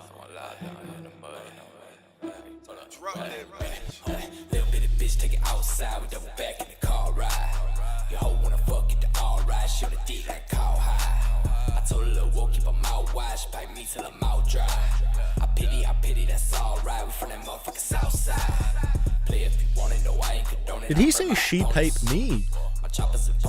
Hey, fair enough, Cheta. Whatever you're into, man.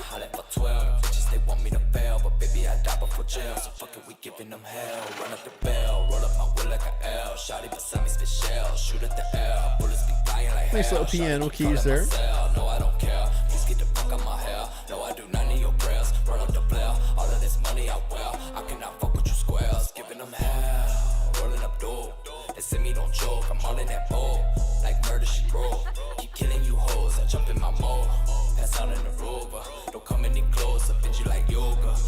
like the toga. Yeah, I'm in that Toga. yeah, R.I.P. soldier. No feelings involved. My pilly dissolve. I'm fucking her raw and passing her off. Don't care about no laws. I'm rubbing no cars.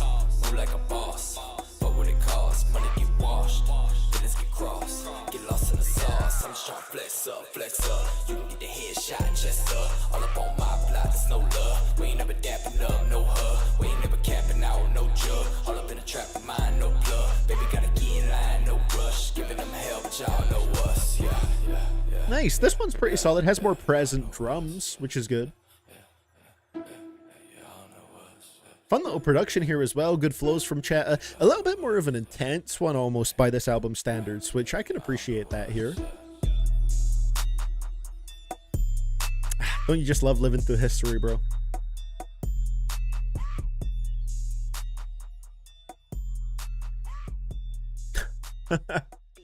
And there we go. Sia brings it back around to the music. Not feeling it as much.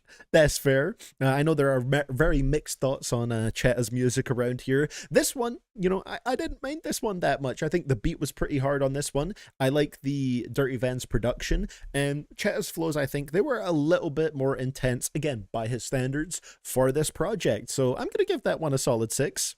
I'm not mad at it. I'm not mad at it. Nice. Not the worst thing I've heard here. Definitely not. Doom Patrol is there. I'm going to need you to buy this one right now. Damn, okay. Is that some good stuff there, Killjoy? I mean, look at this. As someone that's, you know, big into just comics, and definitely, I'm liking DC a lot, man. Look at this bundle. This is not going to mean any shit to you. Like, it's not going to mean anything to you. Sorry. I can't even talk if you don't care about comics or anything, but like this bundle, man, you get like volume 1 of 100 Bullets. Need to check that out. American Vampire. DMZ, I've heard is pretty interesting. Doom Patrol. Hellblazer. I mean, I have the physical copy of this Hellblazer volume 1, but like still Fables, what else we got in here that I've heard of? V for Vendetta's in there. Why the Last Man? Preacher, I have the physical for this as well, but that's in there. Swamp Thing. A different Constantine as well. Like, come on. I gotta cop that. That's some quality in there, bro. That's some quality. Need that. A lot of it's like not going to be like full collections or anything. It'll just be like the first volumes of stuff to kind of get you into it. But yeah, I love when they do these kind of bundles, man. I'm right there for it. It looks like that is volume 1 of Grant Morrison's Animal Man. Yeah, I'm not familiar with that, but I'll be tapping in.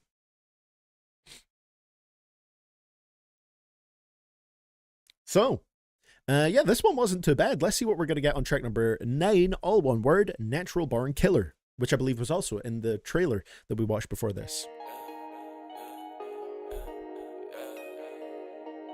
That's on Humble Bundle, Sia. It's their current... I always like refresh to see if they have anything new. They got a DC Vertigo bundle right now for the digital comics.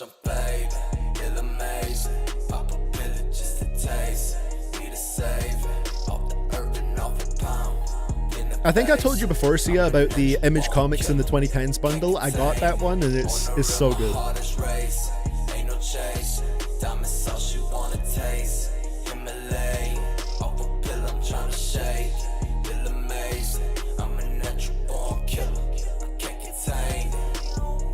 Oh, what was that little sound he did there? The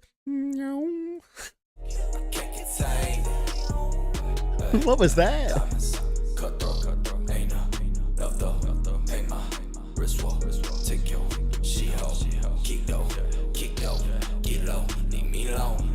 Knows not be long. She need me, I need more. Body, I stuff it. Body, who want it? Like cocaine, I'm cutting. I'm off, I love it. I'm sorry, it's nothing. I'm sorry, I'm nothing. No, did he meow? He might have meowed, yeah. That's some peak there, Scarecrow.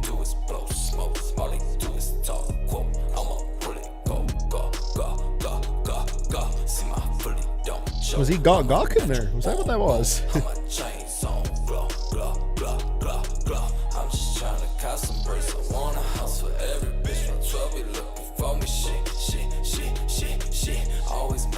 Decent energy to this one as well. When the drums have some bounce like this, I can get into it, man. Why? I don't know. Heard they want me 6 feet. I don't go. I never used to Racer Ghost. I only started reading them within the last year, and it's been a blast. Like, I'm actually really enjoying it. I never thought I could get into them like that, but once they click for you, if they do, it's amazing.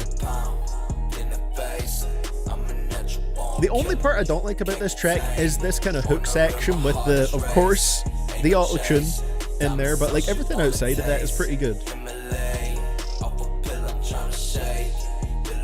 Ooh, the next one is one that Scarecrow is not feeling as much. Curious to see how that goes. Meow.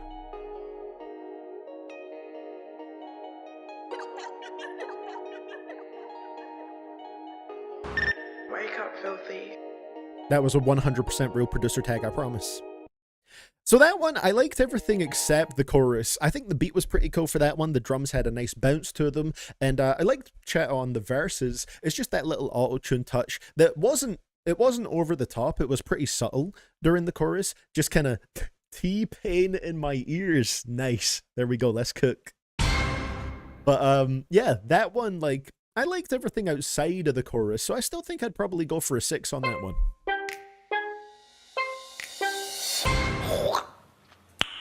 Nice. I mean, hey, to be fair, Racer Ghost, old horror literature, that still sounds banging. I do like me a good novel, you know, and get real deep into the stories there. But I'm also in the same boat there, so yeah, like, I mostly would read comics on, like, physical as well, but it's that, like, Humble Bundle put me on with that Image Comics in the 2010s bundle. It was just, like, such a good deal that I was like, fuck it, I'll do it. And, you know, I got like a old cheap, well, not super old, but like an older cheap iPad to read them on, so it's like almost comic sized, and it's been pretty great for that. The only one I've like fully read from it so far for the most part is Ice Cream Man, which is like a great Image comic series, and I've been loving that. It's so good. Right? That bundle is crazy, Killjoy. I love Humble Bundle. They know what they're doing with their comic bundles. Like every so often they'll just pop out with fantastic value. What's my favorite comic so far? I mean, I'm currently reading From Hell by Alan Moore, and that's amazing. Well, let me think. What has been my favorite so far? Batman Year One was pretty great. Looking over my shelf, trying to jog my memory a little bit. Also currently reading Batman The Long Halloween, which is amazing as well. The Killing Joke. The Killing Joke has been my favorite so far. That was the one where I was like, okay, I get it now. Like, I never thought I would read comics in general, but like superhero comics I thought would be even less likely for me. But when I read The Killing Joke, I was like, man, this just makes sense. I see why people love this shit now. It's so good. I was thinking of doing the exact thing, buying an old tablet or something and getting to it that way. That's what got me into it, see ya. Yeah, because it's good for the size. I just got like an old renewed one from Amazon, so it's like pre-owned and they make sure it like still works and whatever. And it's working perfectly for that. Have you read Dark Victory? I haven't, see ya, but I have it, and I'm going to be reading it after I finish The Long Halloween.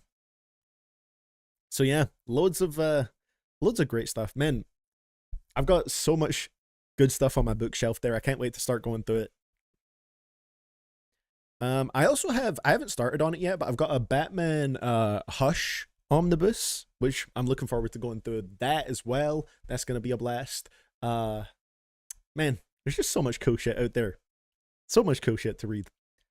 So, let's see what we're going to get hopping into the next one. I'm sorry, I rambled a bit. Track number 10, L Train. Scarecrow was saying that this is his least favorite from the project. So, you know, Scarecrow, big Chatta fan, not feeling this one. So I wonder how I'm going to feel about it. It also is the least streamed. So I think maybe a lot of people are not very into this. Spider-Man and Superman crossover. That sounds interesting. Didn't they do a Batman and Deadpool one recently, which honestly I'm not sure how that would go, but I have the first 4 Deadpool Marvel Epic collections as well. Oh shit, I want to read Watchmen as well. That's on my shelf. I gotta get around to reading that.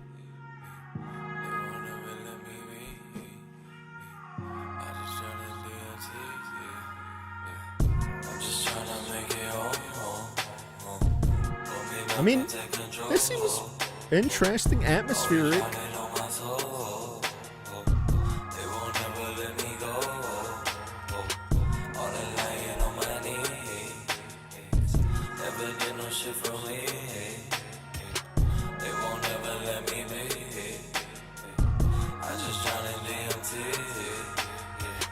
Rest in peace to my soldiers and all my enemies. Rest in peace to my problems, I'll bring the end. All this pain in my body. Oh yeah, I'd love to get into some Daredevil stuff too. See ya. I'm with you on that. Tell me something about me that you won't ever think. Ain't no need to say sorry, take blame for everything. Know there's something about it that just won't let You know, I actually just got that series on Blu-ray recently, Jake, because a while ago I watched like the first half of it and really enjoyed it. So I got it on Blu-ray to watch the rest of it, and also got the 4K Blu-ray for Watchmen, the movie, which I haven't seen, but sometimes I just buy shit. But I'm interested to check it out.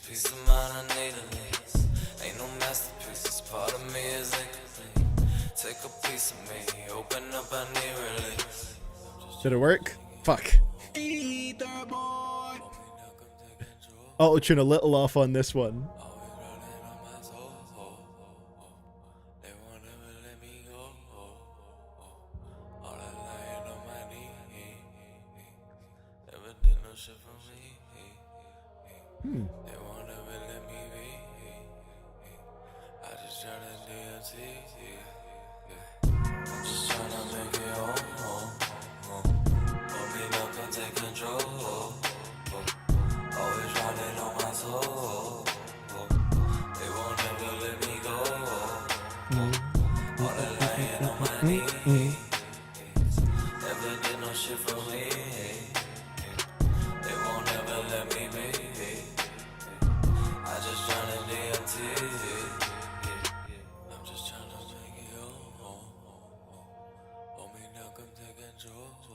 Hmm.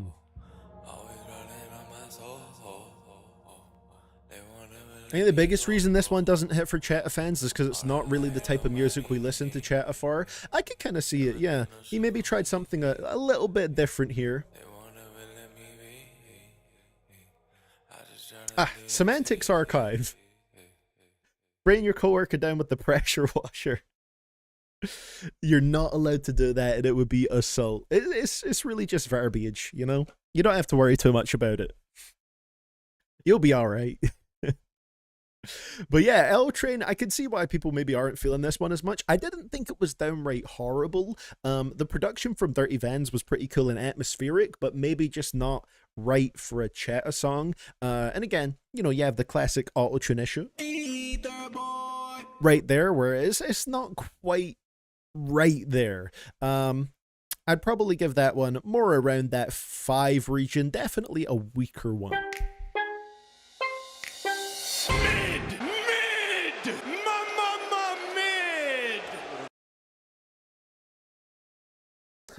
Bro was really riding an L train with that one.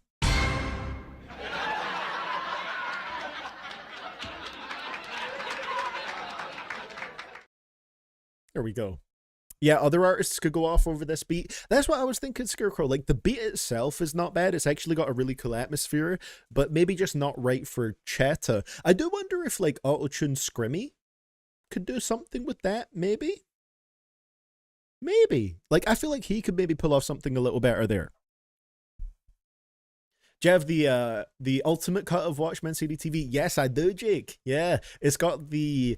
I think the director's cut on the Blu-ray, and then the ultimate cut is on the 4K disc. So, I feel like I should watch the director's cut first, because, like, I'm not sure if the ultimate cut adds, you know, what it adds is, like, fully necessary, exactly, but at the same time, then I'd get to watch it in the 4K, you know?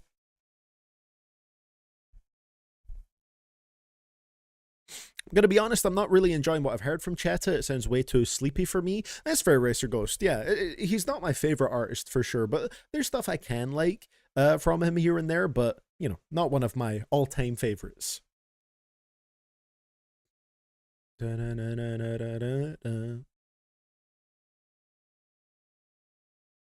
Utter woke nonsense that you cannot assault your co-worker. Yeah, what is this? Liberals taking over the world. So let's see what we're going to get on the next one right here. Track number 11. Oh, this title, man. Emotion, but it's spelled like kind of like emotion, emo ocean, an emo ocean of emotion. Is that what we're going for here? Amazing.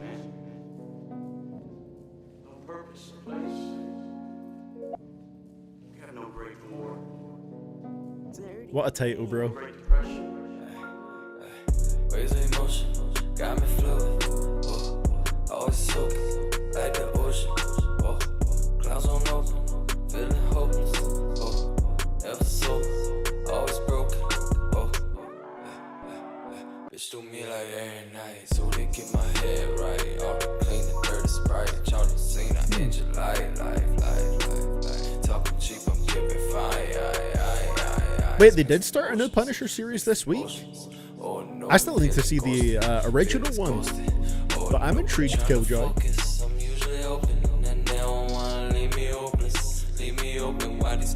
Going for some spooky singing on this one. Off the loud, you don't make a sound. Out the mud, got it off the ground.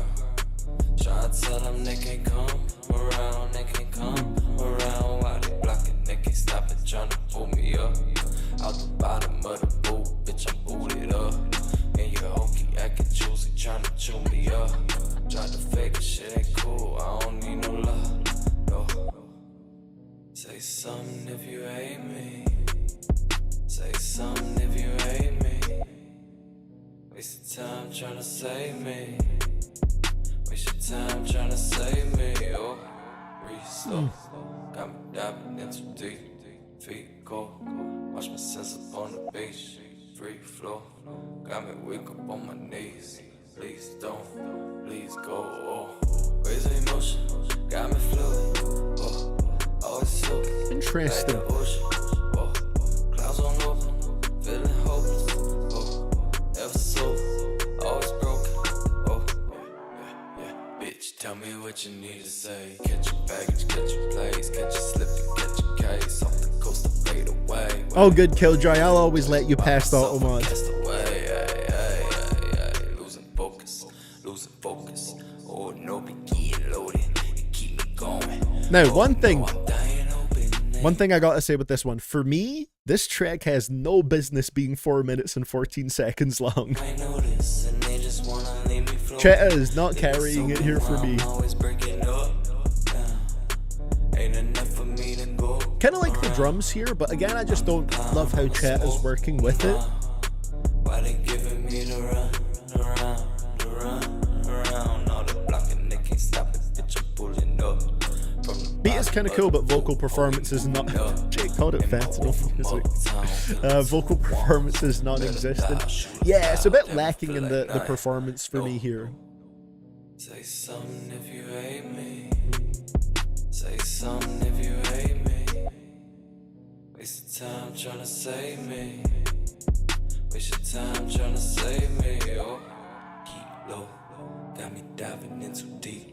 Sink slow. Ain't no breathing for the meat. Weak soul. Trying to figure what I need. Please don't. Please go. Oh, waves of emotion. Got me fluid. Oh, always soaking. Like the ocean. Oh, clouds on open. Feeling hopeless. Oh, never sold. Always broken. He was probably on like 3 drugs during this time, to be fair. Yeah, very much drugged out music on this project. Clouds on open, feeling hopeless. Oh, never sold, always broken. Oh, Our great war is a spiritual war. Our great depression is our lives. Interesting. Raised on television to believe that one day we'd all be millionaires and movie gods and rock stars. won't. We're slowly learning that fact. Hmm. We're very, very pissed off. Now, I just want you guys to remember, all right, that no matter how we're feeling about this Chatter project, the last song is up next. Our request after this comes in from Racer Ghost, and I don't know what the album is. I haven't checked, but I can tell from Racer Ghost's tip message that it's very much intended to be a bad album. So maybe we should count our blessings right here, even if we're not fully feeling this one. Emotion is one of the weaker ones for me on the project. The beat, yeah, it did have some cool things going for it. An interesting little sound with those drums and the pianos to go along with it. But I really didn't like Chet's vocal performance on this one. I felt like he didn't really do much to sort of elevate the beat or work that well with it. And yeah, just kind of dragged a little bit for me. Maybe a little bit below a 5 with that one personally.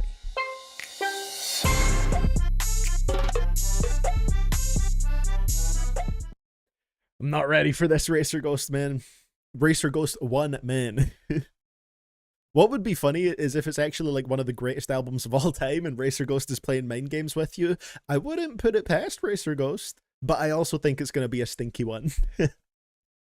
Oh, also, I just remembered another, just randomly because we were having that comics conversation, I remembered another one that I have the physical for that I can't wait to check out. I also got the omnibus for this series called Gotham Central, which is basically like, you know, focusing on the Gotham PD within the Batman universe, and I can't wait to read that. That seems really cool as well. I have so much shit to go through and to read, but I can't wait for it, man. It's fun. I have my own little personal library to work through here.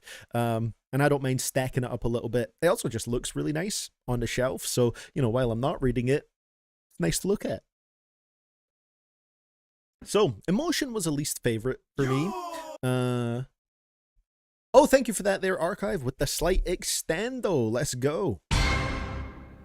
Gotham Central was great. It was so good, in fact, they made an entire show out of it, basically. Interesting.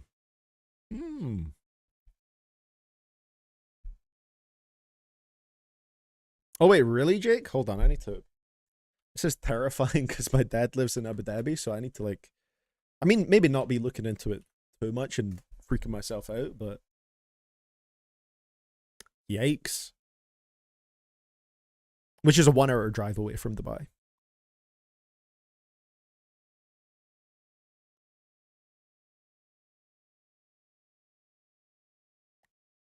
Wow. What a fun time. Well, I'm not going to look into that much at the moment. Yes, I wasn't a big fan of this Emotion track right here. Let's see what we get hopping into the next one. It is our final track on the project. Track number 12 is called Christ Air. Let's go. No queue is closed, but can I add the newest Lil Pump song to the end of my request? Beat actually goes insane on it. Let's see, hold on. It's a Lil Pump track, so I'm imagining it's not particularly lengthy, right?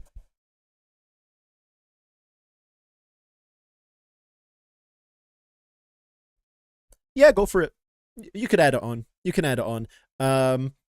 You can just send like the request amount, Scarecrow, and I'll play the track after this one as sort of like an extension for that.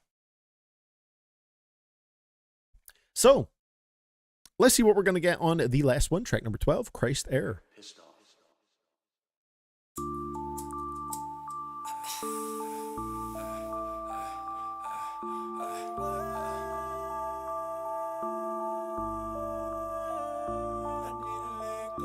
I do love me some physical media, Polish Lavender. I've been collecting it like crazy for the past couple years, like books, comics, Blu-rays, all that kind of stuff.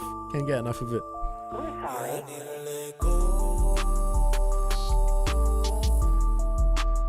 That's a hypnotic little beat right there. Playing mind games with requests. I know who would do that, Vinpen.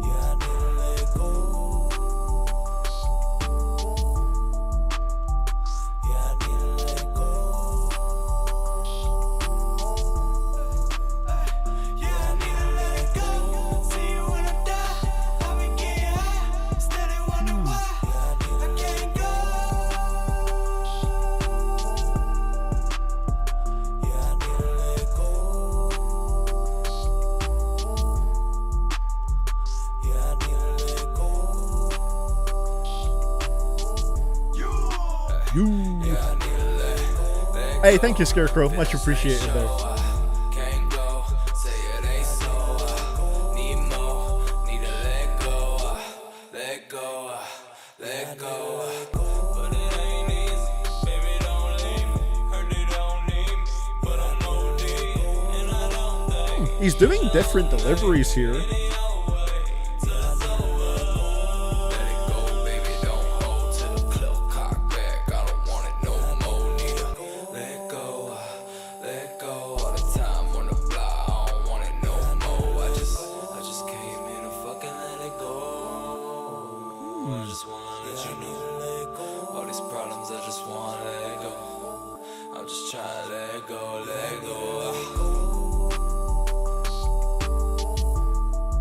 I actually don't hate this one right here.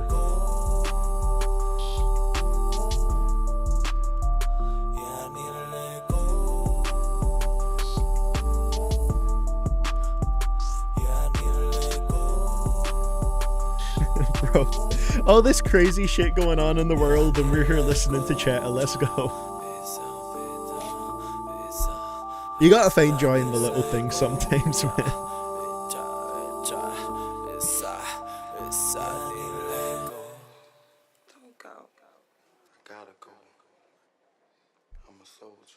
I actually didn't dislike that one though. Like Christ there gave us something. Christ there gave us something a little different, and I think this sound actually did work pretty well for Chetta. I like the production, drums on here went hard. He tried some different things vocally on this one here and there, and I actually quite like how it turned out. I think this one turned out pretty good overall on this project, so I'm going strong 6 with that one. Actually, bit of a nicer sound here.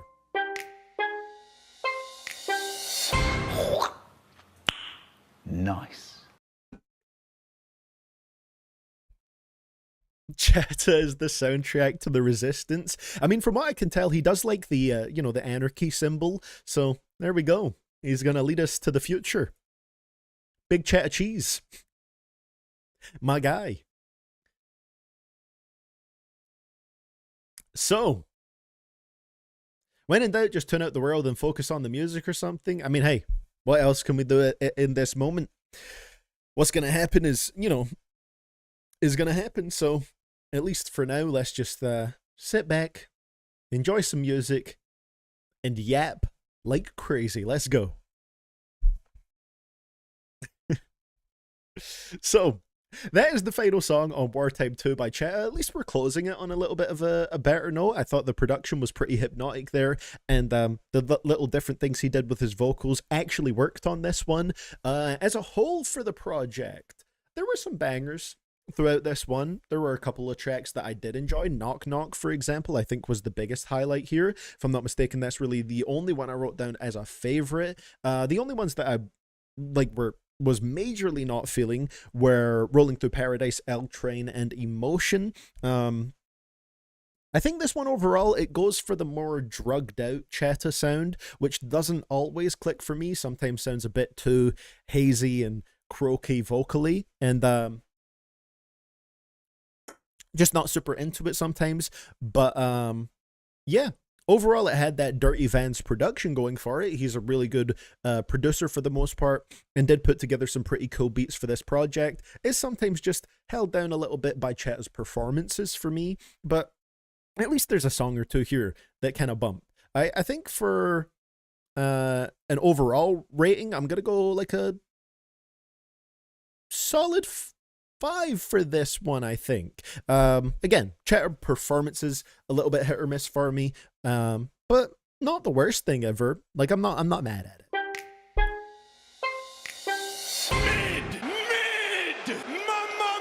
Mid! Yeah. I appreciate the request. Thank you very much for sending this one in, Scarecrow. And for what it's worth, I did, for the most part, like the Dirty Vans production all throughout this. So Been Here Forever and Afterlife are still the top 2. I would say so. And I also did like that first Polluted Paradise EP. But yeah, I think I'd say those are the top 2 for me right there.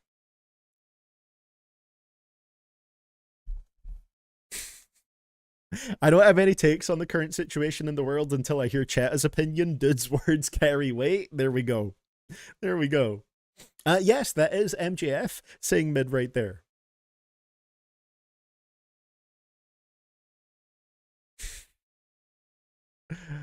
Oh, damn. Well, crazy things going on. Man, some potentially world-changing events are happening right now. And we're sitting here doing a music stream. Let's go, baby. Come on now. We the best music. That's what it's all about. So with that being said, I'm sure things will just get better for us right here. Because up next, we have a request from Racer Ghost, and it's an album request.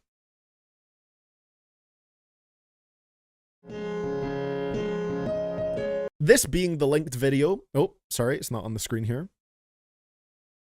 I don't think this is very promising. Oh yeah, hold on. Before we do get into this, I forgot, yeah, Scarecrow did send in a small extension to his request to have the newest Lil Pump song included, which we're going to see how that goes. This is a 2-minute track, so we have a slight buffer before we get around to Racer Ghost's request. A slight buffer.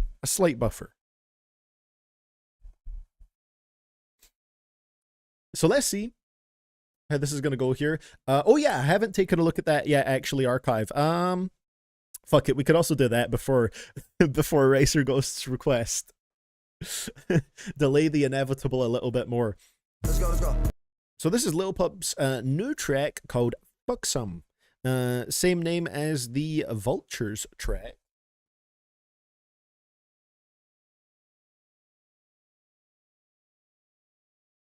Is it all caps? I want to be accurate in my titling of this track here.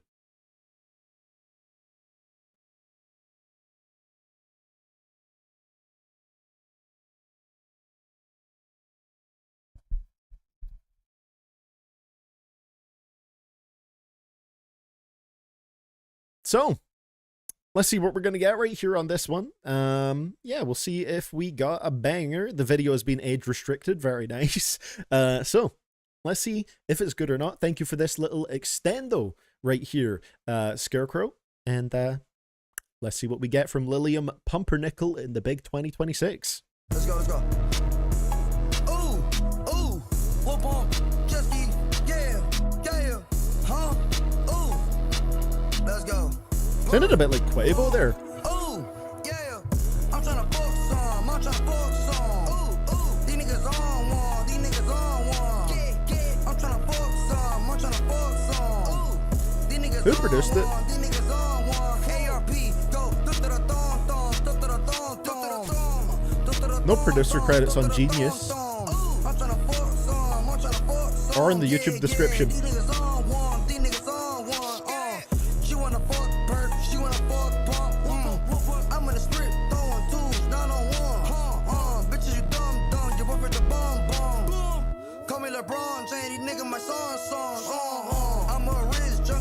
Oh, it's not even on Spotify. Wait, what? Whoa, that was out of pocket.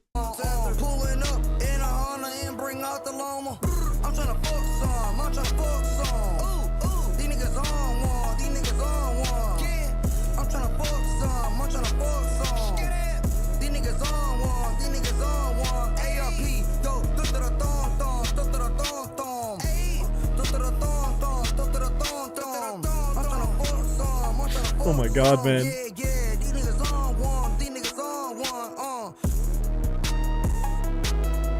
The beat is really cool. I just wish that it didn't go to 2026 Lil Pump. I'm a Riz junkie. These are the kind of bars that we come here for, Nunez.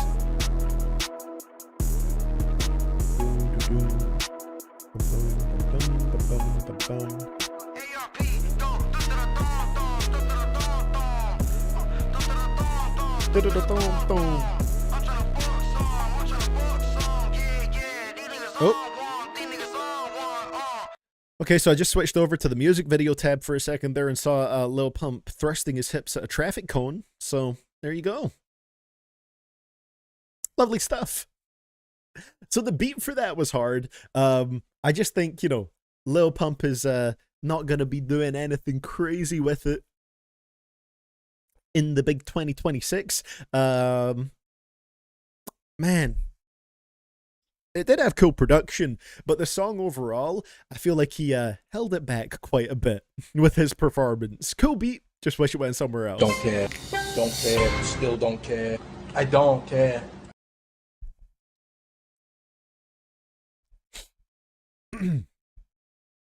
Wild.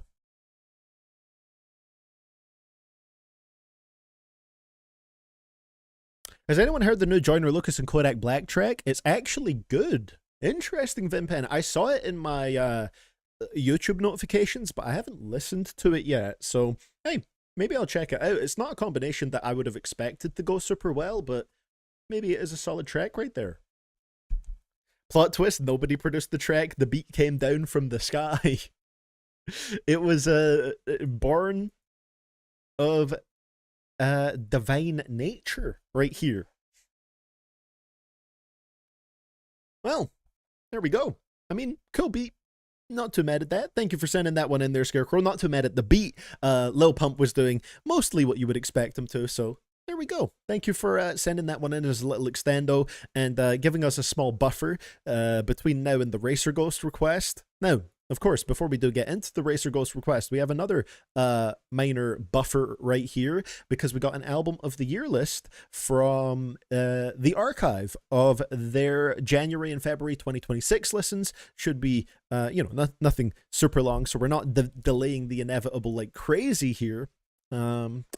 Creators score highest first. All right. I'm not signed in, so I've got ads and shit here. My bad. Welcome bonus. Oh, hell yeah. For God's sake, man. What's that even for? They're getting free promo. No. Oh, well, the logo is covered, so we're good. It could be any random casino. So, let's see what we have on Archives January and February 2026 listens. At the top, we have By Storm, My Ghosts Go Ghost, a 9 out of 10 from Archive. All I've heard is good things about this project. I've got to check it out. 8 out of 10 for Don't Be Dumb from the Archive. That's one I still got to listen to. I know I'm late. I still would like to react to it live when I hear it for the first time. And 8 out of 10 also for J. Cole's Birthday Blizzard 26. I enjoyed this. I'm probably more around a 7 with it, but I do think it's a fun, you know, old school style mixtape project to gear up at that point for the fall off. So yeah, I definitely enjoyed that one as well.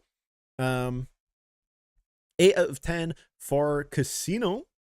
Very nice. I'm in a similar boat. Put my video out for that yesterday. Very much enjoyed making it. I kind of, you know, I did that one a little bit differently to how I usually do that style of album review, just with, you know, more, you know, footage. Usually I'll do those as faceless videos, but sometimes that can take forever. And I know this is one that, like, less people in general are going to be watching it because album reviews are more specific and more people watch when it's like about wider topics like multiple albums or multiple artists. So I was like, you know what, I don't want to like spend forever on this one, and I actually think it can help with the flow of the videos as well, personally. IDK's project here, need to check that out. Solid 7.5. Fall Off is 7.5 as well. You know, the more I think about the Fall Off, I probably am in that middle to higher 7 range with it as well. Some Rock Marciano, 656, 7 from the Archive. Ooh, a 7 for the Joji project. That's higher than some other average ratings that I've seen. So yeah, I need to check that out as well. Don Toliver's Octane, a 6.5. Sounds very Don Toliver-y. This S. Brokey project, I mean, I guess I technically could say that, but you know, it's not the word. Still not going to though. 6.5 for that as well. I mainly know S. Brokey from their Danny Brown feature. Fake Mink, The Boy Who Cried Terrified, 6.5 as well. Skywater, wonderful, a 5 from the Archive. Ooh, and this Xavier So Bass project. a 3.5. So, you know, not a super stacked couple of months for the archive here, but some solid ratings, and I appreciate you sending this in. Thank you very much. The ones I have heard from here, you know, the small handful, I agree with. So, solid stuff, archive. Thank you for the list right here. The Don Toliver album was boring. That sounds like it would be probably my experience with it. I'm going to be honest. We all know my Donnie feelings.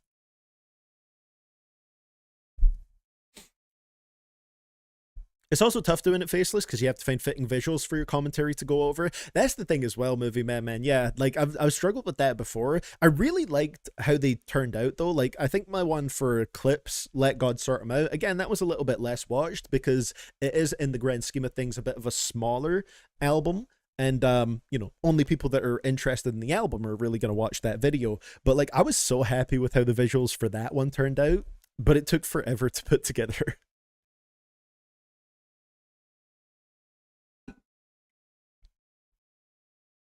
So, let's see what we are going to get on the Racer Ghost album request right here. Our second last album request of the day. We have this, 4 songs, and then the Archives leak pack to close us out. This is the video link for Racer Ghost's request, so let's see how it's going to go. It was a great video. Thank you, Elena. I watched it back while I was making my Baby Keem video to just give myself a little refresher on the style, even though it was different. And when I was watching it back, I was like, man, I'm proud of this one. I'm proud of how this turned out. But I just remember it taking a long ass time. So let's see what we're going to get here. We have a Spotify link from Racer Ghost right here. Is this related to what we talked about on the last stream? The bad music that has something to do with, let's say, puppies. Racer Ghost says here in the tip message, get fucked. Let's open it up and see what we've got. Oh, okay, it's not that, but it still doesn't look like something that I'm gonna love here. Nothing to do with that, but it is something. You know, I was actually going to talk about this a little bit because, you know, I talk a little bit in these streams about what's coming on in the radio and all that kind of stuff. And the radio songs that I do like, the majority of them I'm not super into. 2 songs that I don't love on the radio that I hear a lot right now are The Fate of Ophelia and Opalite. Well, now I'm going to be hearing the album that those come from. The Life of a Showgirl by Taylor Swift. This is not what I expected at all. But I'm scared. Not as scared as I would have been if it was that Pent Up Pup project, I shall say. But still a bit scared here. That is not what I expected. Now listen, I'm not like a Taylor Swift hater or anything like that. She has some songs that I like. If you guys remember when I was saying, what was the song called? Was it called Timeless? Need to double check on that. When I was sent Timeless on stream before, I believe it was that one, that almost made me shed a tear a little bit. It was a very sweet song. Very, very well done. But this, I've heard a lot of bad things about it. And I don't even like the songs that are on the radio. I don't like the singles from this. So it's a scary time. And you know that they play the fuck out of the singles on the radio. I'm so tired of it. And now Racer Ghost is going to put me through this. Oh boy. It's crazy. This is not what I was expecting. And The Fate of Ophelia is the first song. It's not the worst thing I've ever heard, but it's just so like... It's like, how do you even describe it? I don't know if this is going to sound reductive, but commercial pop slop. That's really what this is. And it's just so dry, and I don't like it. And I'm hearing that it's probably not the worst thing on here. Good news, you've heard the two best songs. Oh no. Okay. Well, let's gear up, ladies and gentlemen. It's time.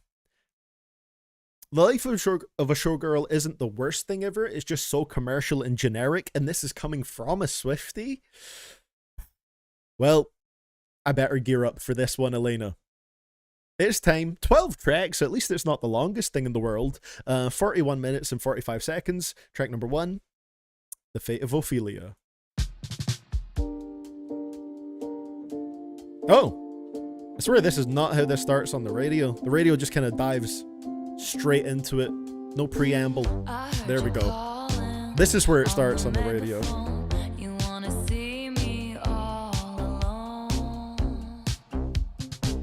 As legend has it, you are quite the pyro. You light the match to watch it blow. And if you'd never call for me, I've heard that. I'm numb to this track by now, bro. I swore my loyalty to me, myself, and I. Right before you lit my sky up.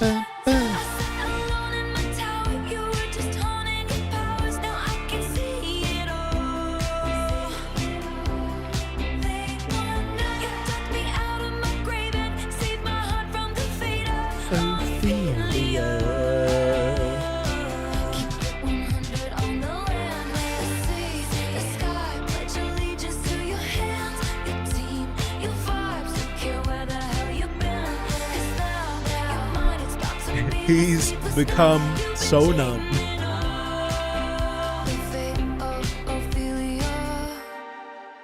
This song is fine. I think the melody is good. Let me pause it for a second. I wouldn't say it's the worst song of all time, Jake. I think my problem with it is that it's too fine. Like, it's one of those songs that is exceptionally okay, but because it's been played so much on the radio, I hate hearing it, you know?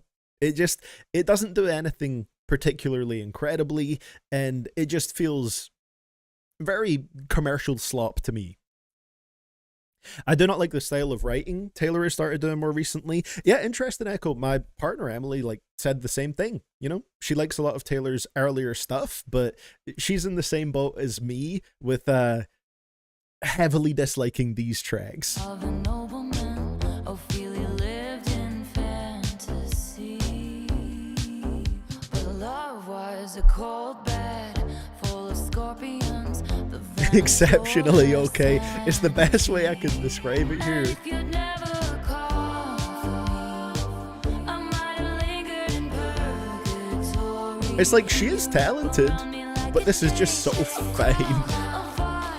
Pulling me into the fire. All that time I sat alone in my tower, you were just honing. It's got its defined sections. The chorus stands out, but man, it doesn't do anything particularly well.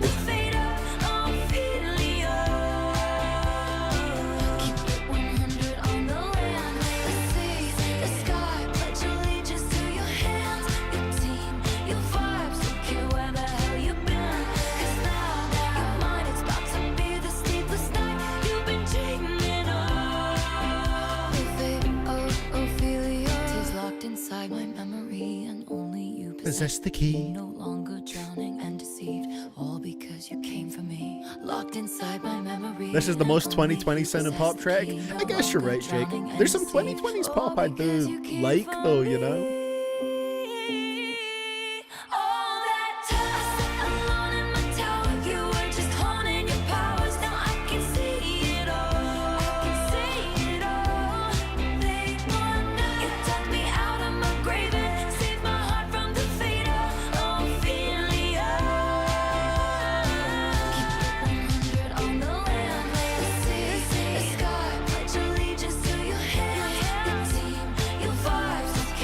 Olivia Dean makes some good pop music, bro, 100%. 100%. What's that song called? Is it Man I Need? I mentioned this on an earlier stream talking about radio tracks. Man I Need is peak. Like, that's a great radio track. This one, not so much.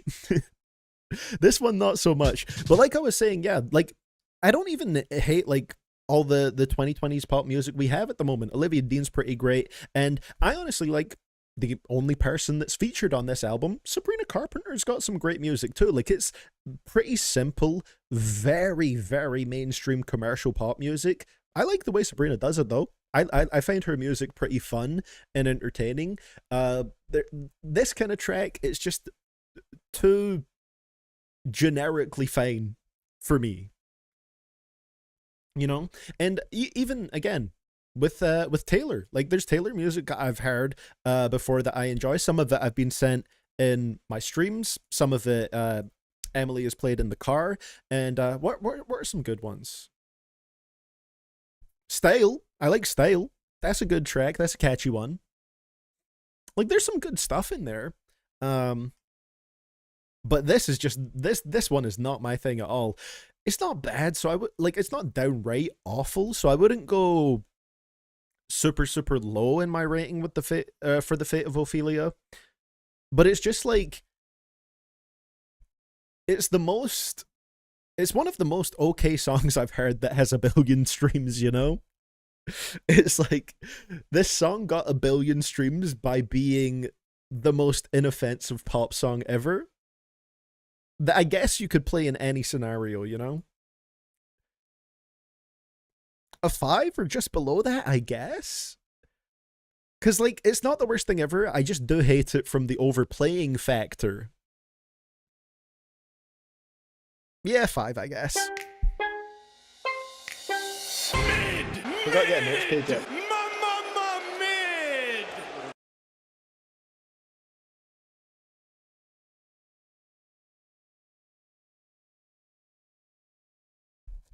So I guess I maybe won't put it down as a least favorite, just because I'm being assured by the chat that it will get worse. So I'll hold out for that. Yeah. Gonna see how the rest of this goes. Sabrina's last 2 albums wipes Taylor's last couple albums. I believe it. I believe it. Every song I've heard on the radio from Sabrina, I don't think I've heard one that I dislike. And Emily plays a lot of her music as well. And I don't really think I've heard anything from her I don't enjoy. I have my, like, favorites and ones that I prefer. But yeah, there's, like, plenty of good stuff here. Juno's a bop. What's one of my favorite ones? Nonsense. Nonsense is one of my favorites from her. Feather's pretty good. Manchild's overplayed, but honestly, I still don't mind it. It's pretty fun. There's just a lot of catchy music in there. A lot of fun, catchy music.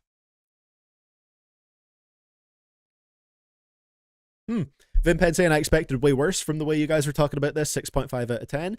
That's fair. That's fair, you know.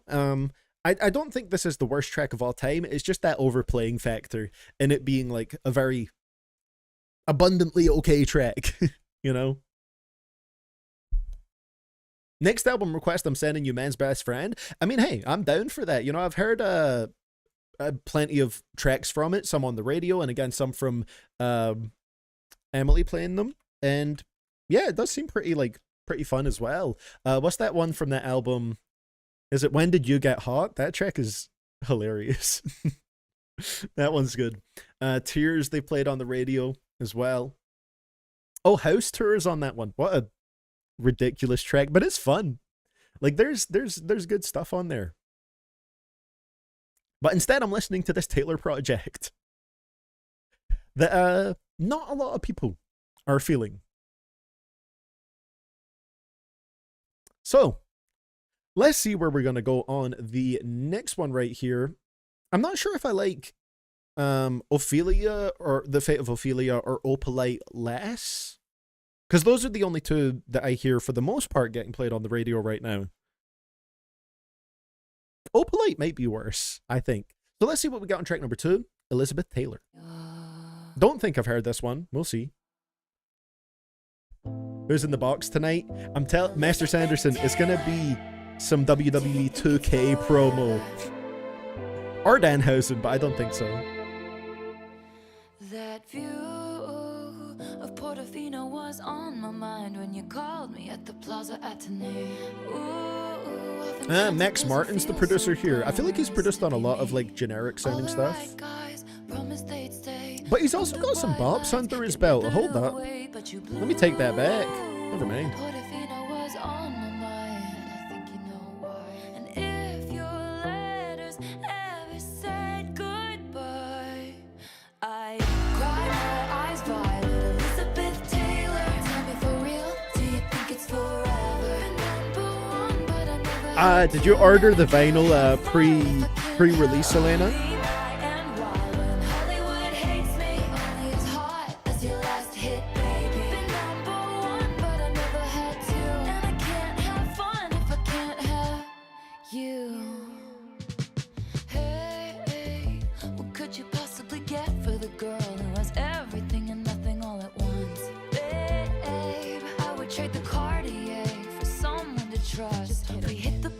What?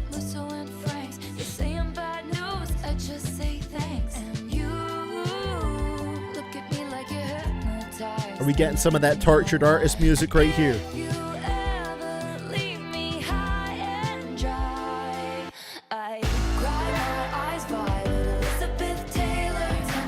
That hook section is doing a bit much.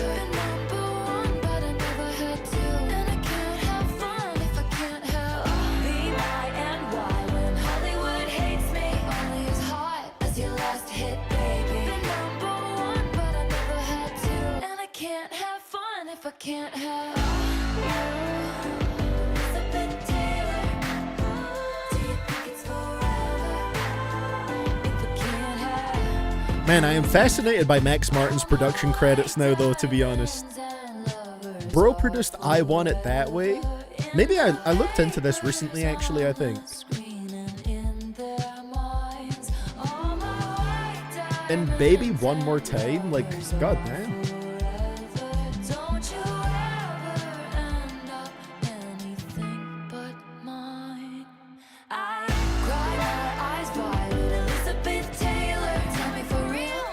You know what it is? This hook, again, it's not the worst thing ever, but it's such like trailer music. Not like as in a trailer park, as in like movie trailer music. And it just feels like... You know what it feels like? All right, this is going to be such a specific reference that I don't even know if people are going to know what I'm talking about. But for some reason yesterday, it is a pretty big show at the moment, to be fair. For some reason yesterday, I've just been hearing a bit about this show. And I didn't think I would like it. I thought it would be some like slop garbage that would maybe at least be slightly enjoyable. But I decided to try and watch the first episode yesterday of The Rookie. I don't know if you guys have heard about that. It's went for like 8 seasons. Pretty huge show.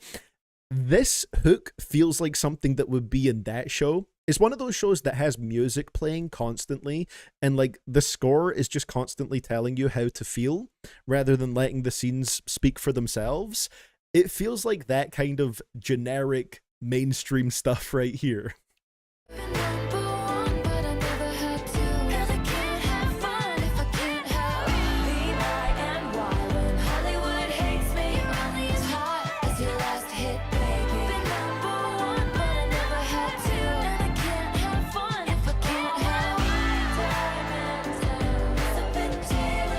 Sounds like something from a new Hunger Games movie or something. Probably an even better comparison there.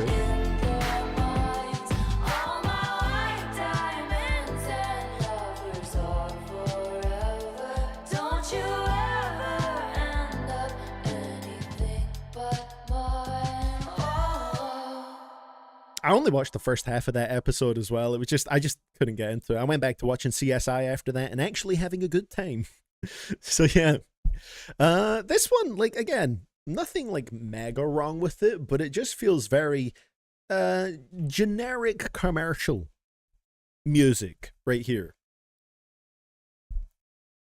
Man's produced both Can't Feel My Face and Blinding Lights, 2 of Abel's biggest songs. Damn. All right, Max Martin does have the sauce. I apologize. I was too quick to the draw there, because yeah, he's produced a lot of this, it seems like. Maybe he even like executively produced this, but he has some real bops under his belt, like The Weeknd, Ariana Grande, Britney Spears. Like, This man must be absurdly rich with these production credits too. Bro, he looks like the go-to pop guy. Damn.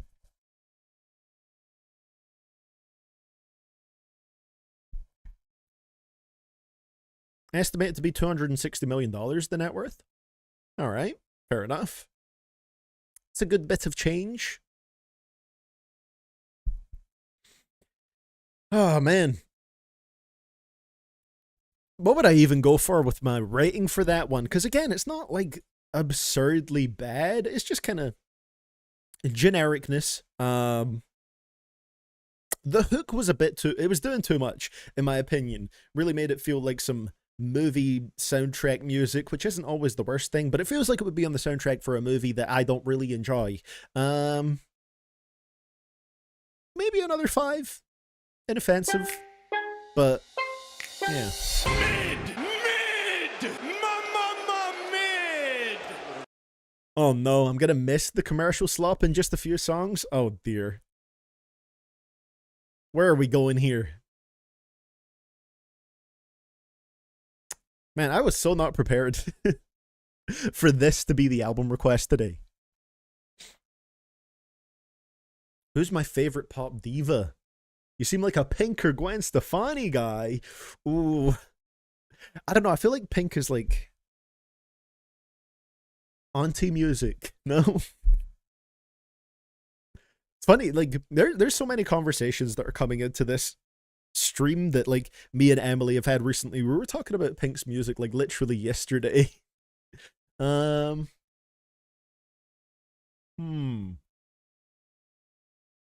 I don't know. Britney Spears is pretty iconic. She's got some real bops. I'm gonna need to give that one some thought. See ya.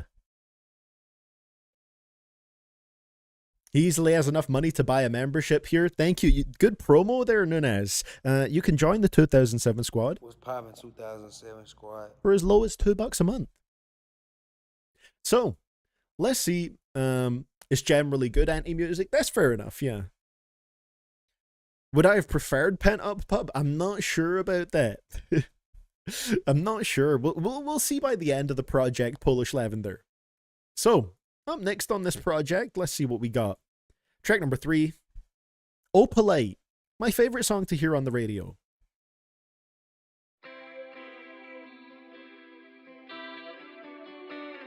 Feed that generic pop into my veins. Oh, this one has my favorite bar as well. All the perfect couples said, when you know, and when you don't, you don't. We the best music.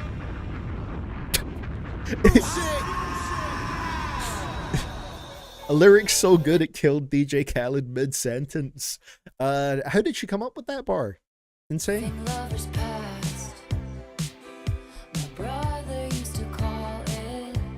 Oh, I might need to check that out. Vin Pen, that sounds good. It's never gonna last. I thought my house was haunted.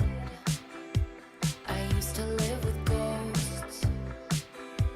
The Kanye and Travis collab album may be on the way. What is that gonna sound like in 2026? There it is. Goated songwriting. All of the foes and all of the friends. I've seen it before, they'll see it again. Life is a song, it ends when it ends. I was wrong. So on the nose. But my mama told me it's alright. You were dancing through the lightning strikes. Sleepless in the onyx night. But now the sky is open light.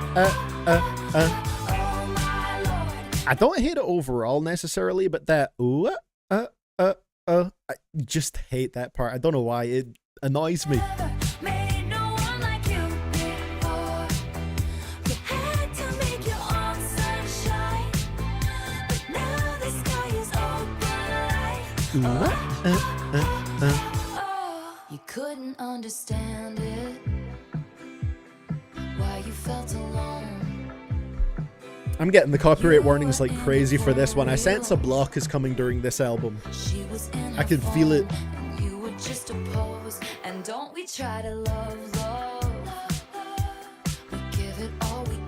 This is live, laugh, love energy. Finally left the table.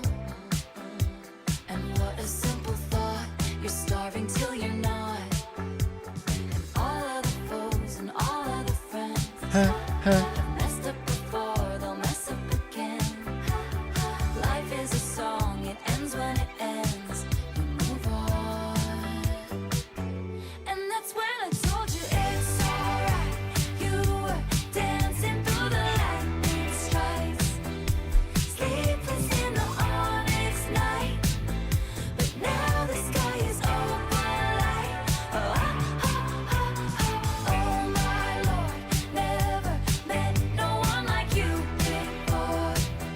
You had to make your Hey, back on the Twitch side. How's it going, Elena? Let's go. Twitch gang, we up.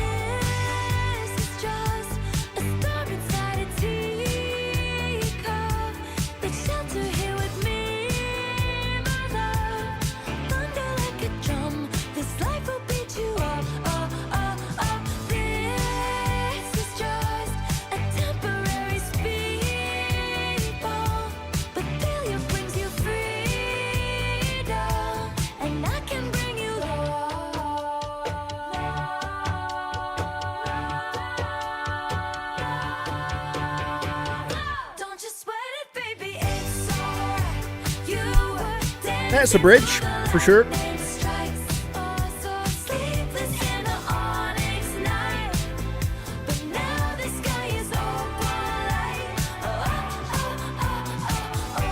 This can kind of tie into something we were talking about a little bit earlier on.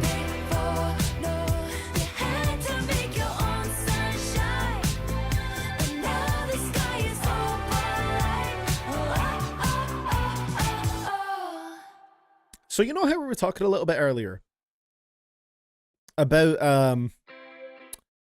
with the Yukika album that was sent in by Alvin Park. We were talking about how all the songs on there were like actually written by other people and Yukika was just the vocalist, but it didn't really matter because you know, the heart and the passion came through in the music, and it didn't really negatively affect the way the story was conveyed. And I was talking about how sometimes it can feel like, you know, songs that are like pop songs that are written by other people can feel like they're written by committee.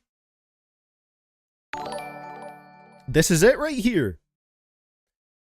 Hey, thank you for the resub, Elena. Much appreciated. This feels like it was written in a boardroom. This music. That's what really like bugs me about it, is that it feels like it's written in a boardroom to be as commercial as possible. And it's something that really grinds my gears a little bit. It feels like, I don't know, I feel like the other songs I've heard from her have at least some personality in there. They have a little something going for them. This really doesn't. It really doesn't.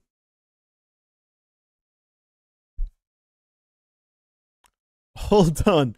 Great nickname, by the way, here, Elena. Elena in the sub message saying, Plague Boy ass. Plague Boy Max just won a fucking Brit Award. Are we serious? Really? Interesting. There you go. Yeah, Automod always goes crazy. Automod is out here censoring people. But yeah, I feel like it feels like it's written by committee here. Still, I believe everybody when they're saying it's going to get worse. I guess another 5 for Opalite. There's more parts here that I really like dislike. I just don't like that oh pitch perfect there in the chorus, and just not a fan.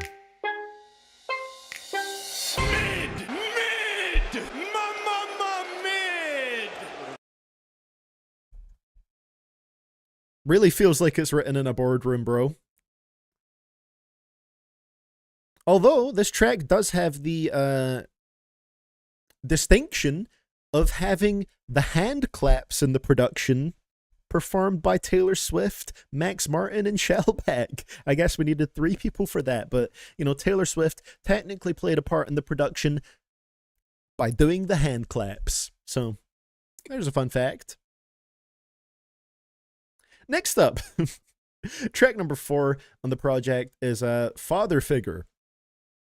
When is this going to take that serious dip? I'm curious.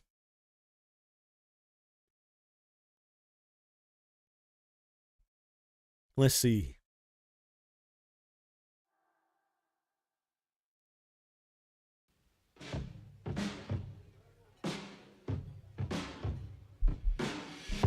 When I found you, you were young, we were lost in the cold.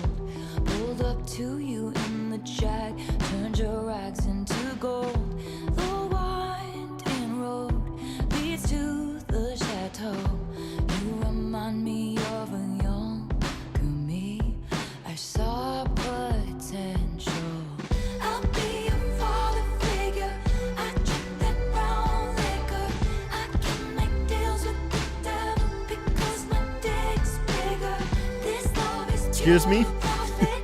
Just step into my office. How big are we talking, Taylor? Leave it with me. I protect the family. Leave it with me. I protect the family. I pay the check before it kisses the mahogany grain. Said they wanna see you rise, they don't want you to reign. I showed you all the tricks of the trade. All right. I ask for is your loyalty, my dear protege. I'll be a father figure. I drink that brown liquor. I can make deals with the devil because my dick's bigger.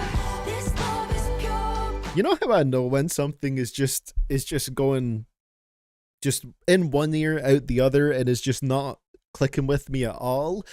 I don't even really like want to look deeper into what the lyrics are, what the songwriting is about here, because it's just not interesting enough for me to care.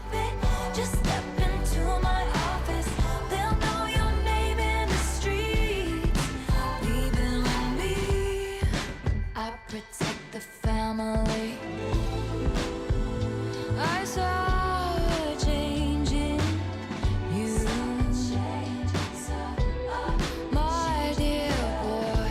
They don't make loyalty like they used to.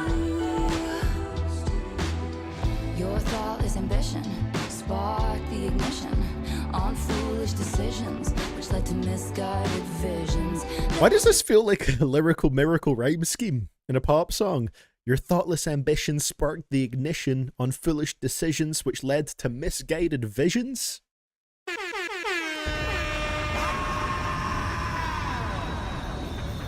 Fulfill your dreams. You had to get rid of me. I protect the family. I was your Oh, I already know we're probably gonna be far apart on this one, Vin made Pen. a deal with this devil. Turns out my dick's bigger. You wanna fight, you found it. I got the place surrounded. You'll be sleeping with the fishes before you know you're drowning. Whose portraits on the mantle? Who covered Ooh. up your scandals? Hey, thank you for the gifted sub over there, Elena. We have I Sorrow. Welcome to the 2007 squad.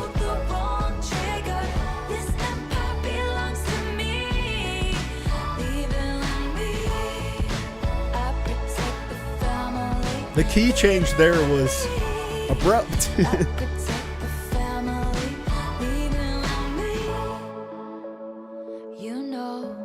Wow. Remind me of a younger me. I saw potential.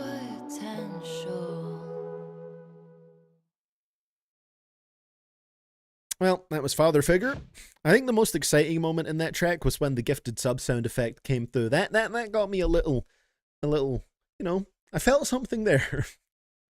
I felt a spike in my brain activity, but for most of that track, it was a flat line. That's the best way I can describe it. Yeah. That was a song that exists.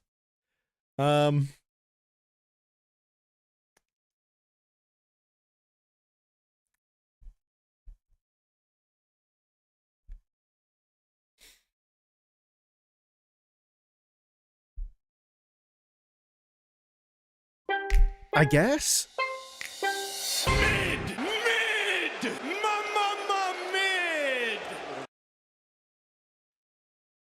But maybe a bit lower than mid as well. I don't know. Should I put this in the stream title? Do I want to risk invoking the wrath? Maybe. Maybe I'll just put this one in the title. Why not?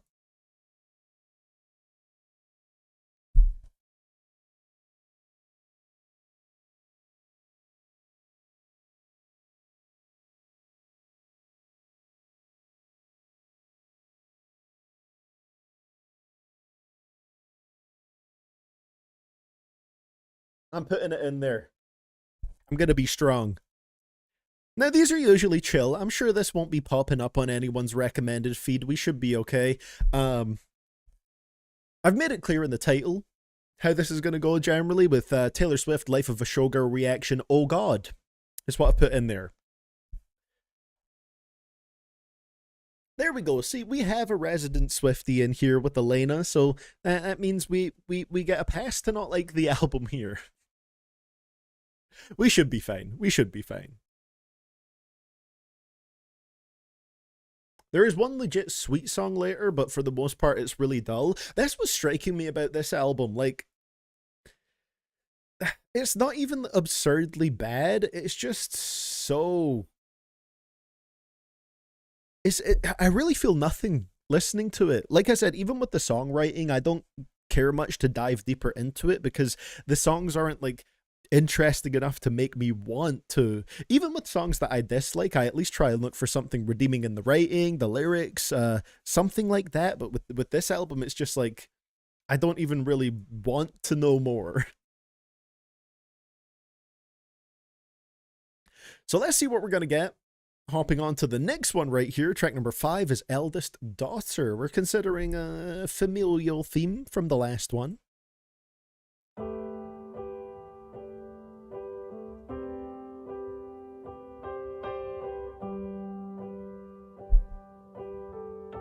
Penny X. Everybody's so punk on the internet. Everyone's unbothered till they're not. Every joke's just trolling and memes. Sad as it seems. Oh, this is where we're gonna go with this one. Okay. Apathy is hot. Everybody's Trapaholics mixtapes. Damn, son, where'd you find this? Cold as ice. When you found me, I said I was busy. That was a lie. I have been afflicted by a terminal uniqueness. I've been dying just from trying to seem cool. Terminal uniqueness, But eh? I'm not a bad bitch, and this isn't savage. But I'm never gonna let you down. I feel like I just sucked the I'm lemon. never gonna leave you out. So many traitors, smooth operators, but I'm never gonna break that vow. I'm never gonna leave you now. You know, I've had that on the soundboard for a while, Echo. I just don't use it as frequently as I should, honestly. Trapaholics mixtapes. Metro Boomin, make it boom. You know the last time I laughed this hard was on the trampoline in somebody's backyard. I must have been about 8 or 9. That was the night I fell off and broke my arm. Pretty soon I learned cautious discretion. When your first crush crushes something kind. When I said I don't believe in marriage, that was a lie. Every eldest daughter was the first lamb to the slaughter. So we all dressed up as wolves and we looked fire. We looked fire. But I'm not a bad bitch, and this isn't savage. But Wow, I'm never okay, the gonna writing on let this you one down. is something. I'm never gonna leave you out. So many traitors, smooth operators, but I'm never gonna break that vow. I'm never gonna leave you now. What else have we got in here?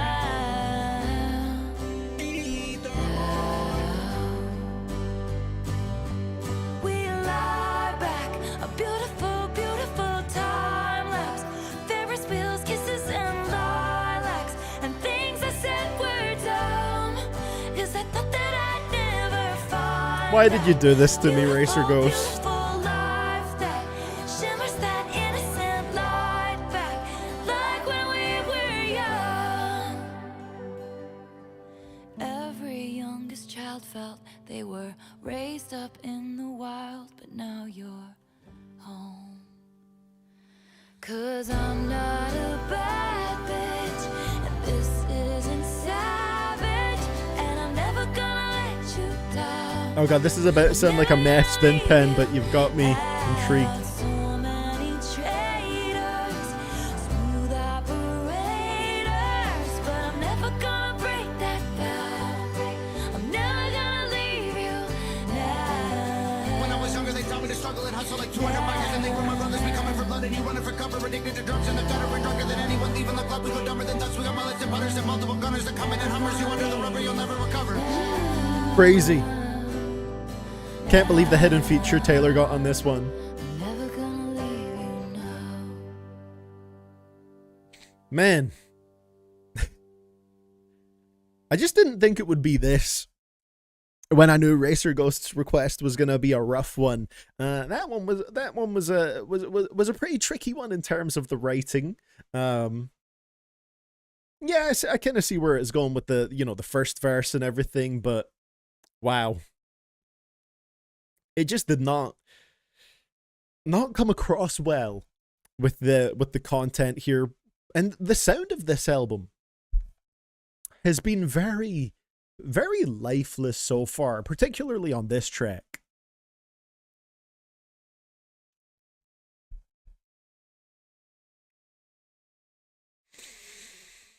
Oh man, maybe I just don't understand, all right, because I'm the middle child. The track is not relatable for me. I'm not, in fact, the youngest daughter in my family, believe it or not. So I'm gonna go with like a 4 for that one. We're gradually kind of dipping down.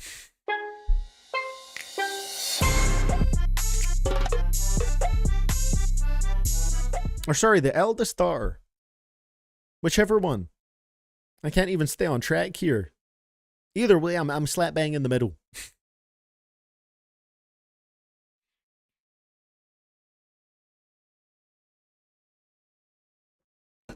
So, that one was pretty rough.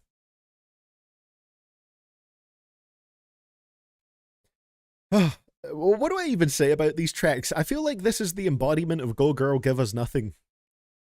Like, there's just nothing coming through here. It feels like it's that wallpaper music. It's just there. And it's not doing anything.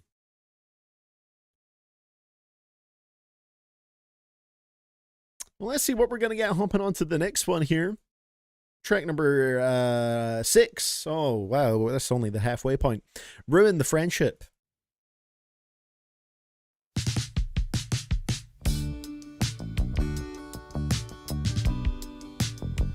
A little bass line going.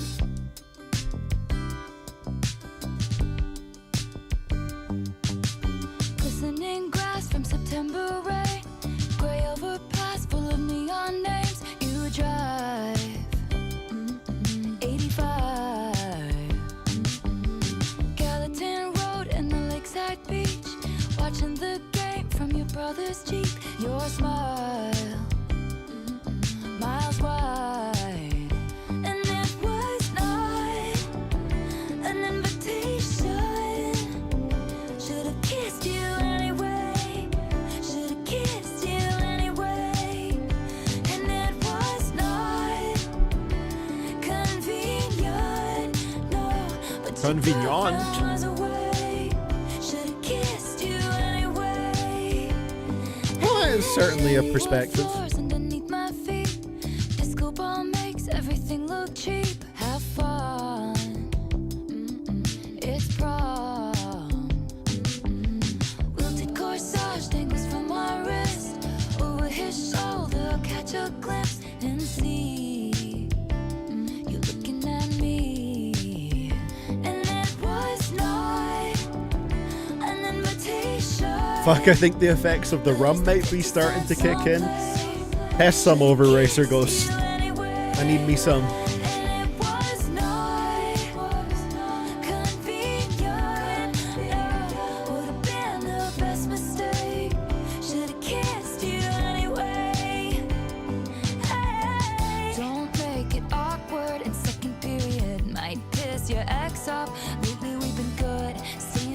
safe doesn't mean you should.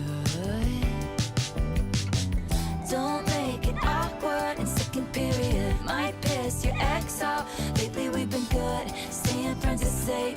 Us on Twitch can't even get blessed by the copyright gods. When I left school, I lost track of you. Where is that block at? Called me with the bad news. Goodbye. And we'll never know Why? Yeah. It was not an invitation. But No, I missed her talking about the 50 Cent song playing. so much left to say. It was not I was too busy being lured into a but a whisper. mediocre trance. Should've kissed you anyway. And the 50 Cent song was on. An invitation. Should've kissed you anyway. Should've kissed you anyway. It was a choice lyric. My advice is always ruin the friendship. Better than regret it for all time. Should've kissed you anyway. My advice is always answer. It took it somewhere at the end that I don't know. I feel like the track just doesn't have the emotional sound that really drives that home, unfortunately. It went somewhere in the end with the writing, it seems, at least. But man, the whole track just did absolutely nothing once again. Absolutely nothing once again. Again, looking through the lyrics, that one did seem to go somewhere that could have been intriguing by the end of it. But the actual sound of the song was just so dry once again. And it's almost like just a hypnotically mediocre listen from the sound of it. I don't even know what to feel when I listen to this. It just feels like absolute nothing.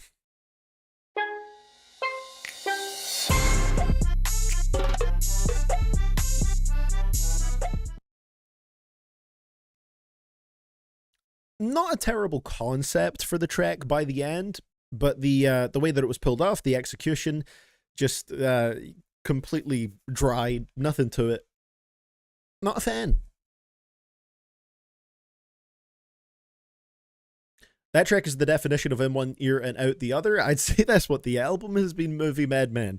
I don't think I'm going to remember much about this by the time that it's done, other than the 2 radio tracks that have just been forcibly drilled into my head by this point. This must be... How was Album of the Year feeling about this, alright? My guess is it's going to be around a 40 for user score. 42. There we go. Nailed it.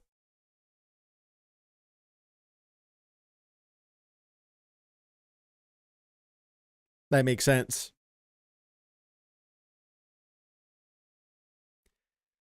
Well, y'all are sleeping on this one. It's top 3 on the album. To each their own, Sawdust. For me, I feel like it just, the sound of it just didn't connect with me in any way. I didn't find the instrumentation or the vocals particularly engaging. And, I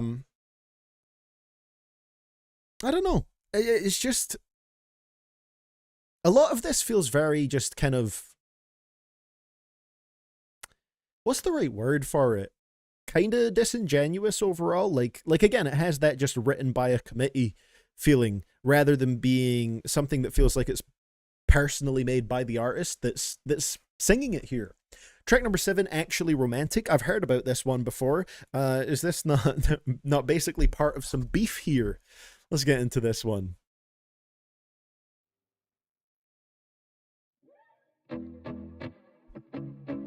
Some Charlie XCX beef on this I one. heard you call me boring Barbie when the coke's got you brave. I Jesus. my ex and then you said you're glad he ghosted me. Wrote me a song saying it makes you sick to see my face. Some people might be offended, but it's actually sweet.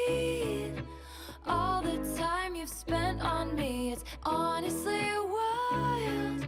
All the effort you've put in, it's actually romantic. I really gotta hand it to you. Ooh, no man has ever loved me like you do.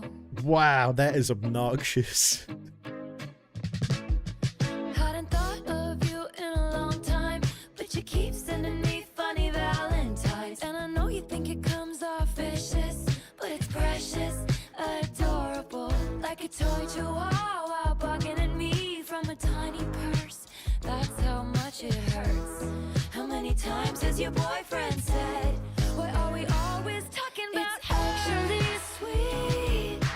All the time you've spent on me, it's honestly wild. All the effort you've put in, it's actually romantic. I really gotta hand it to you. Ooh, no man has ever loved me like you do. You think I'm tacky, baby? Stop talking dirty to me.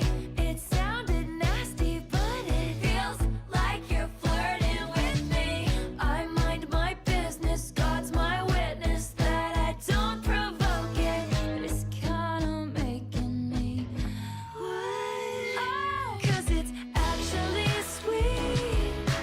All the time you've spent on me, it's That pretty much sums it up right there. all the effort you put in, it's actually romantic. Really gotta hand it to you. No man has ever loved me like you. It's actually romantic. You just give me so much attention. It's actually romantic. Wow. That is one of the most obnoxious tracks I have ever heard in my life. She's not mad. Do not write down that she's mad. She's hashtag unbothered. Wow, that was really rough, that one. I'm trying to remember, what did Charlie even actually like say about her? Like, 'cause was it even that bad?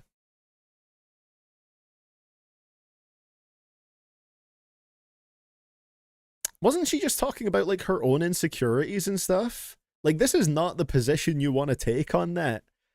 You're so obsessed with me. It's so silly. I'm not even fazed by it. You're like a toy chihuahua barking at me from a tiny purse. Like, what a bad look. That stinks. That actually stinks. This is the first one on here that's been like an obnoxious stinker. Charlie just said she felt insecure around Taylor. That's it. Okay, so Charlie was vulnerable and honest, and Taylor responds with that. That's probably the worst direction you could go in with it.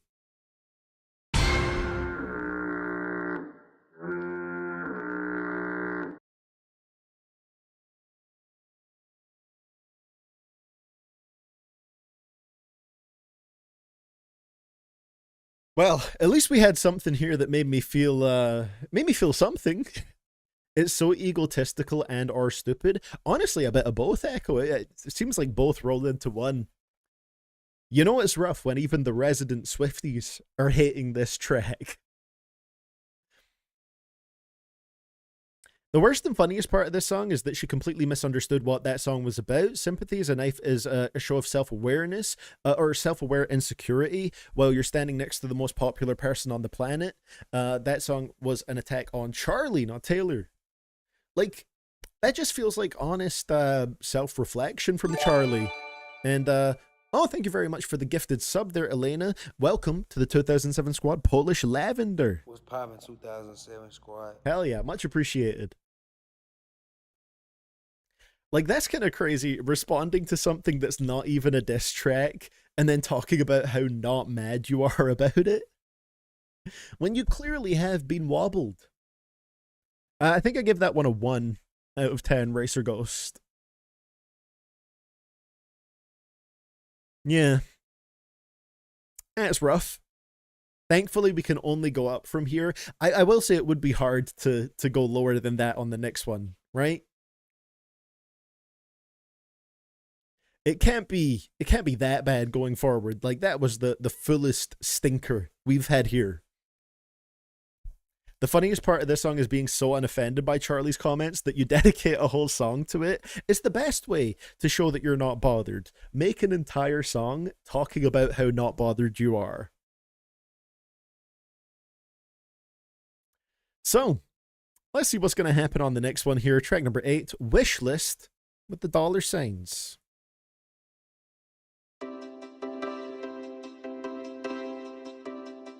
Was this disco written by Melly Mel? Might be Vinted. Under chopper blades, they want those bright lights and Balenci shades and a fat What about the ass Rick with Owens a baby pants? face. They want it. She hasn't even mentioned the Rick. Fake rich person. They want that complex female character. They want that critical smash palm d'or and an Oscar on their bathroom floor. They want it all, and they should have what they want. They deserve what they want. Hope they get what they want. I just want you. Have a couple kids, got the whole block looking like you. We tell the world to leave us the fuck alone, and they do.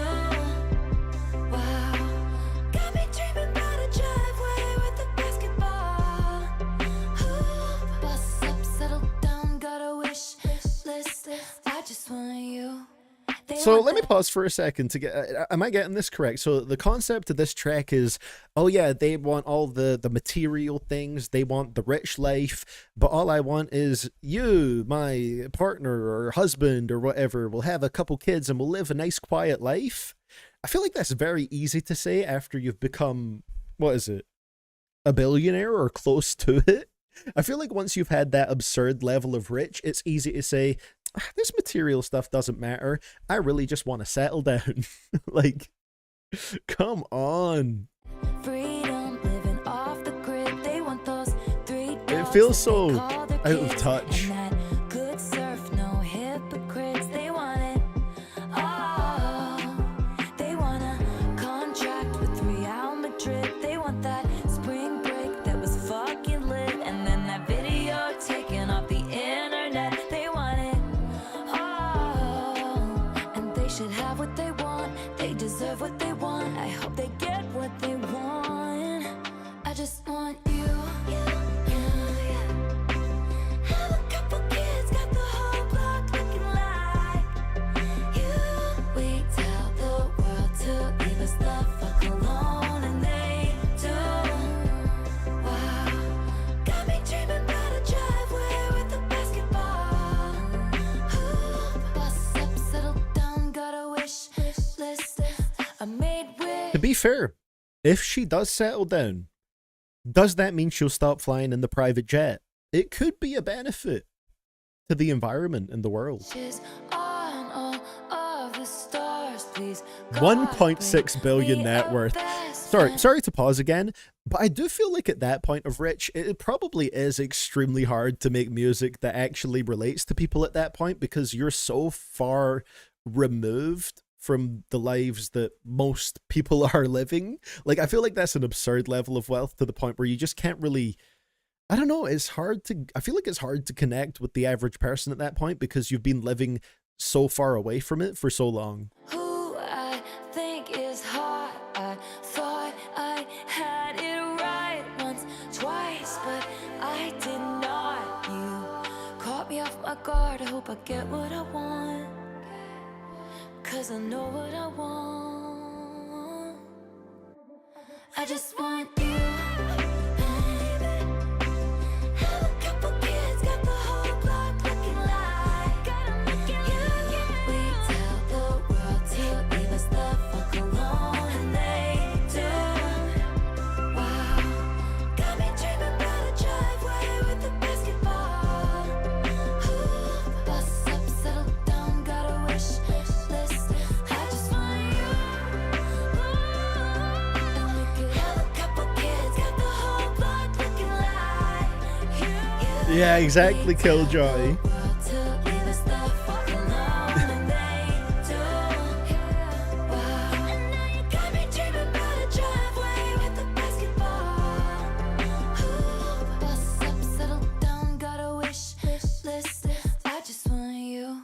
look, all the billionaire wants is to settle down. She doesn't care about the glitz and the glamour, you know. I feel like this kind of goes against what she does, where she'll drop 5,000 different versions of something to make sure it charts #1 every time. But she doesn't care about all that. She just wants to settle down. It feels disingenuous. It doesn't feel real. It just feels like it's trying to hit a certain emotion rather than, you know, actually being true to her. And I feel like there's no real genuine vulnerability or reflection or anything on this album.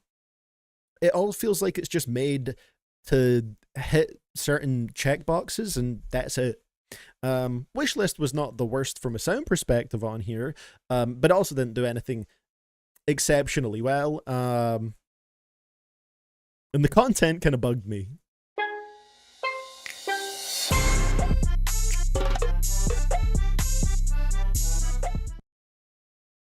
Like, man, I am not a Taylor Swift hater by any means. Her music has never been something I've went out of my way to listen to, but like I said, I've heard tracks here and there that I really do enjoy from her. So, you know, it's not coming from that perspective of I've always hated her music or anything like that. This is just genuinely pretty rough, and it doesn't feel like a genuine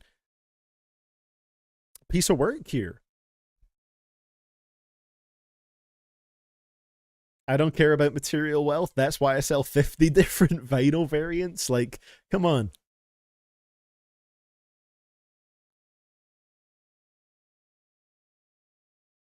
Well, let's see where we go on the next one. I was hoping that wasn't going to be what this one is about, Killjoy. It's track number 9, Wood. Is it really about that kind of wood? Is this what we're doing here?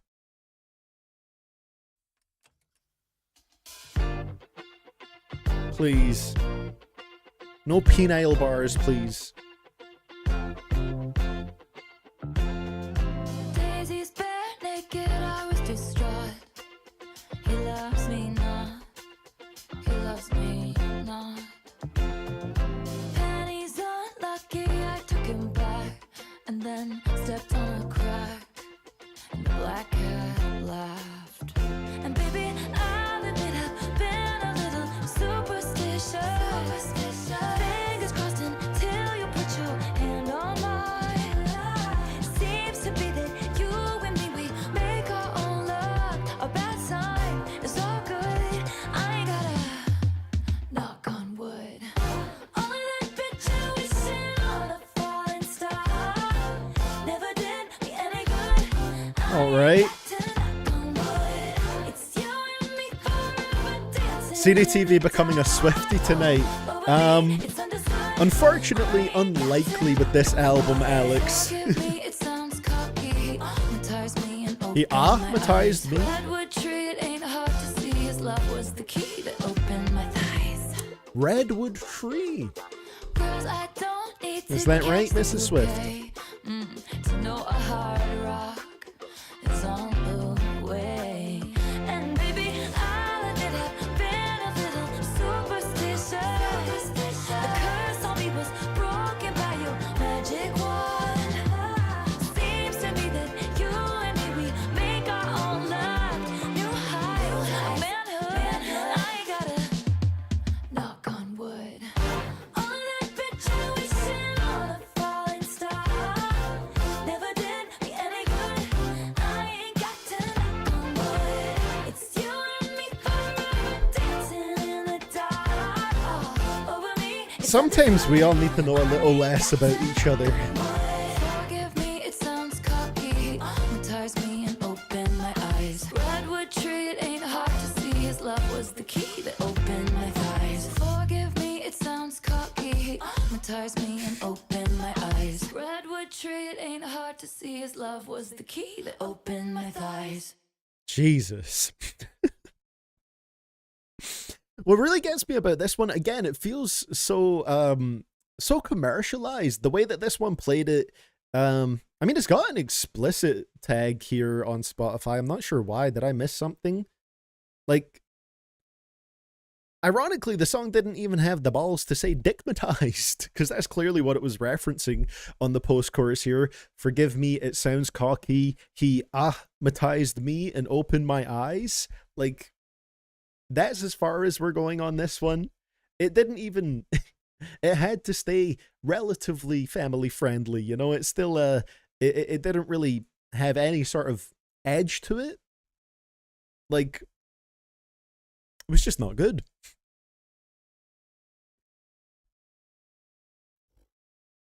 Very kids bop, in a way, yeah, in a way. Well, I mean, if anybody was, I mean, I guess it's a big trek for anybody who was wondering if Travis Kelce was packing, I guess. This seemed to give you an answer to that. If that's something you're looking for from the music that you're listening to, then you got that with this one. Don't care. That's Don't something. care. Still don't care. I don't care. Sabrina would have done it a lot better, though, because it ties way more into her image and the type of music that she makes. This is very, like, on brand for her. For Taylor, I don't know if this is, like, what I would really expect from her music. Like, Sabrina's whole brand, for the most part, is pretty much making these, like, cheeky sexual innuendo songs. That's a lot of what her popular tracks are. So it's, like, much more in line with the music that she makes generally. With Taylor, I don't really feel like that's often what I hear from her, and it feels so awkward the way that it's pulled off here. And still feels very disingenuous. This whole thing feels disingenuous. It's the one word I could go for that would sum up this project.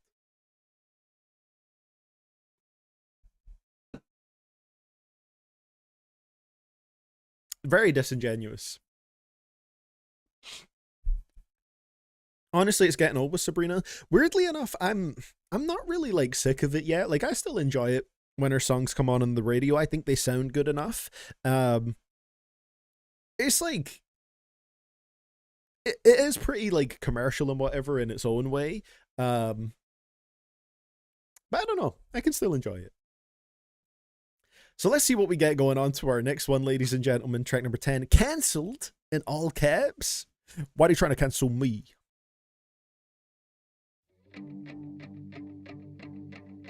You thought that it would be okay. Bro, we bringing out the dark guitars on this one. Situation could be saved, of course, but they'd already picked out your grave and hers. Beware the wrath of masked crusaders. Did your girl boss too close to the sun? Did they catch you? Oh. Ballin', but at what cost?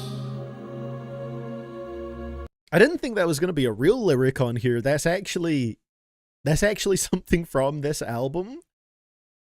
Did your girl boss too close to the sun? Did your girl boss too close to the sun? Did they catch you having far too much fun? Come with me, when they see us, they'll run. Something wicked this way comes. Good thing I like my friends canceled. I like them cooked in Gucci and in scandal. Like my Really, this is the same riff as a Nirvana song from En Utero? I thought it sounded semi-familiar.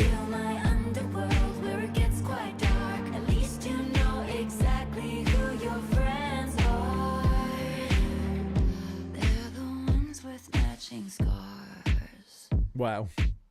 It's easy to love you when you're popular. The optics click everyone. Have you heard any Nirvana albums? I have not, rest in pog, but I would 100% be open to it. Tone deaf and hot, let's fucking off her. Did you make it? After rewatching The Batman, I've been coming back to Something in the Way by Nirvana a whole bunch. What a great track. Love that one. Baby, that all ends tonight. Good thing I like my friends canceled. I like them cooked in Gucci and in scandal. Like my whiskey sour and poison thorny flowers. Welcome to my underworld. It'll break your Ain't Travis Kelsey makes royalties off the Dick song? Hey, fair question. Food for thought. They stood by me before my exoneration. They believed I was innocent, so I'm not here for judgment. No. But if you can't be good, then just be better at Oh, it's getting it. dramatic. Let's go. Everyone's got bodies in the attic or took somebody's man. We'll take you by the hand, and soon you'll learn the art of never getting caught. It's a good thing I like my friends cancel. You know that I ain't come cloaked in Gucci and in scandal. Like my whiskey sour. Damn. Sold 2.7 million copies on its release day. There you go.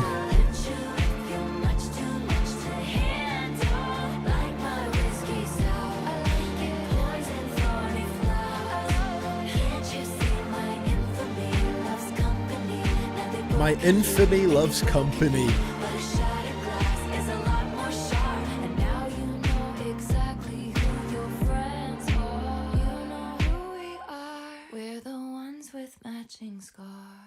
Oh. Yeah. Subtlety of Jared Leto's Joker right there. You would never understand the dark, perplexing corners of her mind on this one. Is there it must exist out there. Are there tracks that, like, from major artists talking about cancel culture and everything that actually sound good and don't come off like a little bit embarrassing lyrically? I feel like it's hard to do, to be fair. And it certainly wasn't pulled off on this one. Oh, man. The Batman 2 coming next year. I'm so looking forward to it, Alex. By the way, I've said it before on these streams. The Batman. It's the best Batman movie. I have decided. I haven't even seen them all, but it is the best one. Manifesto by Tyler, maybe. That does it pretty well because, like, you know, it kind of, like, brushes it off in a kind of entertaining way. And doesn't, like, kind of... It can be very easy to come off as very, like, whiny when you do that as a major artist, you know? This one is like a 4, maybe?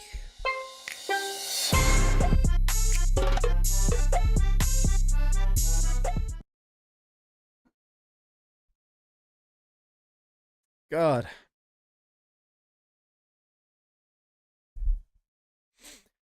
This is something. I like this song, but only because I think it's funny. Hey, fair enough, Sawdust. Fair enough. You know, at the end of the day, there's a whole bunch of subjectivity in music, and we'll all like and dislike things for different reasons, right? Yeah, this album has been a rough one for me personally so far. I feel like it's very devoid of character and personality, you know? There's so weirdly little to discuss about it almost. Oh, man.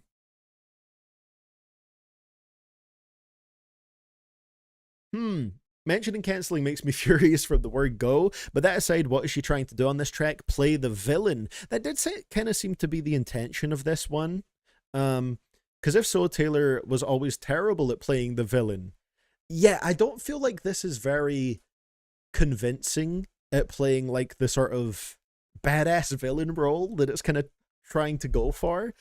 It really doesn't land from that perspective. The Dark Knight is the better movie in my opinion, but The Batman is the best Batman movie. I think that's a completely fair perspective, Sia, because, like, yeah, The Batman, like, nails the Batman vibe, the Gotham vibe and everything. But, like, The Dark Knight is an incredible movie. I might have The Batman above it on both counts, very, like, slightly on the better movie side of things. I don't know. Maybe. I'll have to give that some thought. So, how many more do we have left? Oh, 2 tracks. Bless up. Track number 11, Honey. Are we gonna get a honey ad read mid-track? You can call me honey if you want, because I'm the one Don't you do it, want. Taylor. They're not a good brand.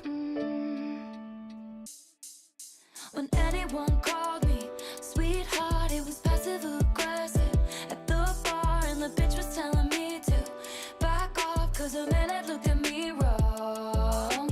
If anyone called me honey, it was standing in the bathroom, white teeth, they were saying that skirt don't fit me, and I cried the whole way home. But you touch my face, redefine all of those blues when you say honey. Summertime spritz, pink skies. You can call me honey if you want, because I'm the one you want. Winter green kiss, all mine. Give it different meaning, cause you mean it when you honey, I'm home, we could play house. You should make movie reviews. I've always thought it would be fun to cover like, oh man, to cover movies and shows and stuff like that somewhere. Sweetheart, it was passive aggressive at the bar, and the bitch was telling me to back off, cause a man had looked at me wrong. If anyone called me honey, it was standing in the bathroom, white teeth, they were saying that skirt don't fit me, and I cried the whole way home. But you touch my It's not a terrible concept here. It's cute in a way. You can call me honey if you want, because I'm the one you want. I'm the one you want. You give it different meaning. But again, it still slightly has that feeling of just like ticking things off the checklist. In the color of your eye, and graffiti my whole damn life, honey. When anyone called me late night, he was screwing around with my mind, asking what are you wearing, too high to remember in the morning. And when anyone called me lovely, they were finding ways not to praise me, but you say it like you're in awe of me, and you stay until the morning, honey. When anyone called me sweetheart, it was passive aggressive at the bar, and the bitch was telling me to back off, cause a man had looked at me wrong. He looked at me wrong. If anyone called me honey, it was standing in the I agree with that, Sia. There's a very unlikable energy to a lot of this album. but you can call me honey if you want. There's just this like, oh, hair in my mouth. There's a little like off-putting energy all throughout this. It just something about it. Not a very likable album. The melodies are missing for me on this one. Yeah, I didn't really like how the chorus kind of played out on this one in particular, Vimpen. I don't know. The drums were all right, I guess. They had some like good up-tempo energy to them, but yeah, the way this song played out vocally didn't really do that much for me. The overall concept of it is kind of cute, I guess. Kind of, you know, how her relationship recontextualized these words that were maybe used in a passive-aggressive way against her before. But, you know, now she's in this relationship with someone that she really loves. It kind of, he changes the meaning of those words for her and makes them actually feel nice, which is that's a fine concept. That works. That's cute. But I don't know. The track, again, just kind of falls flat. Is a little bit limp on its impact. It's a shame because it has a decent concept to it. 4-ish.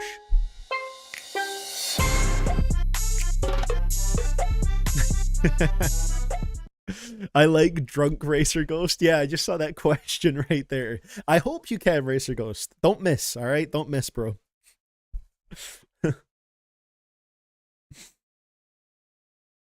Oh, God. Can't wait to see the review on Album of the Year. We're going to make an Album of the Year comeback with this one, Mira. Let's go.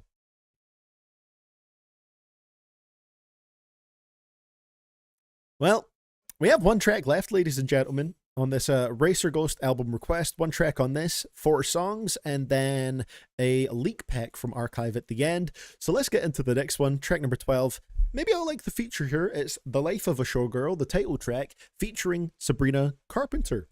I like Sabrina Carpenter's music, so we'll see how this goes. Oh.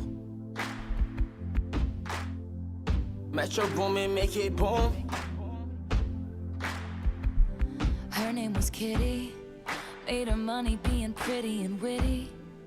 They gave her the keys to this city, then they said she didn't do it legitly. Legitly? I bought a ticket.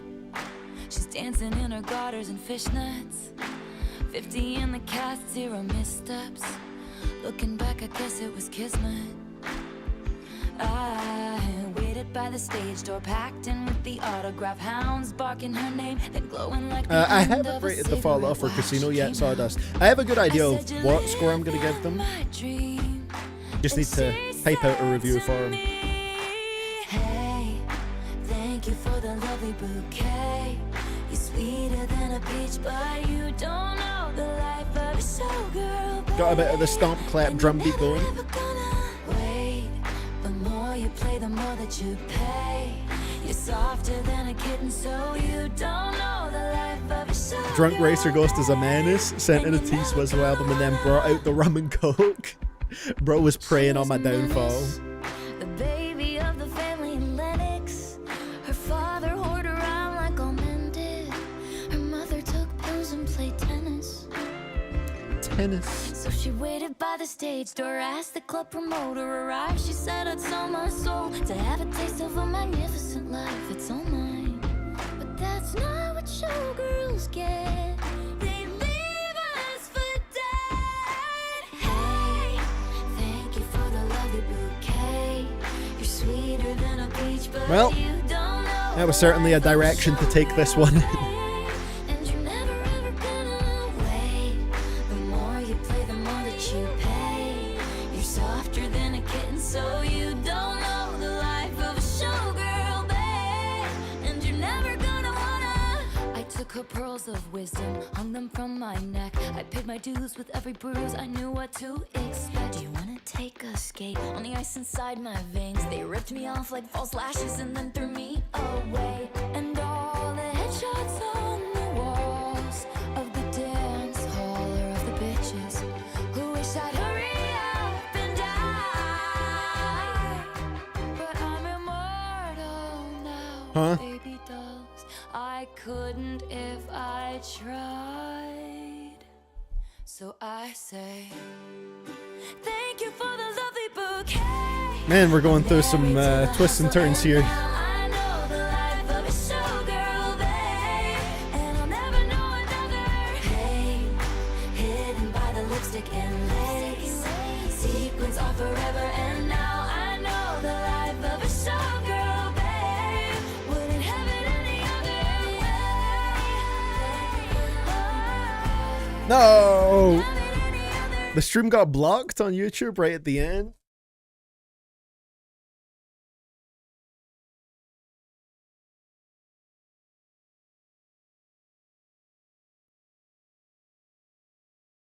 YouTube has been saved.